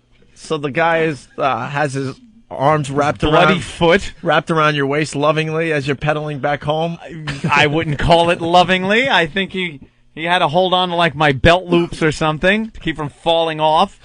One bloody foot sticking out one side. Yeah, you try to make it less faggoty. I think every kid has had to give their friend a ride on their bike at some point. Yeah, but your friend's not holding your junk as you're pedaling. I didn't even remember saying holding my junk. I think I said belt loops. If that came out as junk, perhaps I made a mistake. But well, roll back the tape. I think you said he was awfully close to your junk as he was holding you lovingly. And he was holding my belt loops. I certainly don't remember junk. And, I drove him back to his house where he limped in his front door, and we didn't speak of it. Was it an emergency when you were sleeping in the tree fort with your gay friend, too? That was an emergency, all right. You had no other place to sleep that night, and it was Little Richard. It was either sleep with the gay guy in the tree fort or freeze to death out in the open plains. To me, he was not the gay guy. He was my friend. Until that very evening. How many emergencies have you had in your life, Anthony? Oh, my God. It's like an episode of ER, my life. Many emergencies. Woo! Emergency! Woo! No, you got to give a ride to your friend. But sure, we understand. And what I was saying was, it doesn't work on a jet ski because then it's really uncomfortable because you're shirtless and wet. But it's okay on a bike. On a bike when you're a kid. See, I'm thinking jet ski might be less faggoty because there's a big seat there for both people. Certainly is. And I do believe you have handles for the guy that's on the back if he really wants to hold on. Some models do have the handles on the side that you would hold on to. But a bicycle has a tiny little seat. That's why you got to stand up if you're the one pedaling. Oh, so you're they standing sit in the up? seat and you stand up. Yeah, and they kind of hold on as your young buttocks is going up and down because you're pedaling. Exactly. My young, tender buttocks is... It certainly is. Oh, dear. Oh, dear. That's audio of you pedaling. You will be molested. Warning, warning, warning. Yes, warning, indeed. I'll hold on. My foot, I've injured it in the spokes. Whoa! I need a ride home. Sweet, sweet home, please. Pedal, Anthony, pedal, yes. With you standing up pedaling and me sitting on the seat, I'm eye level with your little buttocks, yes. So your friend was sitting comfortably on your seat. Yeah, as I was pedaling. him home with his bloody foot. And he was holding on to your belt. My belt loops. Your Yeah. belt loops. My little tough skins pants belt loops. So he was holding on to your jeans. Yeah. Holding on to the belt loops of my jeans. All right. Nothing more than just children during playtime trying to get home. Wasn't like I skidded under a porch with him or anything and yelled Monster Rain or something. Don't drag Jimmy into this. I'm not dragging him into it. I'm just commenting. All right. I've never given a ride to a friend on a bicycle. I never asked you, why were you in the tree fort with the gay guy? We were sleeping. We used to camp out, so we were sleeping out, and it was a tree fort at the ranch down at the stable where we kept our horses, and he wasn't the gay guy, like I said. He was just like my best friend. Then all of a sudden we were reaching that age where I guess he made a turn, and then all of a sudden he's Was he wearing a three-piece suit? No, with a Gucci no Gucci belts, no belt Bruno buckle? Mali pants. No, or shoes, whatever. Just like regular clothing, I would gather. And he turned on me like that. Just trying to get a good night's sleep. I hear that over, Hey, do you want me to suck you? Are you awake? Anthony, are you awake? I'll suck on you. And there I was.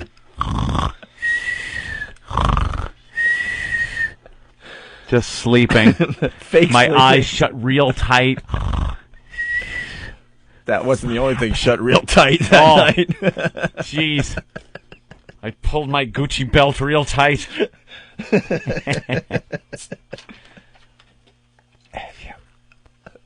If you want me to, it's okay. I'll suck on it. Jeep, jeep, jeep, jeep, jeep, jeep, jeep. I'm just there going, oh, please, when is the sun coming up? To me, it was like Night of the Living Homo. I was just, when the sun comes up, everything will be okay. But until now, I must batten down the hatch. Make sure there's no entry. You didn't run home or anything? Homo what? Did you run home? Oh, I thought I said, did I run homo or anything? No, I just feigned sleeping. You only biked homo. Yeah. Homo. I figured it would... you biked home. Home. Yeah. Como. I just figured I would, wait it out. Just feign sleep, and he stopped after a couple of suggestions and went to sleep, and that was it. Oh, I thought you meant he stopped after a couple... Yeah. Well, hey.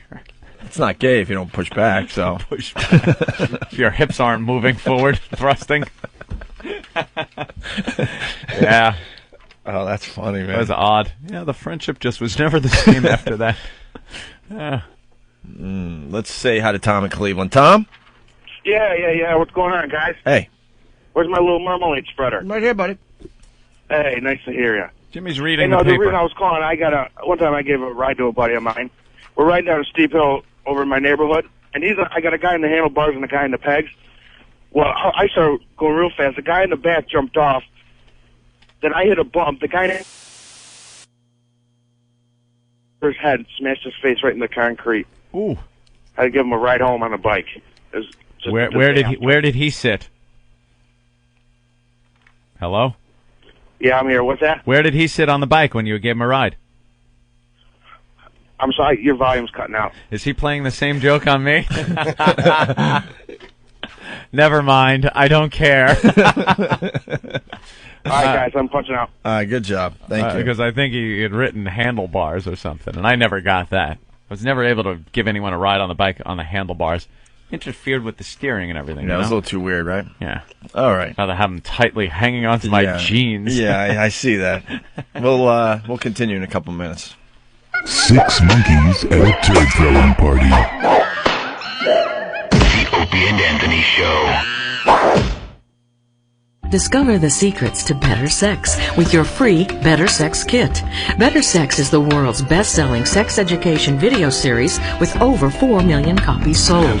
These explicit, uncensored videos show you real couples demonstrating advanced erotic techniques, toys, games, fantasies, and much more. Call 1-800-371-6390 and ask for your free, no-obligation Better Sex Kit now. We'll mail your kit right away in a plain package. Your Better Sex Kit includes everything you need to spice up your love life. Call in the next 15 minutes and get a free erotic positions video, plus an exclusive bonus gift so sensual we can't mention it on the radio. Yours free for a small shipping and handling fee. Call 1-800-371-6390 and ask for your free Better Sex Kit. 1-800-371-6390. 1-800-371-6390. The world's first portable XM satellite radio. The Delphi XM MiFi. The first satellite radio that goes where you go. With its very own earbuds and rechargeable battery, you can listen to it just about anywhere. The Delphi XM MiFi. It lets you store up to 5 hours of programming. And it's effortless with no need to connect to the internet. So wherever you are, you'll have the ultimate playlist. Go to xmradio.com for more info. Unleash the power of XM performance in your home. Enjoy the best radio experience from a component-style tuner that delivers XM's highest quality sound. Introducing the Polk XRT12 XM Reference Tuner, the world's first XM component tuner designed for your home stereo system. Plus, added to your family plan, you can add up to 4 additional XM radios for only $6.99 a month per radio. Discover the full sonic potential of XM's satellite radio in your home. Go to xmradio.com to learn more about the Polk Reference. Opie and Anthony, XM 202.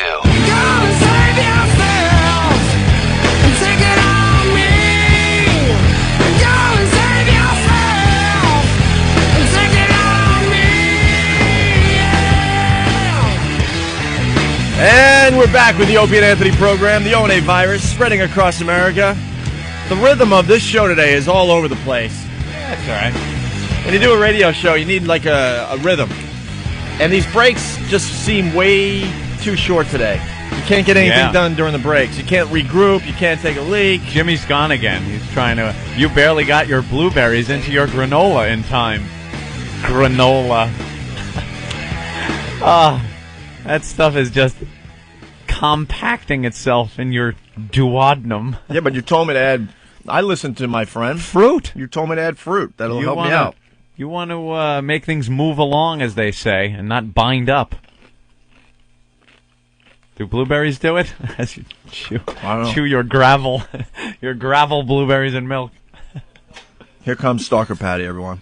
Patty was in like last week, and then she had to leave, and then she said, "Could I come back tomorrow? I got a present." So she came back. We made her sit there for 3 hours. Never invited her in. She had to go to work at Godiva, and now she's back with her presents or something. Late Patty, presents. Are you wearing a bra? No, I never wear a bra. Why don't you wear a bra? I don't need one. I know you got small ones, but ugh. Oh, thank you. I know I'm going to be 50 on my next birthday. Yeah, those little chiclet teeth. Oh my God, what's up with the teeth? She got little chiclets. Did you eat peanut butter before you came in here today? She has little chiclets. I'm not digging the braless look, man. She's an old hippie chick.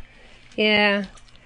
What I have to give you is something I should have given you in December, but because of the WOW logo, it took an extra 2 weeks. What a suicide note, I hope.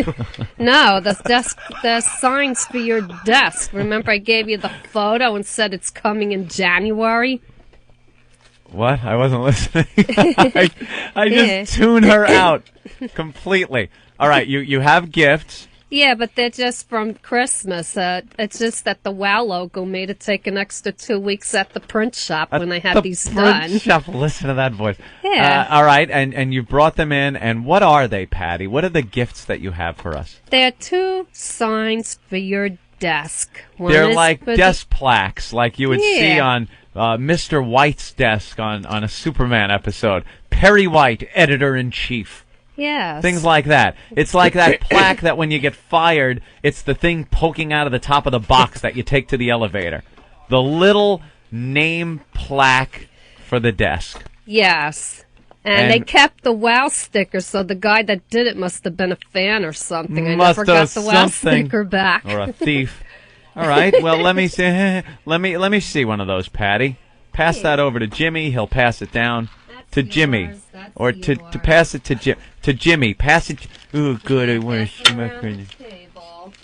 Gee, thank you. Let me see. Custom All right. made. It says Anthony on mine, and then under it in the font that we've grown so used to, it says "Wow."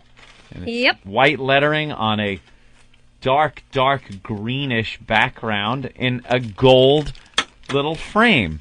Yeah. Where it is it now took about sitting. 3 weeks because of the 3 WOW logo. weeks. Yeah, because I wanted something specially There we done. go. Should I put it here? Look, I'm open for business.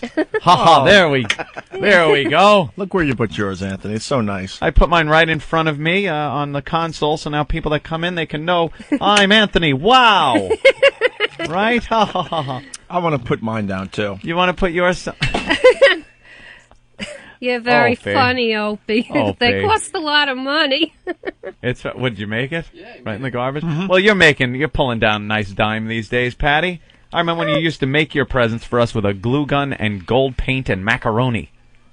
And now you can buy things. Because you work. How much you pulling in a week? About $250 after taxes, $225. Yeah? Yeah. That's nice. Notice this just comes right out. It's just a piece of extruded metal. Can it be any thinner? That they could just... No, it's a nice gift, I guess. Very well, I good. hope you think so. Oh, I hope you think so. I remember the old days when Patty used to give gifts, Opie. Mm-hmm. Yeah. All right. Never really lasted very long. Well, I was poor in those days. What can I do? I worked at McDonald's. Oh, now I'm laugh at that now. I'm in a better place. Now I'm a Godiva. Yeah. Why didn't you bring some chocolate? We actually enjoyed that gift. Oh, my God, we did. Oh, next time I come, I'll bring some. Patty, where am I supposed to put this?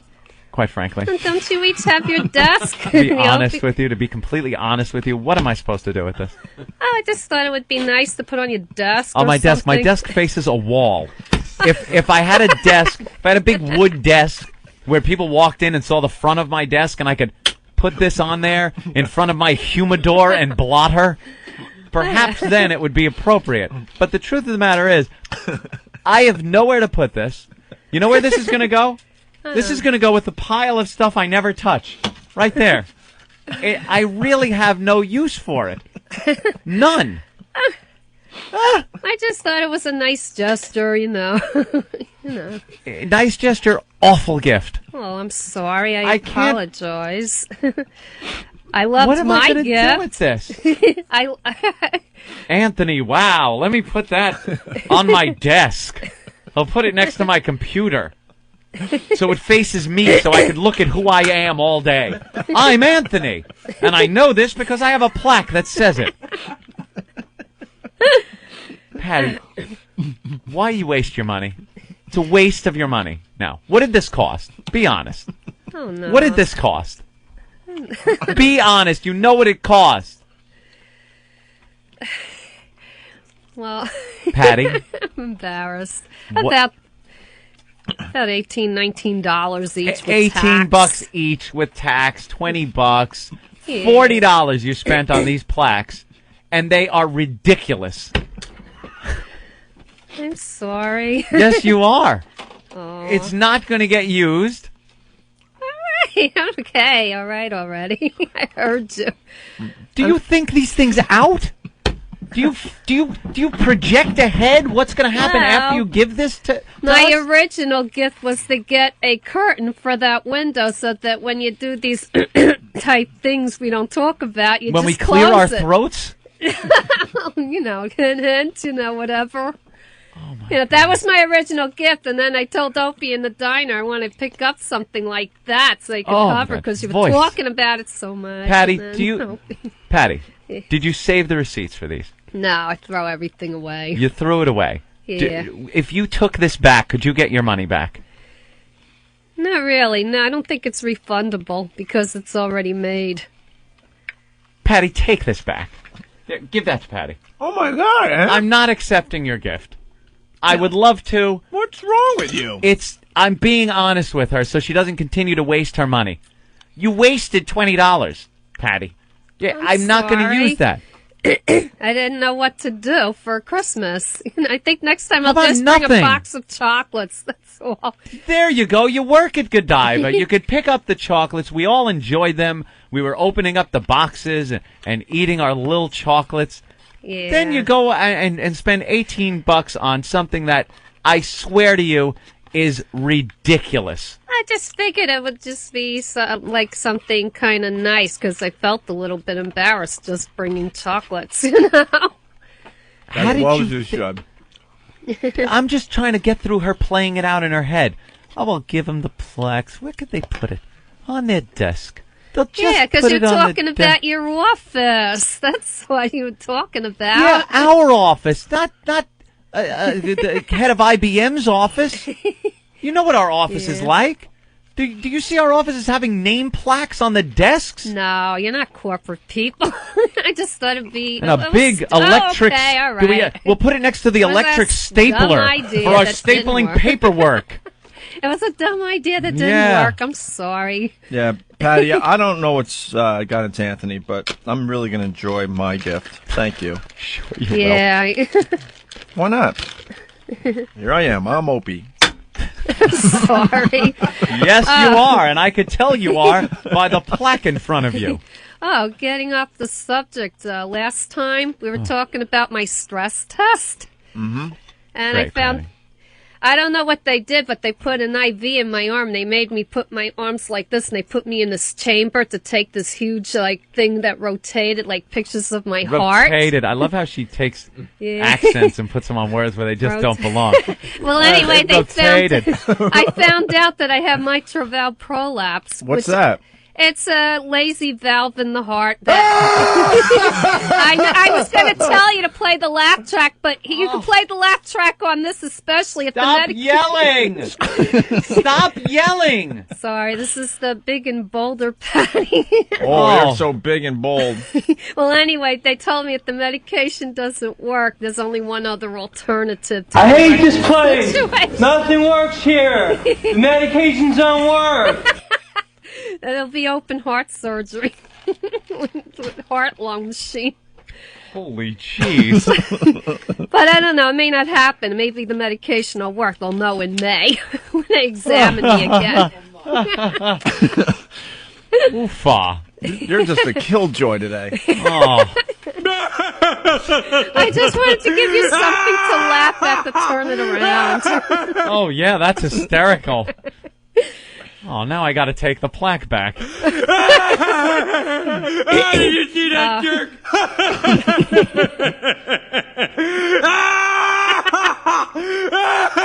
That's great. You know what I like better? When Opie does a Satan voice. Better than the laugh track.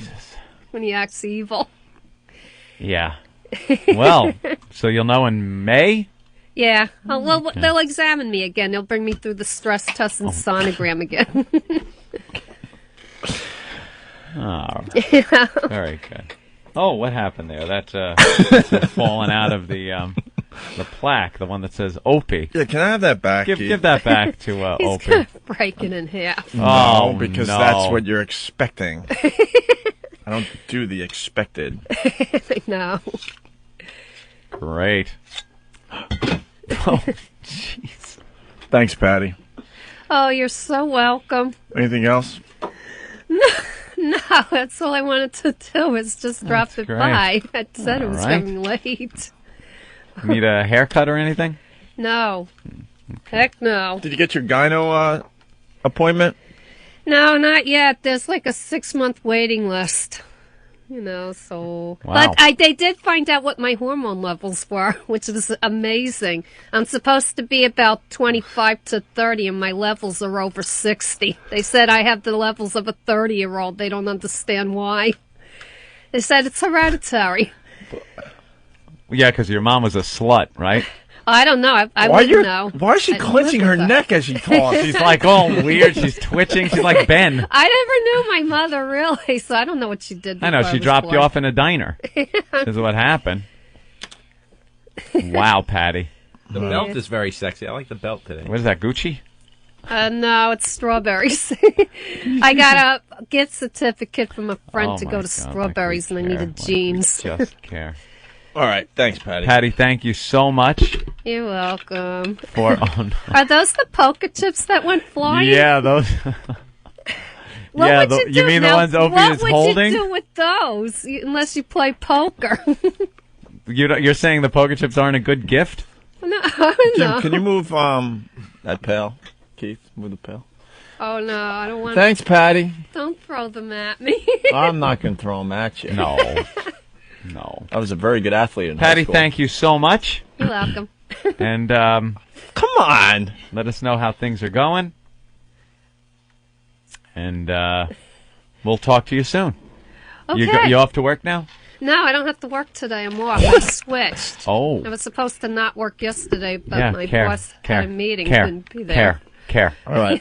Thank you, Patty. Thanks, You're Patty. welcome. Take care. There she goes with the headphones. Thank you very much. And we'll see you soon. If you could just walk that way to the door. There she goes. There goes Patty. Bye. Bye, Patty. Bye. She's walking away. And there she goes. Oh, Patty. Did she hear you? No. There she goes. All right. Oh, my God, what a mess. Jimmy, what's wrong? I can't tell you how much I just hated her. I know. Hated her. Why? I don't know why. Just looking at her, I wanted to bite her. I never Bite her hate Patty. face. There's just something about that dumb laugh that was making me physically ill. Patty, why'd you come back? What are you doing? Because they were waving for me to come back in through the window. Oh, really? No, Yeah. I think they were waving goodbye.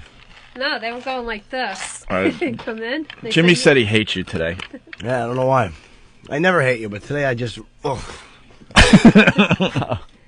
Why? I don't know. Why? I don't know. Oh, look how dejected she looks. Look at that face. I'm not sure. Patty, what did you do to Jimmy that he hates you? No, I didn't do anything to him. No, she didn't do anything to me. I just, as she's sitting there talking, I just couldn't look at her. I'm just hating her right now. Why? What did I do to you? I like you. Oh. It's irrelevant. I don't know why. I'm not picking on you. I just, at that moment as you were talking, I just hated you. Ugh. But you don't know why? No, inexplicable. She's going to cry, Jimmy. A little quilted sweater, She her has a tiny little multicolored sweater. Quilted sweater on and her Paris Hilton jeans on. She's trying to wear hip jeans. She looks like a rape victim out of a Lifetime movie, doesn't she? Like the perfect look for someone that's getting raped in a Lifetime movie. The one that just doesn't want anything to do with sex. Patty, fight back. Just gets nailed. Fight back. Don't let these guys say that stuff about you. I'm not bad-mouthing her. I'm not attacking her. You just hated her. Oh. With an inexplicable vengeance.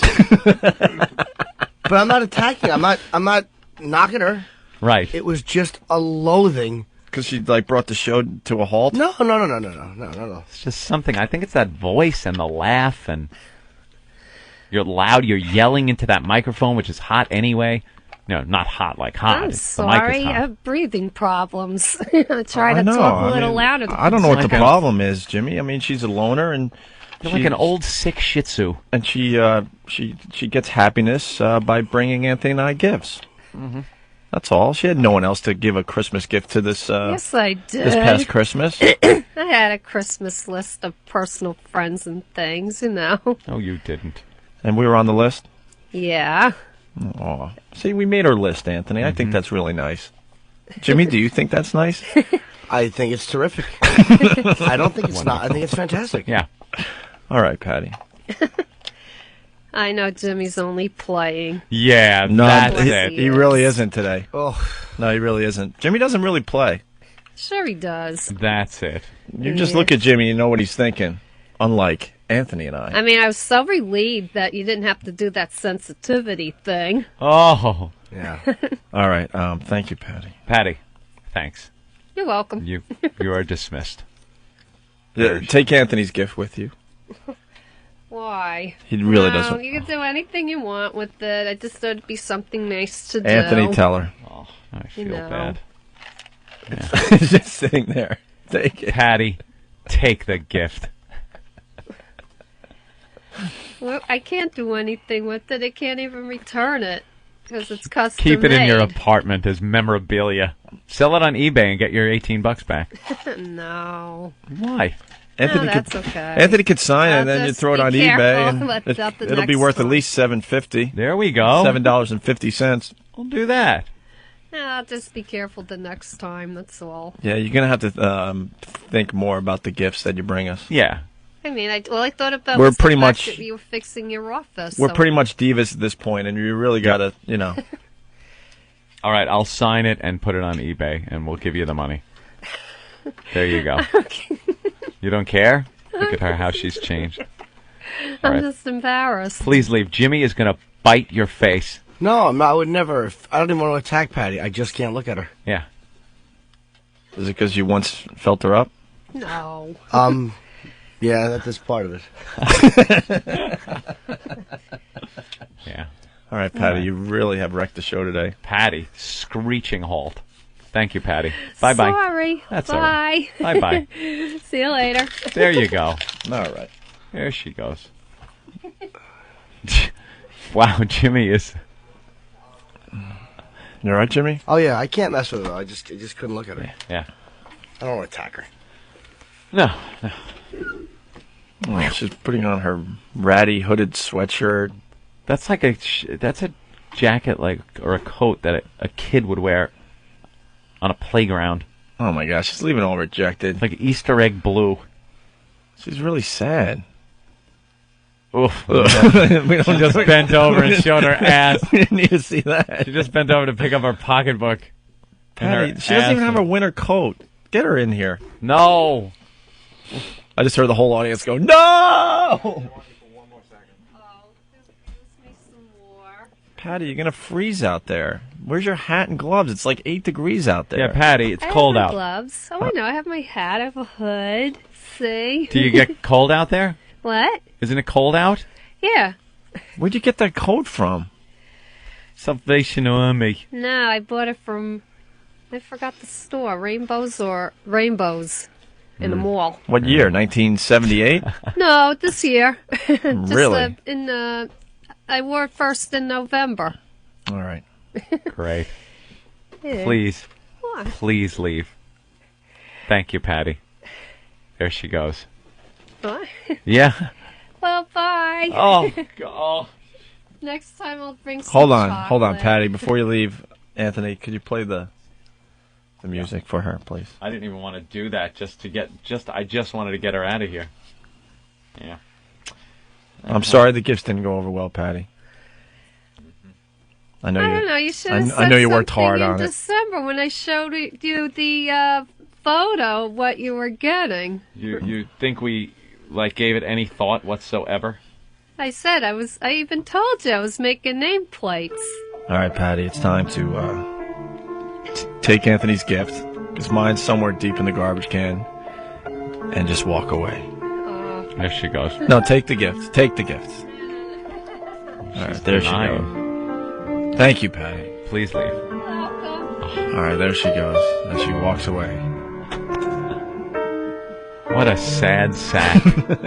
What a sad, sad sack. It's depressing to have her in here. It just depresses me. I think you were a little hard on her. Hard on? What? Hard on Hard her. on her? Yeah. Maybe a little. She needs it, though. She's got to toughen up. God.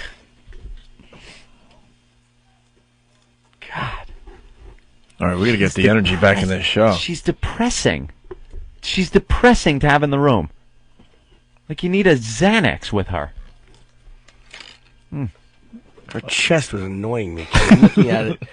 and how it's just not there. She tapers off like a little like one of those like rainbow ice pops. Yeah, she right. just tapers off into a cone. Into at a the top. nothing. That was the creepiest thing. Looking at you as she was in here, I'm like, what is Jimmy's problem right now? I won't go after her. You can't. Come on, she's too easy to target. You can't go after Patty. All right, let's take a break. I agree. I don't go after her at all.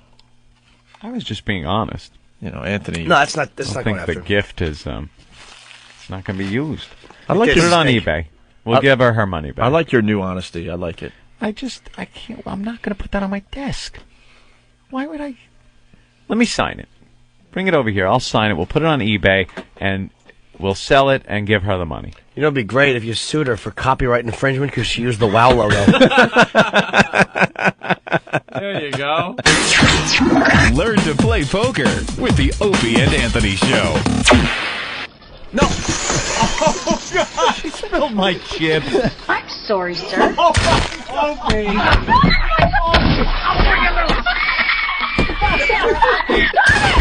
Now clean it out! That's right. Be a poker player, just like your father. The Opie and Anthony Show. Are you happy now, Opie? Are you happy? So, you can't live without XM at work? Now you don't have to. With XM Radio Online, Action is made. you can listen to XM anywhere you have an internet connection. No antennas, no radios, just XM's 100% commercial-free music channel, XM Radio Online. Sign up for your free 3-day trial at listen.xmradio.com. There's no charge to give it a try. Action is made. Visit listen.xmradio.com. We've made it even easier for you to give XM. Share the XM experience with your friends and family, especially with XM Service gift cards. It's a convenient and flexible way to give XM service. And you can order gift cards, XM radios, accessories, and gear at the XM Radio online store. Check out XM's new online store at xmradio.com.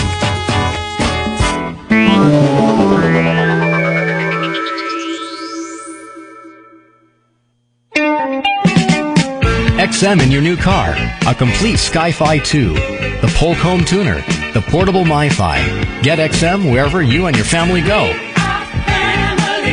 And you can save more with XM Family Plan. Add up to 4 additional XM radios for only $6.99 a month per radio with XM Family Plan. Certain restrictions apply. Go to familyplan.xmradio.com for more information. 100 channels of crystal clear digital audio. XM satellite radio. Radio to the power of X. XM 202. The Opie and Anthony Show.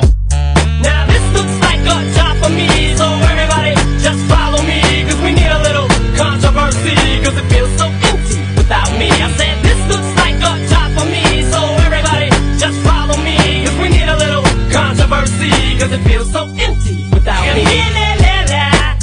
All right, let's wake the F up. It's the Opie and Anthony program. Thanks for checking us out today.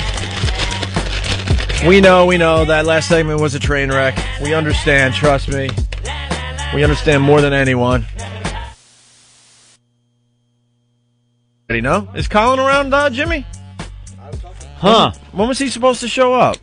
Is he blowing us off? Or it goes 9. Like it's like 9:04. It's only 9:02, so he'll be here any moment, I guess. Yeah, but between that and the getting here and then the paperwork, talking to Master Poe, it could take another hour. Might not see him today. All right, Anthony. Top 10 songs of the 90s. We were in that's what we were doing. We were kind of doing that, the top 10 list, and want to get right back into it. Try to get some energy back. Yeah, we'll give it a whirl. All right. In 7th place, it's this fine song. What year was this? Money on my mind. Snoop Dogg, Gin and Juice. I don't see these as being top songs. No. Money. Yeah. It's kind of low, bro. There you go. Thank you. You gotta get yours, but fool, I gotta get mine. Get mine. Everything is fine when you're listening to the D.O.G. I got the cultivating music that be captivating me. Who listens to the words that I speak as I take me. He just lost all of his street cred. Guy actually had some cred back then. Now he's just the worst. See one of those commercials? Hey, when do I put in my fabric softener? Oh, why? It happens to all the rap stars. I know. They all just go for the cash. What's they his go name? For the cash who was grab. doing the Gap ads? LL? Cool LL. J? Yeah. He was doing his thing. They all start with some credibility and lose it as they... Yeah, I'm from the street. I was slinging dope. Yeah, I was shooting brothers. And then all of a sudden, hey, T-Mobile. Like, what? I think Ice Cube still has his cred with that new movie he's got out with... Oh, my God, I know, The Cube. What did Ice Cube do? He's got that movie. Which bomb? The bomb with Jay Moore in it. Are we there yet? Are we there yet? Oh, that movie's getting like a star in the papers. That's about it.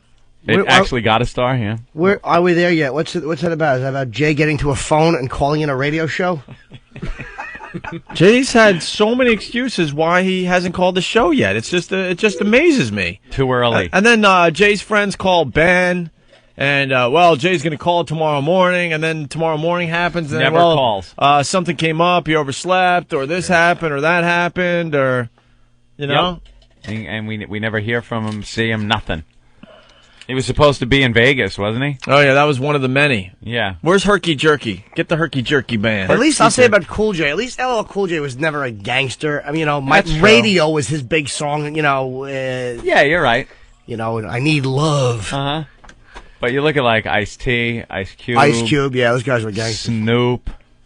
They keep that whole attitude going for a few years, and then they're making cushy little fun family movies. All right, as Ben makes his way to the studio, that guy that did the Friends theme for Ben, yeah, he reworked the vocals and calmed them down. Yeah, but it's still to Friends. Ow.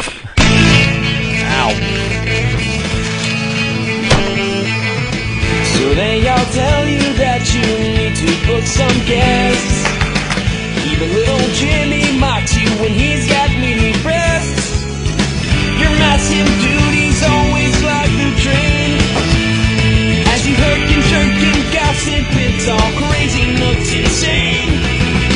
Herky, jerky, Ben, there's no way you sit still. Good old gravy leg, as the shit starts to smell. Herky, jerky, Ben, he combs his hair with the windmill. And there's no Ben. No. That should have worked perfectly. He should working. be on the mic right now. Dude, I'm on the phone, dude. But he's on the phone actually working on getting guests for the radio show. Did you catch him yet, dude? Did you catch the terrorist, dude? All right, well. He mixed it much better. Although some of the lines you can't hear, and it's to the Friends theme. Ugh. All right, Anthony. How is Gin and Juice one of the top 10 songs of the night? They just have to throw in a little something from every genre just to keep people happy. Oh, it's sickening. I wouldn't put that as one of the top 10 of the 90s. No, it's decent, but come on. Yeah. All right, in sixth place, top 10 songs of the 90s. It's this little song.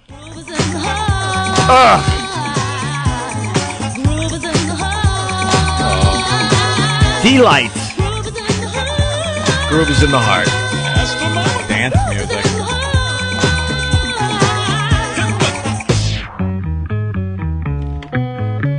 All right. This beat out. Watch out.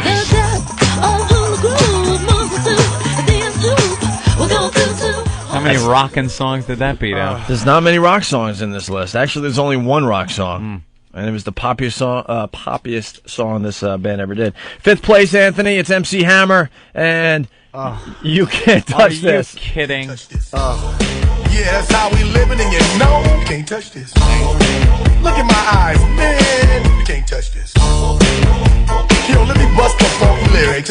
Fresh new kicks and bands, you got it like that, now you know you wanna dance. So Yeah, he wasn't singing this to the IRS, was he? You can touch everything I have. Here, have this. Let them know that you're too much, and this is a beat they can't touch. Yeah. Very nice. There you go. Those big pants. We're That video was pretty funny to watch every time. That's what everyone would Watching say. with- He could dance, man. With big dopey pants. We're going through the top 10 songs of the 90s, and in fourth place, it's the Spice Girls. Ah, remember this song? Yo, I'll tell you what I want, what I really, really want. Don't tell me what you want, what you really, really want. I'll tell you what I want, what I really, really want. Don't tell me what you want, what you really, really want. I wanna want you to shut up. I wanna really, really, really wanna zig a zig. If you wanna be my lover, you gotta get with my friends. Make it last forever. Friendship never ends. If you wanna be my lover, Yeah. you have got to give. Taking it to Who was your favorite Spice Girl, Opie?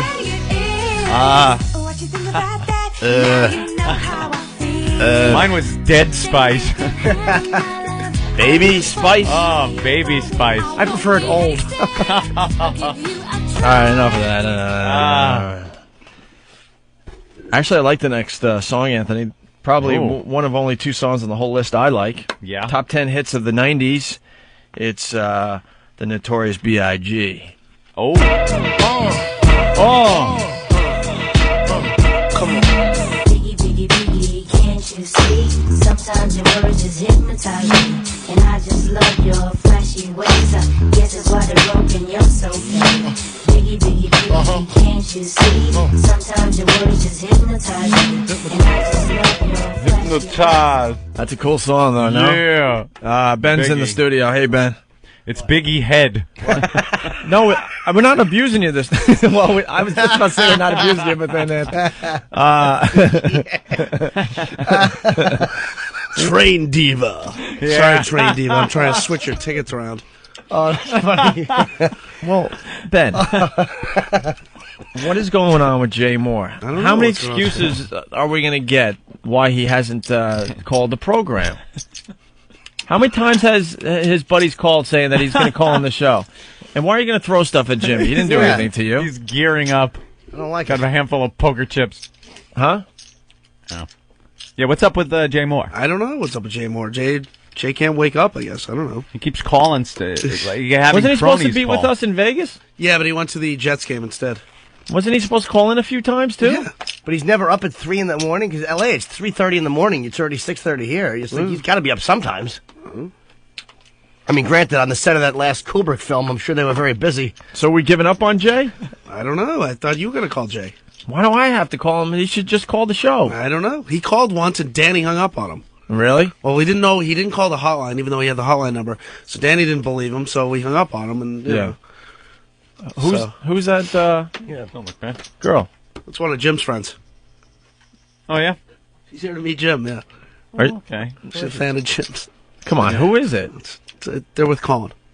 Oh. But Colin's not here yet. Oh, but Colin's not here. Colin has people now? Of course Colin has people. He's boy. a big star. I've never seen them. I know his assistant Ellen very well. I don't know who they are. Huh. All right. Thanks, man. That was very That's informative. Great stuff, I appreciate it. Thank Sorry, you. I'm trying to change your train. That's what I've been doing on the phone. Everybody's going. We're going diva. later now. I want to go later. Train I don't want to diva. just get up and go. I want to go later. Yeah, why would you? And wanna I don't watch- want to go at all because it's going to be a nor'easter. Why would you There's want to no watch reason- great football? Well, later might be better for travel because the snow will be done. That's why you guys were going to be. Some of you guys were going to be on a 9 o'clock train, and they moved No, it back no, because no. Jim originally wanted to be on like a 9 o'clock train, but because of 9 the o'clock snow- a.m.? Well, I stay up, so I don't care. I'll just go. Like I go and then go sleep in a hotel. I'd rather go early, get in the hotel, And watch some crash. football, Yeah. instead of going late. Then you're like, you get there, it's time to sleep because the show is, no. All right, whatever. I don't mind going at noon. This storm is going to be so awful that this is all mute. I hope it moot. I hope it peters out. It ain't- There's nothing. this one and isn't these gonna peter weathermen out. eat We'll it. probably get an inch. We'll probably get nothing. Yeah. They're always That's wrong. what always happens. They really are. All right, thank you, Ben. That was wonderful. There you go. Okay, train diva. Top 10 hits of the 90s. Runner-up, Anthony. Top song of the Oh, 90s. I'm so excited. This is the runner-up song. Runner-up. Which will piss off a lot of people that it was number one, because when you hear what number one was, you'll be like, out of your mind. All right. Excuse me. Here it is.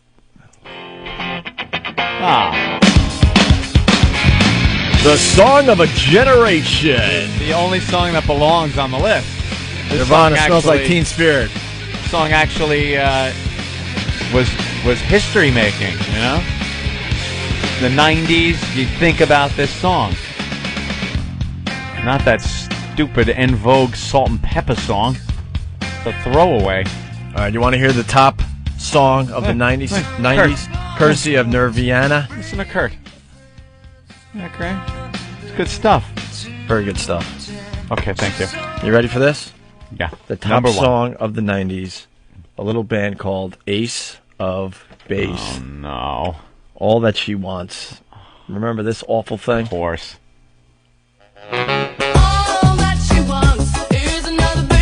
This is the top song of the 90s. Who voted on this? Whoever it is, right now they should be taking a cocktail and losing weight.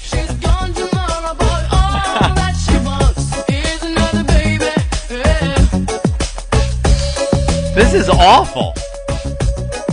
This isn't even like their big hit. Yeah, what? it's a big hit. It is? It is?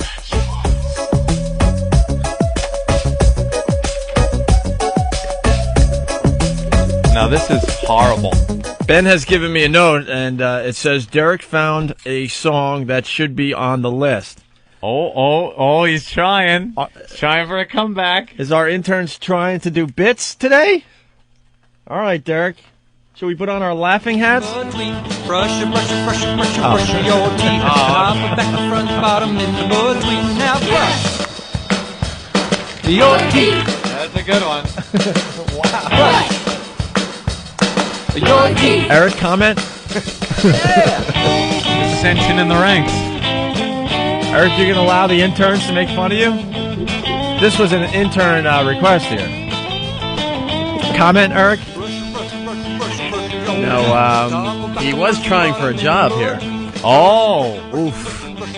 But Eric has so much pull in the company that he's gonna keep that from happening. You don't even have enough pull to go to Washington with us. He was gonna try for a job here. Yeah, Eric, your job.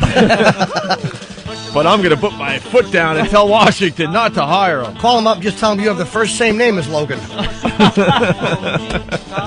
Wow, that was pretty cocky. Yeah, it was. What could you possibly do to prevent him being hired? Oh, probably not a thing. Yeah. I've got nothing. No pull here. All right.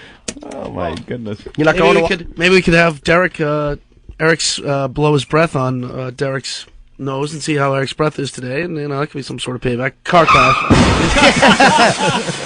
Maybe if you didn't restart it 4 times. Oh, my God. He hurts and jerked his tongue.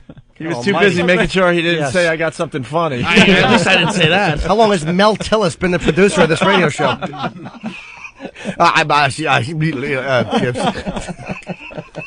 Maybe if Eric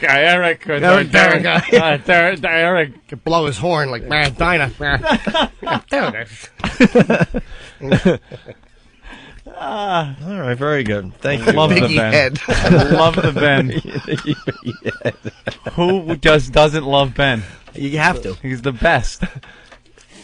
I cannot wait to hang out. Dude, that's why I want to get there early too on Sunday. Yeah. You're going to be there, right, Ben? Yes. What time are you going down?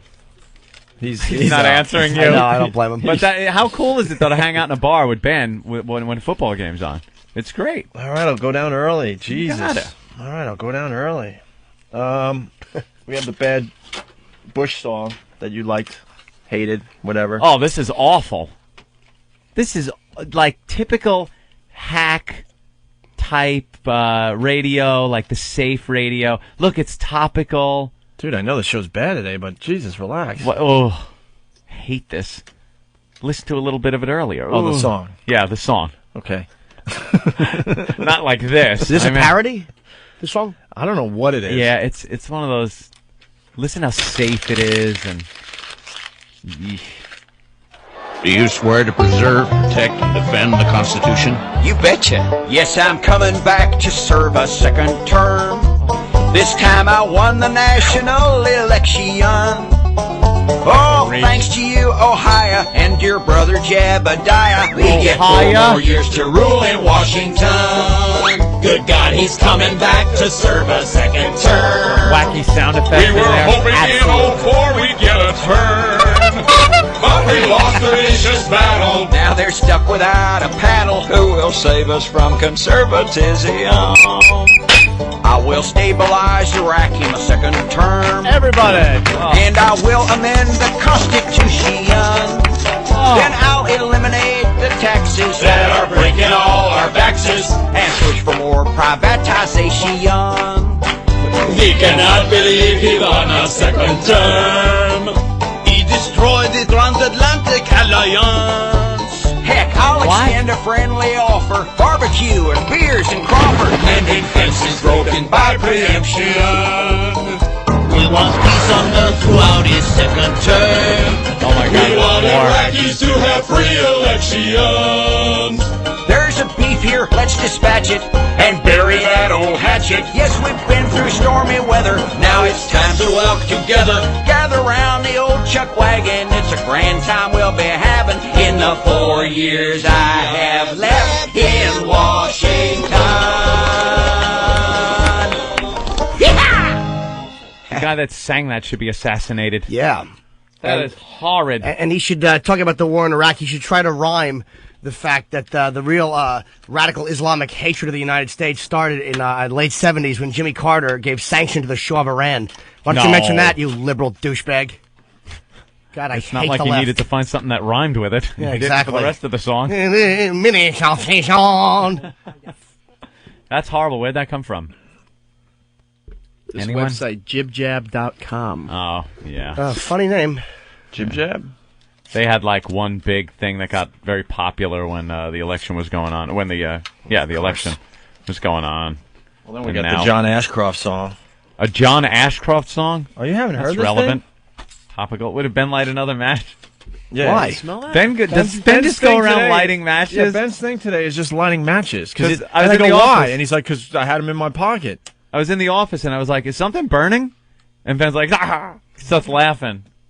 I was like, no, Ben's lighting matches for some reason. He must be cutting gassers. I bet you Ben is farting. Oh, and he's to cover embarrassed it up. by it. Yeah. That's Big Duty back in kindergarten. Yeah, he can't help it. He would make little stinkies. Big Duty and little stinkies. And they would make fun of him and he would be embarrassed. Yeah. So now he's affected by that, so he lights matches to cover it up. It was probably a running joke in kindergarten. Oh, Ben, the teacher. Call him Lil Stinky Ben.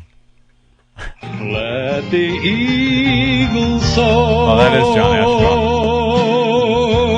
Like she's never soared before. Now, is this a goof? I'm not even trying That's to play. actually John Ashcroft. No, I understand it's singing. John Ashcroft, but is this supposed to be a goof, or does he really think he has a good singing voice? Yeah, because John Ashcroft is known for his goofing. Yeah, good point. Well, maybe he was trying to show that he has a sense of humor or something. I don't know. No, he is absolutely serious. He wrote this song, too. This sounds like something that should have been on American Idol the last couple nights. Or from rocky coast to golden shore. Absolutely let the awful. mighty eagle soar. Wait, he performed this yesterday during the inauguration? No, they had another professional singer covering his song live Oh, they at the did? inauguration. He wrote it. He performed this like a few months ago. Yeah. At some party. Yeah, at a party. He got up to the podium mic and whoa! And I guess somebody did it. They had a professional voice singer there. Voice singer? Professional singer there who covered it yesterday at the inauguration. Thank you. A special singer that has a voice is what you're trying to say? Soar with healing in her wings as the land beneath her sings. Only God, no other kings. Let the mighty eagle soar.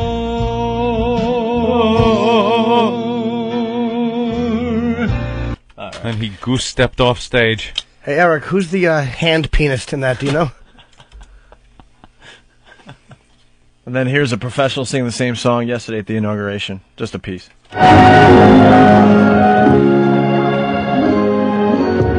This eagle's place is in the sky. Sounds like him. She's still got a lot of flying to do. She's got a And lot you of can flying. see it in her eye. Though she's cried a bit o'er what we put her through. She soared above the the lifted lamp that guards sweet freedom's door. Through the dews and damps and watchfires of a nation torn by war. Oh, she's not about to die. You can see it in her eye. She's not yet begun to fly. It's time to let that mighty eagle soar once more. It's just an awful song. Wow. Ugh. He's not quite a songwriter, is he? Patriotic drivel. Cover up some more statue boobs, you idiot. Yeah. Yeah. He really is a dirtbag. Oh, yeah. Did you guys hear the F. Bush on CNN? Nope, haven't heard that either. Well, I guess we should warn people the F word is coming. It's time to just add the F word to the English language. Well, this was on CNN, so it's news. Well, every day, the FCC is uptight about it. Somebody else using the F word. Mm-hmm. And, I'm sure there'll be something going on with this. There's a protester just shouting F. Bush over and over again on CNN. People very upset when their children hear that word. Like they never hear it around the house. It's just a word that everyone has heard, no matter how old you are. When daddy yells it at mommy. Sitting there at home. You effing bitch, yeah. When she spills the coffee in the restaurant. Anthony, some people had a happy childhood. I had a happy childhood, but I definitely heard some cursing. What, parents never argued? I remember a plate of spaghetti being thrown at a wall near a telephone. It sticks in my head. Yeah, motherfucker! Wham! Pop just threw this thing. It's stuck, and the kids are just horrified, sitting at the table, quiet, watching the spaghetti slowly fall off the wall, smear down, as their argument goes flying into like another room, and you hear the mumble, as we're just silently watching the spaghetti roll down the wall with the sauce, and as my stomach goes from hungry little kid eating his spaghetti to nauseous little knot of anger and anxiety. Thanks, Mom and Dad. Did a bang-up job there. I had something like that happen growing up. I remember my parents were arguing over the steak, and my father goes, "You're going to bother me about a steak?" And he tipped over the table, and my mother's like trying to give him carrots. He's like, "You called those carrots?" Then my uncle came over, and they left, and she's yelling, "Suck 'em, baby! Suck 'em, you queer!" Out the window. Sure. Yeah, sure. Happens to all of they us. just don't know what they're doing with that arguing stuff, parents. Ladies and gentlemen, just when you thought the show couldn't get any worse, it's Lady Di. Ah! Lady Di. Hey, how you doing, Opie? Hey, everything's fine. Everything? Get Colin in here to Anthony. save Hi, the Jim. show. Hey, Lady Di. What? Yes. Why are you breathing so heavy? I'm not breathing heavy. I'm not breathing heavy at all. What are you talking about? How you doing, man? I have to put napkins Can we make this quick? in the napkin holder. Underwear model from the 1940s. Are you there? Oh, from the Okay, 40s. so Lady Di. Lady Di. what? Colin, it's like we never left. We have Lady Di on the phone. Yeah. Colin Quinn in studio. He hates the... Well, no, he actually likes the retard Laverne and Shirley. I'm very obsessed with them, yeah. Yeah. First time they're wearing those Colin Margaritaville shirts. But now there's been updates and stuff. They really don't like each other anymore. Oh. Lady Di Opie, here. Anthony. Shut up, and let me talk to Colin. All right, go ahead. Lady Di is... What? Oh, my God. Do you want to reach through the phone and just choke any bit of worthless life out of her body? I do. When someone's an alcoholic, it's very rare that I actually root for the disease. Okay. Yeah, How you doing, Colin? Lady Di, shut up. I wanted to say hi to Colin. I don't care what you want. Please shut up while I explain to Colin what's been going on. Lady Di now lives in an apartment. She needs roommates because she's got no job. Oh. She can't pay the You know, I rent. could barely hear you guys. Her son has been now living with her father because she can't support her own children. Says she's looking for a job, but she's a compulsive liar. She's also a raging alcoholic who's probably drunk right now. On welfare. And that's, and the welfare runs out soon. You know, why don't you guys I've do been it? looking for a job, and I could barely hear you Do you guys. see, Colin? Why don't we get her in like Dr. Phil? Wouldn't that be great? Yeah, it would be. Can we do that? Dr. Phil could tell her to maybe replace If we have something with connection- something else. Yeah, he'll be like, you have got Lady Di. Yeah, listen, Colin. Yeah, try to do something, Colin. Just be an idiot and actually attempt to do something. What's up, Lady Di? How you doing? Good. How you doing? Okay, but I could barely hear you guys. Can I call you back? Unfortunately, that's not the same on your end. We could hear every word. Lady Di, we asked you to call to talk about the Beatles. Okay. All right. So, because you said last time, we asked Lady Di what she could do. Because she's looking for jobs, and she comes back and says, I filled out an application to be a waitress. Like, she's, I don't know, 40 years old. You're not going to be a waitress somewhere like a high school kid would do. So we asked her what is her, shut up. We asked her what her expertise are. And she said, after a long pause, that she's very good at the Beatles. Right. Oh. So we asked Lady Di to call in to help us out with some Beatle talk. We had a story about Yoko and Paul today. And Lady Di, I want to thank you for calling in. Oh, no problem. Now, so the father of your son, what happened? Oh, we're going to get into that again? Yeah, what happened to the father of your son? Oh, boy. Well, first of all, he was not living with me, okay? That's number one. And second of all, I really don't want to talk about that. But what happened to the father of your son? We want to talk Why about do it. you want to know? What happened? We just want to know what happened. It doesn't matter. Did he or did he not kiss a train? Excuse me? Did he or did he not kiss a train? I'm not talking about that. That was a long time ago. What was? That was a while ago. What was? Did he commit suicide by standing in front of a train? Oh, I can't talk about that. Oh. Why not? Can we change the subject? Did he or did he not end his I life? don't want to talk about that. I don't want to talk about that. It doesn't matter. That happened in 2001. I think it was 2001. I don't want to talk about that. I think she's saying... Is that okay? I think she's saying it did happen. She just doesn't want to discuss No, I don't want to talk about what happened. Yeah. That's probably that's what I'm saying. Probably a very painful time. There's probably a lawsuit. Well... Maybe a lawsuit, right? Yeah, it's a loss.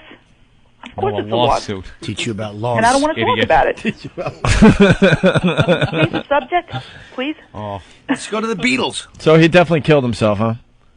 Look, I told you I don't want to talk about it. It's like Paul is dead. I understand. Right, yeah. She doesn't want to talk about the mystery. it. Yeah, very mysterious. Is that okay with you? Ooh. No. Come on. No, not really. Come on, let's leave that out. Mm-hmm. All right, well, thanks for calling in about the Beatles today. Excuse me, you didn't even ask me a question yet about them. How many Beatles were there? 4 Well, actually, there was 5 in the beginning. All right, thanks for calling about the Beatles today. Well, that's... Put on Eleanor Rigby. Get another bottle of gin. All right, we're going to take a By the way, Voss walks on stage to Paperback Writer. We all have musical walk-ons. Yes, I know. I have mine, and Voss walks on to Paperback Writer. Why? Because he's an ass, huh? At the Hammerstein Ballroom. Well, why that song? Paperback Writer. Because he's 56. That's that new hip song. Ladies and gentlemen, Rich Voss.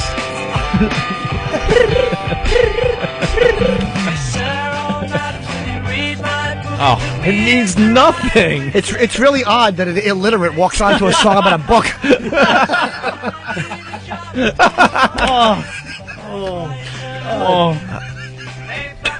I can't believe we've never... Rats like to nibble on those, ruining your books. Awful joke writer.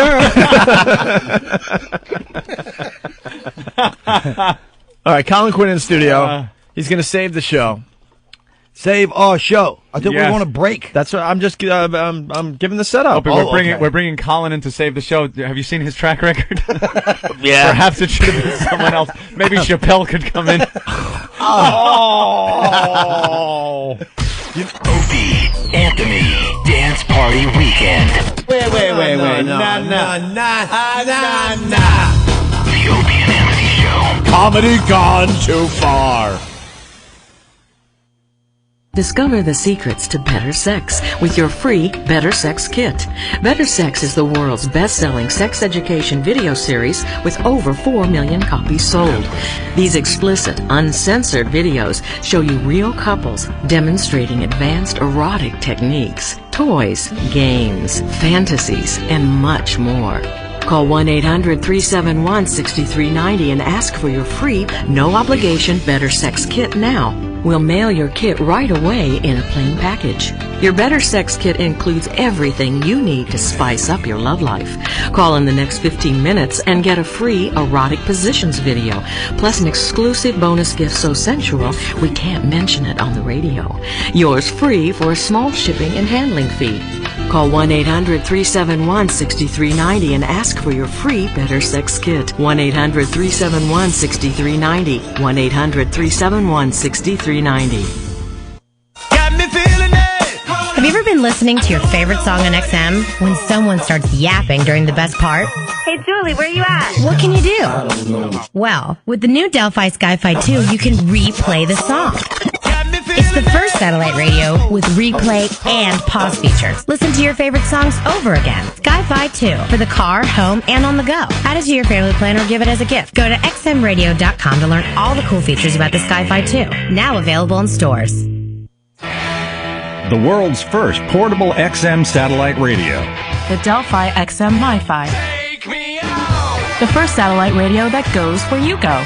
With its very own earbuds and rechargeable battery, you can listen to it just about anywhere. The Delphi XM MiFi.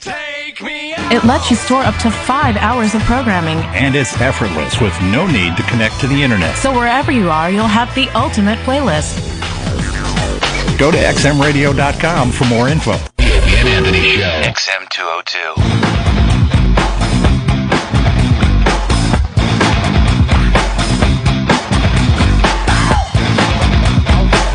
All right, in the studio, an old friend, Colin Quinn, everybody. Hi, everybody. Yes. Hi, guys. What's going on, Colin? First of all, it's great the show's back. I'm so happy. Isn't it? it? A long time coming. It's so nice to have something to do on a daily basis. Yeah. Even if it is more early than I would like to be up. Yeah, it is. It's too early. But we're here. We're employed. Every time you get depressed, Anthony, just think about that sign, Ron Conkerman, and remember where you're from. Oh, I know. You ever watched that show, the show that's in Ron Conkerman and Patchogue? You know, that bounty hunter show, which is hilarious, family business? Oh, right, yeah, the guy with the mullet? That's your block. No, not that guy, the other ones. The other ones? They're in Ron Conkerman or something? The mullets. No, they're not the They got mullets out in Ron Conkerman. I've been there. I know they do. Yeah. No, I want no part of anything east of, like, Great Neck. But they have their opening song is actually a AC/DC hit. Really? You should go out to that song.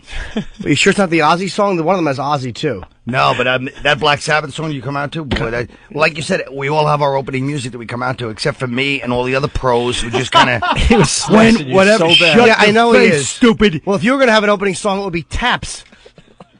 Taps? Yeah, because you're going to die. That would be funny if I was sick. No, I mean on stage, stupid. Oh, and it is funny because my friends all laugh at it. They're laughing because you delivered it like a sitcom expectation. How would you know what a sitcom sounds like? Oh. Wow, what a slam. You're right, Jim. My goal was never reached. Shut up. You know how many sitcoms I gave them a sitcom idea and they didn't want it. Which one? You know my idea, the new Honeymooners. It's the Honeymooners nowadays with me and Alice, and you know, he always says, one of these days, well, this starts on that day. I break every bone in her face. And then it turns into like a CSI. He's always threatening to beat her while I beat her brutally. I love that. I'd watch. Big meaty fist going into a little delicate face. Yeah. That's great. Yeah, well. Then her sister comes by, I go, what time is Bigfoot coming by? You know, a couple of funny sitcoms. Sister comes by, well, she's in a hospital, I sexually assault the sister. That's actually an homage to a Streetcar Named Desire, course. but, you know, I think the people like that. That's very, very good, Colin. Thanks. And then what else did he was just smashing you well. I smashed him for coming out to Black Sabbath because I realized Voss coming out to Paperback Writer is just as ludicrous as this nerd coming out to a Black Sabbath song. What song do you come out to? No, you don't. He doesn't come out to this. No. Look, Jimmy's all upset because this has happened to him in clubs before, where they play the wrong song. Oh, no. And Jimmy loses his mind. No, they get the CD. I bring a CD. This is sellout Black Sabbath. Right. Man, I don't go for I this. like Paranoid, but I wouldn't walk out. Yeah, what song did he come out to again? I forget. No, he doesn't. What a hack. It's the A most National Acrobat. Oh, is that it? Yes. It's off Sabbath, Bloody Sabbath. What do you think Of course they don't. Ozzy would... Of course, what do you think Ozzy would think if I told him the other day how you were vehemently defending, at the risk of your own life, you were vehemently defending, The Stranger and the rest of Billy's great soundtrack. His whole collection. Billy Joel? Yeah. I like Billy Joel. Yeah? Yeah, why not? Shut your mouth. Just because he and I have the same booking agent? I mean, why wouldn't I like him? There you That's go. why. He doesn't want to burn bridges. No, like that him, wasn't it. He really said it sincerely. I like him. I Yeah. think he's good, yes. It's not bad. He actually wakes up sometimes to come out Virginia and then does like 5 push-ups. Gets himself excited. So he can fancy himself a badass who's trying to corrupt a Catholic school girl. I do like Billy Joel. Wow. Kind of puts you in a different category, though, if you're liking the old Ozzy, old Sabbath, Billy Joel. Right. No, not at all. Kind of like Paperback Writer. I love the Paperback Writer, but I wouldn't walk out to it. That's a at least the Sabbath song I walk out to is a great walkout song. It's a great workout song for the right person, but For me, I'm a big Sabbath fan. Quiet. No. It's not about you. It's about the image. Because when you hear the music, you want to see, like, either some hot, like, leather-clad, like, Lita Ford. Not that I'm 90 years old. Jesus. Oh, my That's God. the hottest chick you could yank out. You just blew the whole thing by referencing Lita Ford. That really sexy Mae West. I know enough to know that that's true, and now I'm going to shut up. 'Cause I'm finished. What happened there? Colin, did you watch Awful. the inauguration or what? No, I did not. You could care less, right? No, I'd like to see those kinds of things, but, you know, you can only take it so much. It's probably boring. Yeah, he Was it doesn't. boring? He doesn't have to watch all that anymore without Tough Crowd. Without Tough Crowd, I have to pretend. Were to you a be lot more political. informed back when you were doing that show than you Yeah, are now? well, yeah. I mean, I've Yeah. spent years having it thrust upon me, all of it. Yeah. Now you just SNL, kinda... and then that just, you know, I always had to watch. Oh, that's the news. right. So now you're just not reading the papers anymore. You No, care no, less, I right? still read. I still read. You read the comics the and- racing form of the comics. Racing Why? What was the inauguration? Well, that's how we met him, remember? At OTB. Yeah, coming out of an Coming OTB. out of OTV or on his way to an OTV. Yeah. He gave us a tip, told us not to talk about it on the air. We didn't, and that tip came in. Oh, that's right. And that was the last one that came in. My cousin is the worst. He had this really good tip from his cousin. Yeah, That's I was right. pissed. We were so late. We had to run back to the station. I wanted to play that. Yeah, And I he's missed been bombing ever since. Really? Yeah. That was a good tip. But yeah, things are moving and grooving for me. Don't worry. Oh, what are you working on now? Oh, a lot of grand stuff. Yeah. Well, I got a couple of great ideas for, you know, TV type shows. Ideas. Yeah, just good ideas. Meetings? I'm going to pitch them to some of the top network people in town. Yeah. Well, the Honeymooners one could be good. See, I like that one. That idea is great. Yeah. I think And all that this retro stuff is really making a comeback. Yeah. Yeah. They're making a new Bewitched. Oh, that's right, with Will Ferrell. Yeah. See, I pronounced his And name Nicole, right because I was on the show. Nicole Kidman, right? Is it Nicole Kidman is going to think. be I never Samantha? found her that hot. Why does everyone think she's so hot? Because she's tall, tall she's and skinny thin. and pasty. It's all thin and pasty seems to be the look people are going for. The young version was really hot with the curly hair. I didn't like it. When that movie, when she was on that boat or whatever, her breakthrough film. Really, Uncle? That movie when she was on the boat? I forgot the name of the movie. I'm surprised he's not like, hey, Nicole Kiddington. I forgot the name of the movie. Quite a looker. What was the name of that movie? Anyone? The movie on the boat? Yeah. I think it was called Captain Ron. I was on a boat. Poseidon Adventure? Nathaniel, you know? Take the mic away from Colin. Nathaniel? Dead Calm. What? Dead Calm. Dead Nicole Kidman. Calm. Oh, that was a good Nathaniel. movie. That Good movie one. made her a star.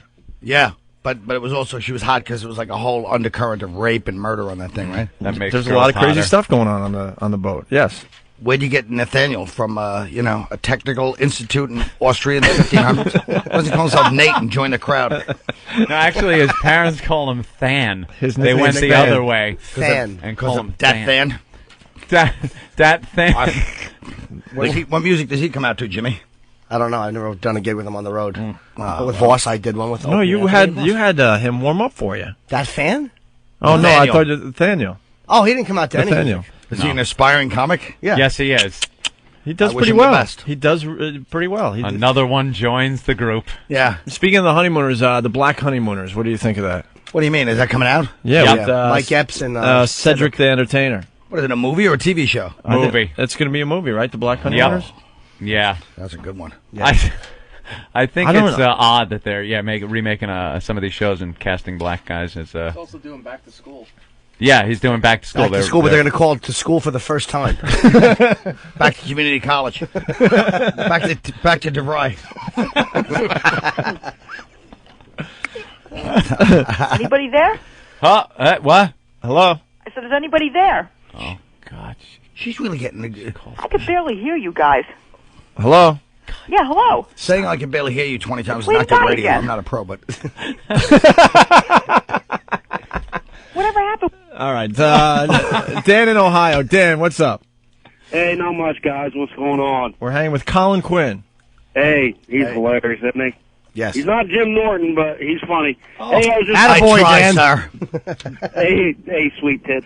Hi, Hey, Dan. I was just calling to see if you guys saw Jenna Bush at the parade yesterday. Jenna? Putting that lipstick on. Did you see her doing that? Wait, which one is she? Is she the blonde? Yeah, she's a hot blonde with big tits. Yeah, she's much hotter than her sister. Yo. One looks like the president, one looks like the mother. Her mouth was wide open like it was a cock that she was taking square in the This mouth. guy's jacking to the inauguration. Why do you think he's got that on and the- freeze frame? And His whole wall is covered with right like on her, and her dad's looking at her and goes, points at the camera and says, "Hey, they can see you." And then she just kind of got all embarrassed and ducked away. Ah. Man, it was the hottest thing from a president's daughter I've seen in quite some time. Did you whack your bag? No, I was at work, or I would have. The hottest presidential kid scene. Apparently, you've never seen John saluting. Oh. That guy's got a laser scope.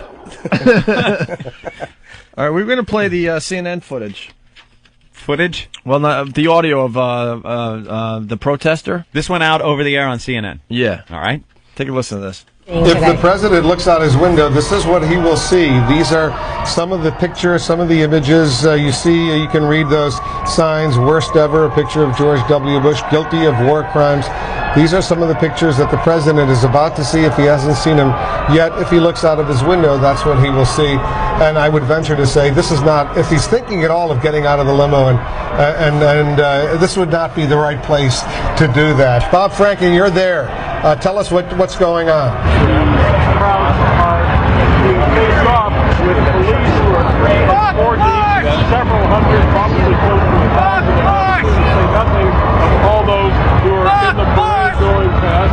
So what you have is a face-off. What is pretty much a polite day here that you were hearing just a moment ago. It seems that for whatever reason the crowd has been held down. Some of the organizers are saying one of the reasons is that it is so prohibitively difficult to get in past all the seating. All right, Bob, I'm going to interrupt. We're having a little trouble hearing you. It's very noisy where you are. Yeah, nice cover up. Did they mic the heckler? He had clearer audio than the guy. Yeah, the heckler you hear. Does that surprise you on CNN? No, not at all. That they would point out those signs. And they're like, it's all very peaceful. Shut Yeah. up. See, this is why one of the worst bands in the country was Sarin Gas. Really? Yeah, that could have been used to great effect yesterday. Lob a few into the crowd. Bands. They said one of the worst bands. No, I didn't. To come out to as a comic? No, I didn't know what he meant. I'm like, I thought I heard bands too. yeah, I think he said one of the worst bands. I'm like, who? Bands. Let's not get into details. It's all. It's really not worth going back over. Hey, are you doing I have a question for you. They're doing a tsunami benefit at the comic strip. I told them I'd plug it. Are you doing it? They wanted to know if you were doing it. And so you chose to confront me on the air? Why don't you call my agent or have them go professionally instead of jumping on my face? Stupid. David Tell, Jim Gaffigan, Judy Gold, and Jim Florentine. Comic strip Tuesday night. Okay, Jimmy. 212 Shut your mouth! No, I'm plugging it for you. Drop it! 212-861-9386. What's wrong with doing a benefit, Colin? I don't believe in the tsunami victims. Oh. I'm against them. That's You're true. against them. Those and these so-called Holocaust victims are hiding somewhere together. I'm kind of with Colin on that whole thing. Yeah. I think a lot of that aid is going to come and bite us in the ass because it's going to be money that's taken by a lot of these Muslim groups over there and used against us. Let them stop talking to our Marines so snotty, and maybe they'll get a buck out of me. There you go. Yep. They don't want us in their country. They don't want our military in their country, even though we're helping people. Right. They think we're going to stay there. It's not them. They're scared of those Al Qaeda. Look how big Abu Sayyaf, whatever that group is in the Philippines. They're big, man. Yeah. Big. Isn't Indonesia mostly Muslim? I mean, it's like 80% Muslim. It's mostly Muslim. The whole world is. Just awful. Yeah. You know what the U.S. should send over there? Buckets of salt water. That's how we should help them out. Just dump it out of a helicopter like we're putting out a fire. That's the last thing they need.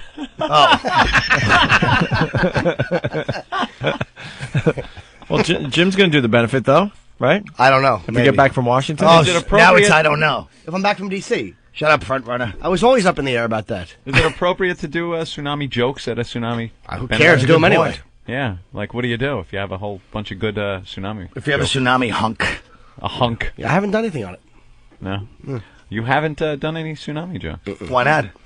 Is this the new Jim?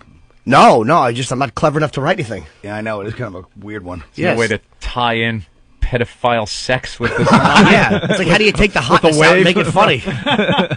All those beautiful, smooth lads washed away. Take 4 or 5 years to get another crop ready. Maybe you can go. Maybe you should go on that night. Go on to like a Beach Boys song. Oh, there you go. Catch your wave. Catch your wave, right? Exactly. Ralphie May was over there, walking around the sex areas and stuff. Was he really? With his chick. We made the joke that he had caused the tsunami, jumping in the water. But he was acting Fat like bastard. he just kind of strayed into the sex areas of Thailand. Remember? We didn't really call him out on if you're that. vacationing in Thailand, you go in there for sex with underage boys. Why That's else- pretty much the only reason to go to Thailand. He was with his girlfriend, though. Yeah, okay, then it's totally legitimate. So what? He's forcing her into decadent acts also.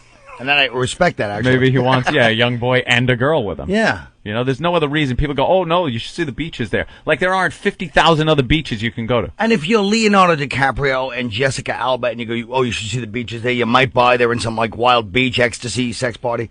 But if you're Ralphie May, the minute they get off the plane, they're like, oh, you're a sex tourist, you know. Yeah, of course. The cab driver tells you exactly where to go to get the young boy. Right, he won't take you to your hotel. He's like, stop the lie. You know why you're here, fatty. Wonderful. Fantastic. Well, anything else, Opie, or are we done with the show today? Yeah, we're pretty much... well, let me tell you something. Patty was very, very outraged. She goes, they really brutalized me today. Brutalized her? I was out there in New Well, we're She's on a bore fest. Bring in Patty's gifts for Colin Quinn. They're right there. She showed Where? me. She gave us these Look at things. this awfulness. Oh. Who am I, Mr. Slate? I need this on my desk. Oh, this is what you can know, Opie. Yeah, and she goes, I bought him so you could put him on your desk in your office. Like, why do I want to have an Anthony thing? And besides, my desk faces the wall. It's not like I have this big oak desk that when people come into my office, they see the front of it. With the nice light on top of it. You should beat her with these. Oh, wouldn't that be great? Just pummel her about the face with those. You ought to put it on your desk until Mr. Marshall walks in, and then you're caught. 10 minutes to Marshall. She spent a lot of time on the gift there, Colin. And Yeah, she did. We really don't know what to do with it. She has a good... Is that her signature? It's actually not bad. I expected No. more of like a scroll. We kind of threw them away in front of her, and then we kind of felt bad, so then we signed them and said we'll throw them on eBay, and we'll collect about $7. now- Oh, you guys signed him. $7. Yeah, and then we'll give her sell the them, money. give her money, because it costs like $18, and for her, it's like a month's rent over at the hovel she lives in. Oh, yeah. Oh, that would be great. Why don't you get her a hidden camera and let her deal with some of the tenants over there? That would be psychotic. She's probably one of the normal ones. That's the problem. She is, I'm sure. It's like all like... Who's Much this? better these days. Hello? Who's this? It's Lady Di again. All I right. can barely hear you. So what happened to the father? hear you. What happened to the father of your son? I'm not going to tell you. Then Choo why Choo do you Charlie. keep calling? No. Why do you Choo keep Choo calling? Charlie I was thought his we were going to name. do a Beatles trivia thing. What happened to the father of your son? I don't want to talk about it. Then stop calling the I'll tell show, you because that's what we want to talk Well, about. Well, you why would shouldn't... you want to talk about that You for? shouldn't talk about it. It's very sad. You know, his last words were like, I'll bet you $50 it's a local.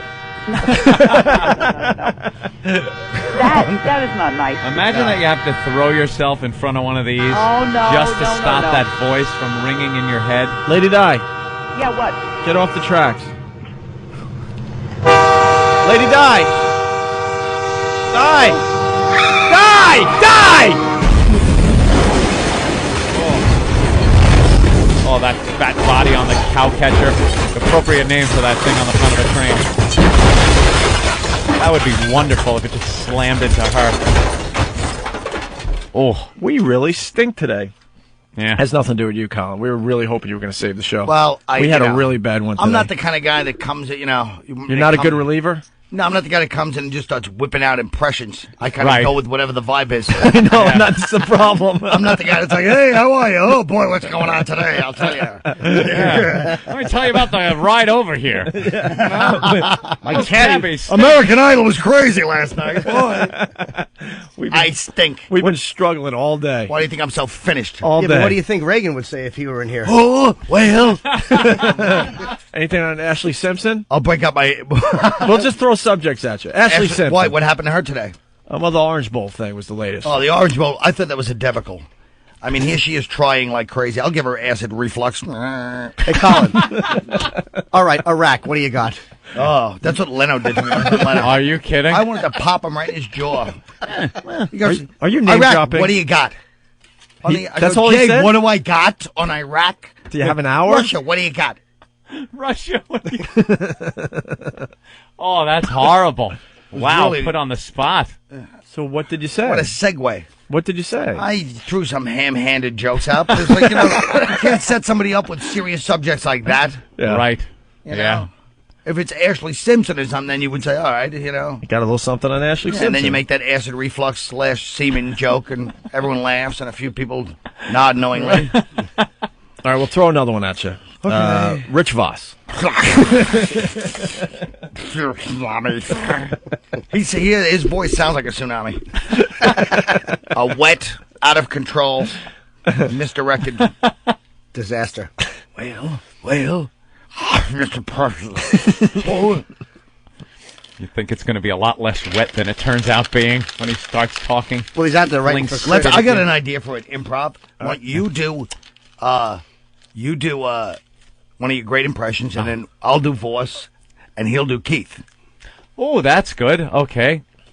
Well, Keith, I'm not a big fan of the black people. Believe me, the sisters know what I'm talking about. Ah, shut up, stupid. The sisters know. They know I'll eat the coaching. Oh, let me finish doing Keith. Ladies and gentlemen, you might recognize your headliner.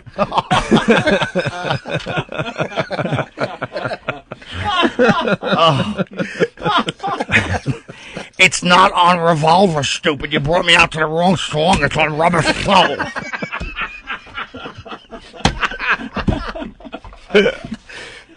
Oh, he stinks.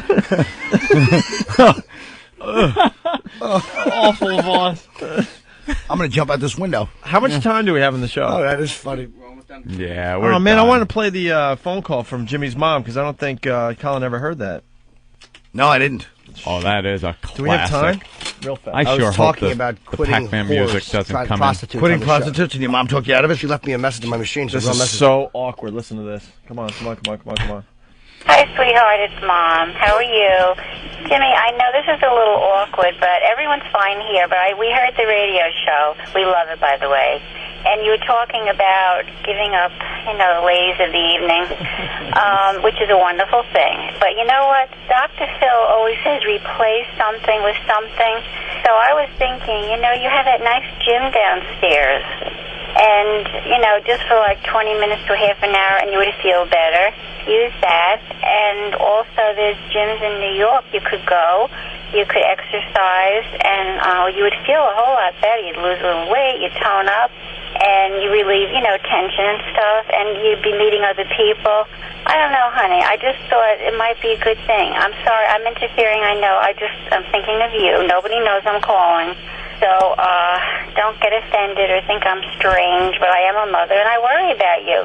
You're doing so well. Everything's falling into place. This might be just one of the, the health thing. It would help you, sweetheart. Well, anyway, that's it. I'm not going to go on and on. I know it's not my business. But anyway, I love you, and I feel I can interfere because I'm your mother. I'm taking special license. But anyway, we're looking forward to seeing you at Christmas, and I really hope you can make it. And anyway, don't be mad at me, okay, sweetie? I love you. Talk to you soon. Bye-bye. First of all, I love how I love her insightful example of how to get over addiction. Go to the gym downstairs. Mrs. Norton, he's going to end up in steam rooms letting guys walk. I mean, I don't understand it. And second of all, what kind of family? What did you do to that poor one? She's like, don't be mad, but please don't sleep with too many prostitutes. Got her on the short. What kind of codependent, awful, submissive? What did you do to that woman? Don't be mad. The father must beat her mercilessly. Don't be mad, Jimmy. I'm your mother. Can I say don't sleep with prostitutes? Please. I know I'm out of line. What kind of sick family is this, Norton? Please, Jimmy, don't freak out, but do not sleep with prostitutes in the days of AIDS. And Colin Quinn, thanks for stopping by. Evening. We're out of here. This mess is Bye. over. And we'll see you guys live from Washington Monday. Maybe. It's an Opie and Anthony Wow Sticker Stop. This Wednesday, January 26th from 7 a.m. to 10 a.m. Get to the How About Arden Shopping Center at 2100 Arden Way in Sacramento, California and pick up your Wow stickers. Those aren't real. Yes, they are. On the corner next to Jamba Juice. See opieandanthony.com for a detailed map. I'm getting an erection as we speak. Once again, here is how it should sound. The Wow Sticker Stop. Brought to you by your pals at the Opie and Anthony Show. XM's 100% commercial-free music channels are now available online at listen.xmradio.com. Your favorite XM music channels streamed anywhere you have an internet connection. You can hear shows from top personalities, Bob Edwards and Opie and Anthony. Plus, we've got channels you'll only hear online, including On the Rocks, Special X, Enlighten, dedicated to Southern Gospel, and The Eye, with chart-topping pop hits. XM Radio Online. Try it for free at listen.xmradio.com. We've made it even easier for you to give XM. Share the XM experience with your friends and family, especially with XM service gift cards.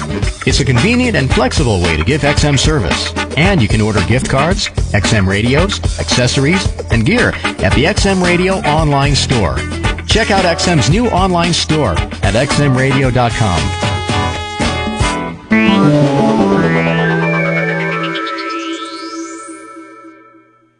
100 channels of crystal clear digital audio. XM satellite radio. Radio to the power of X.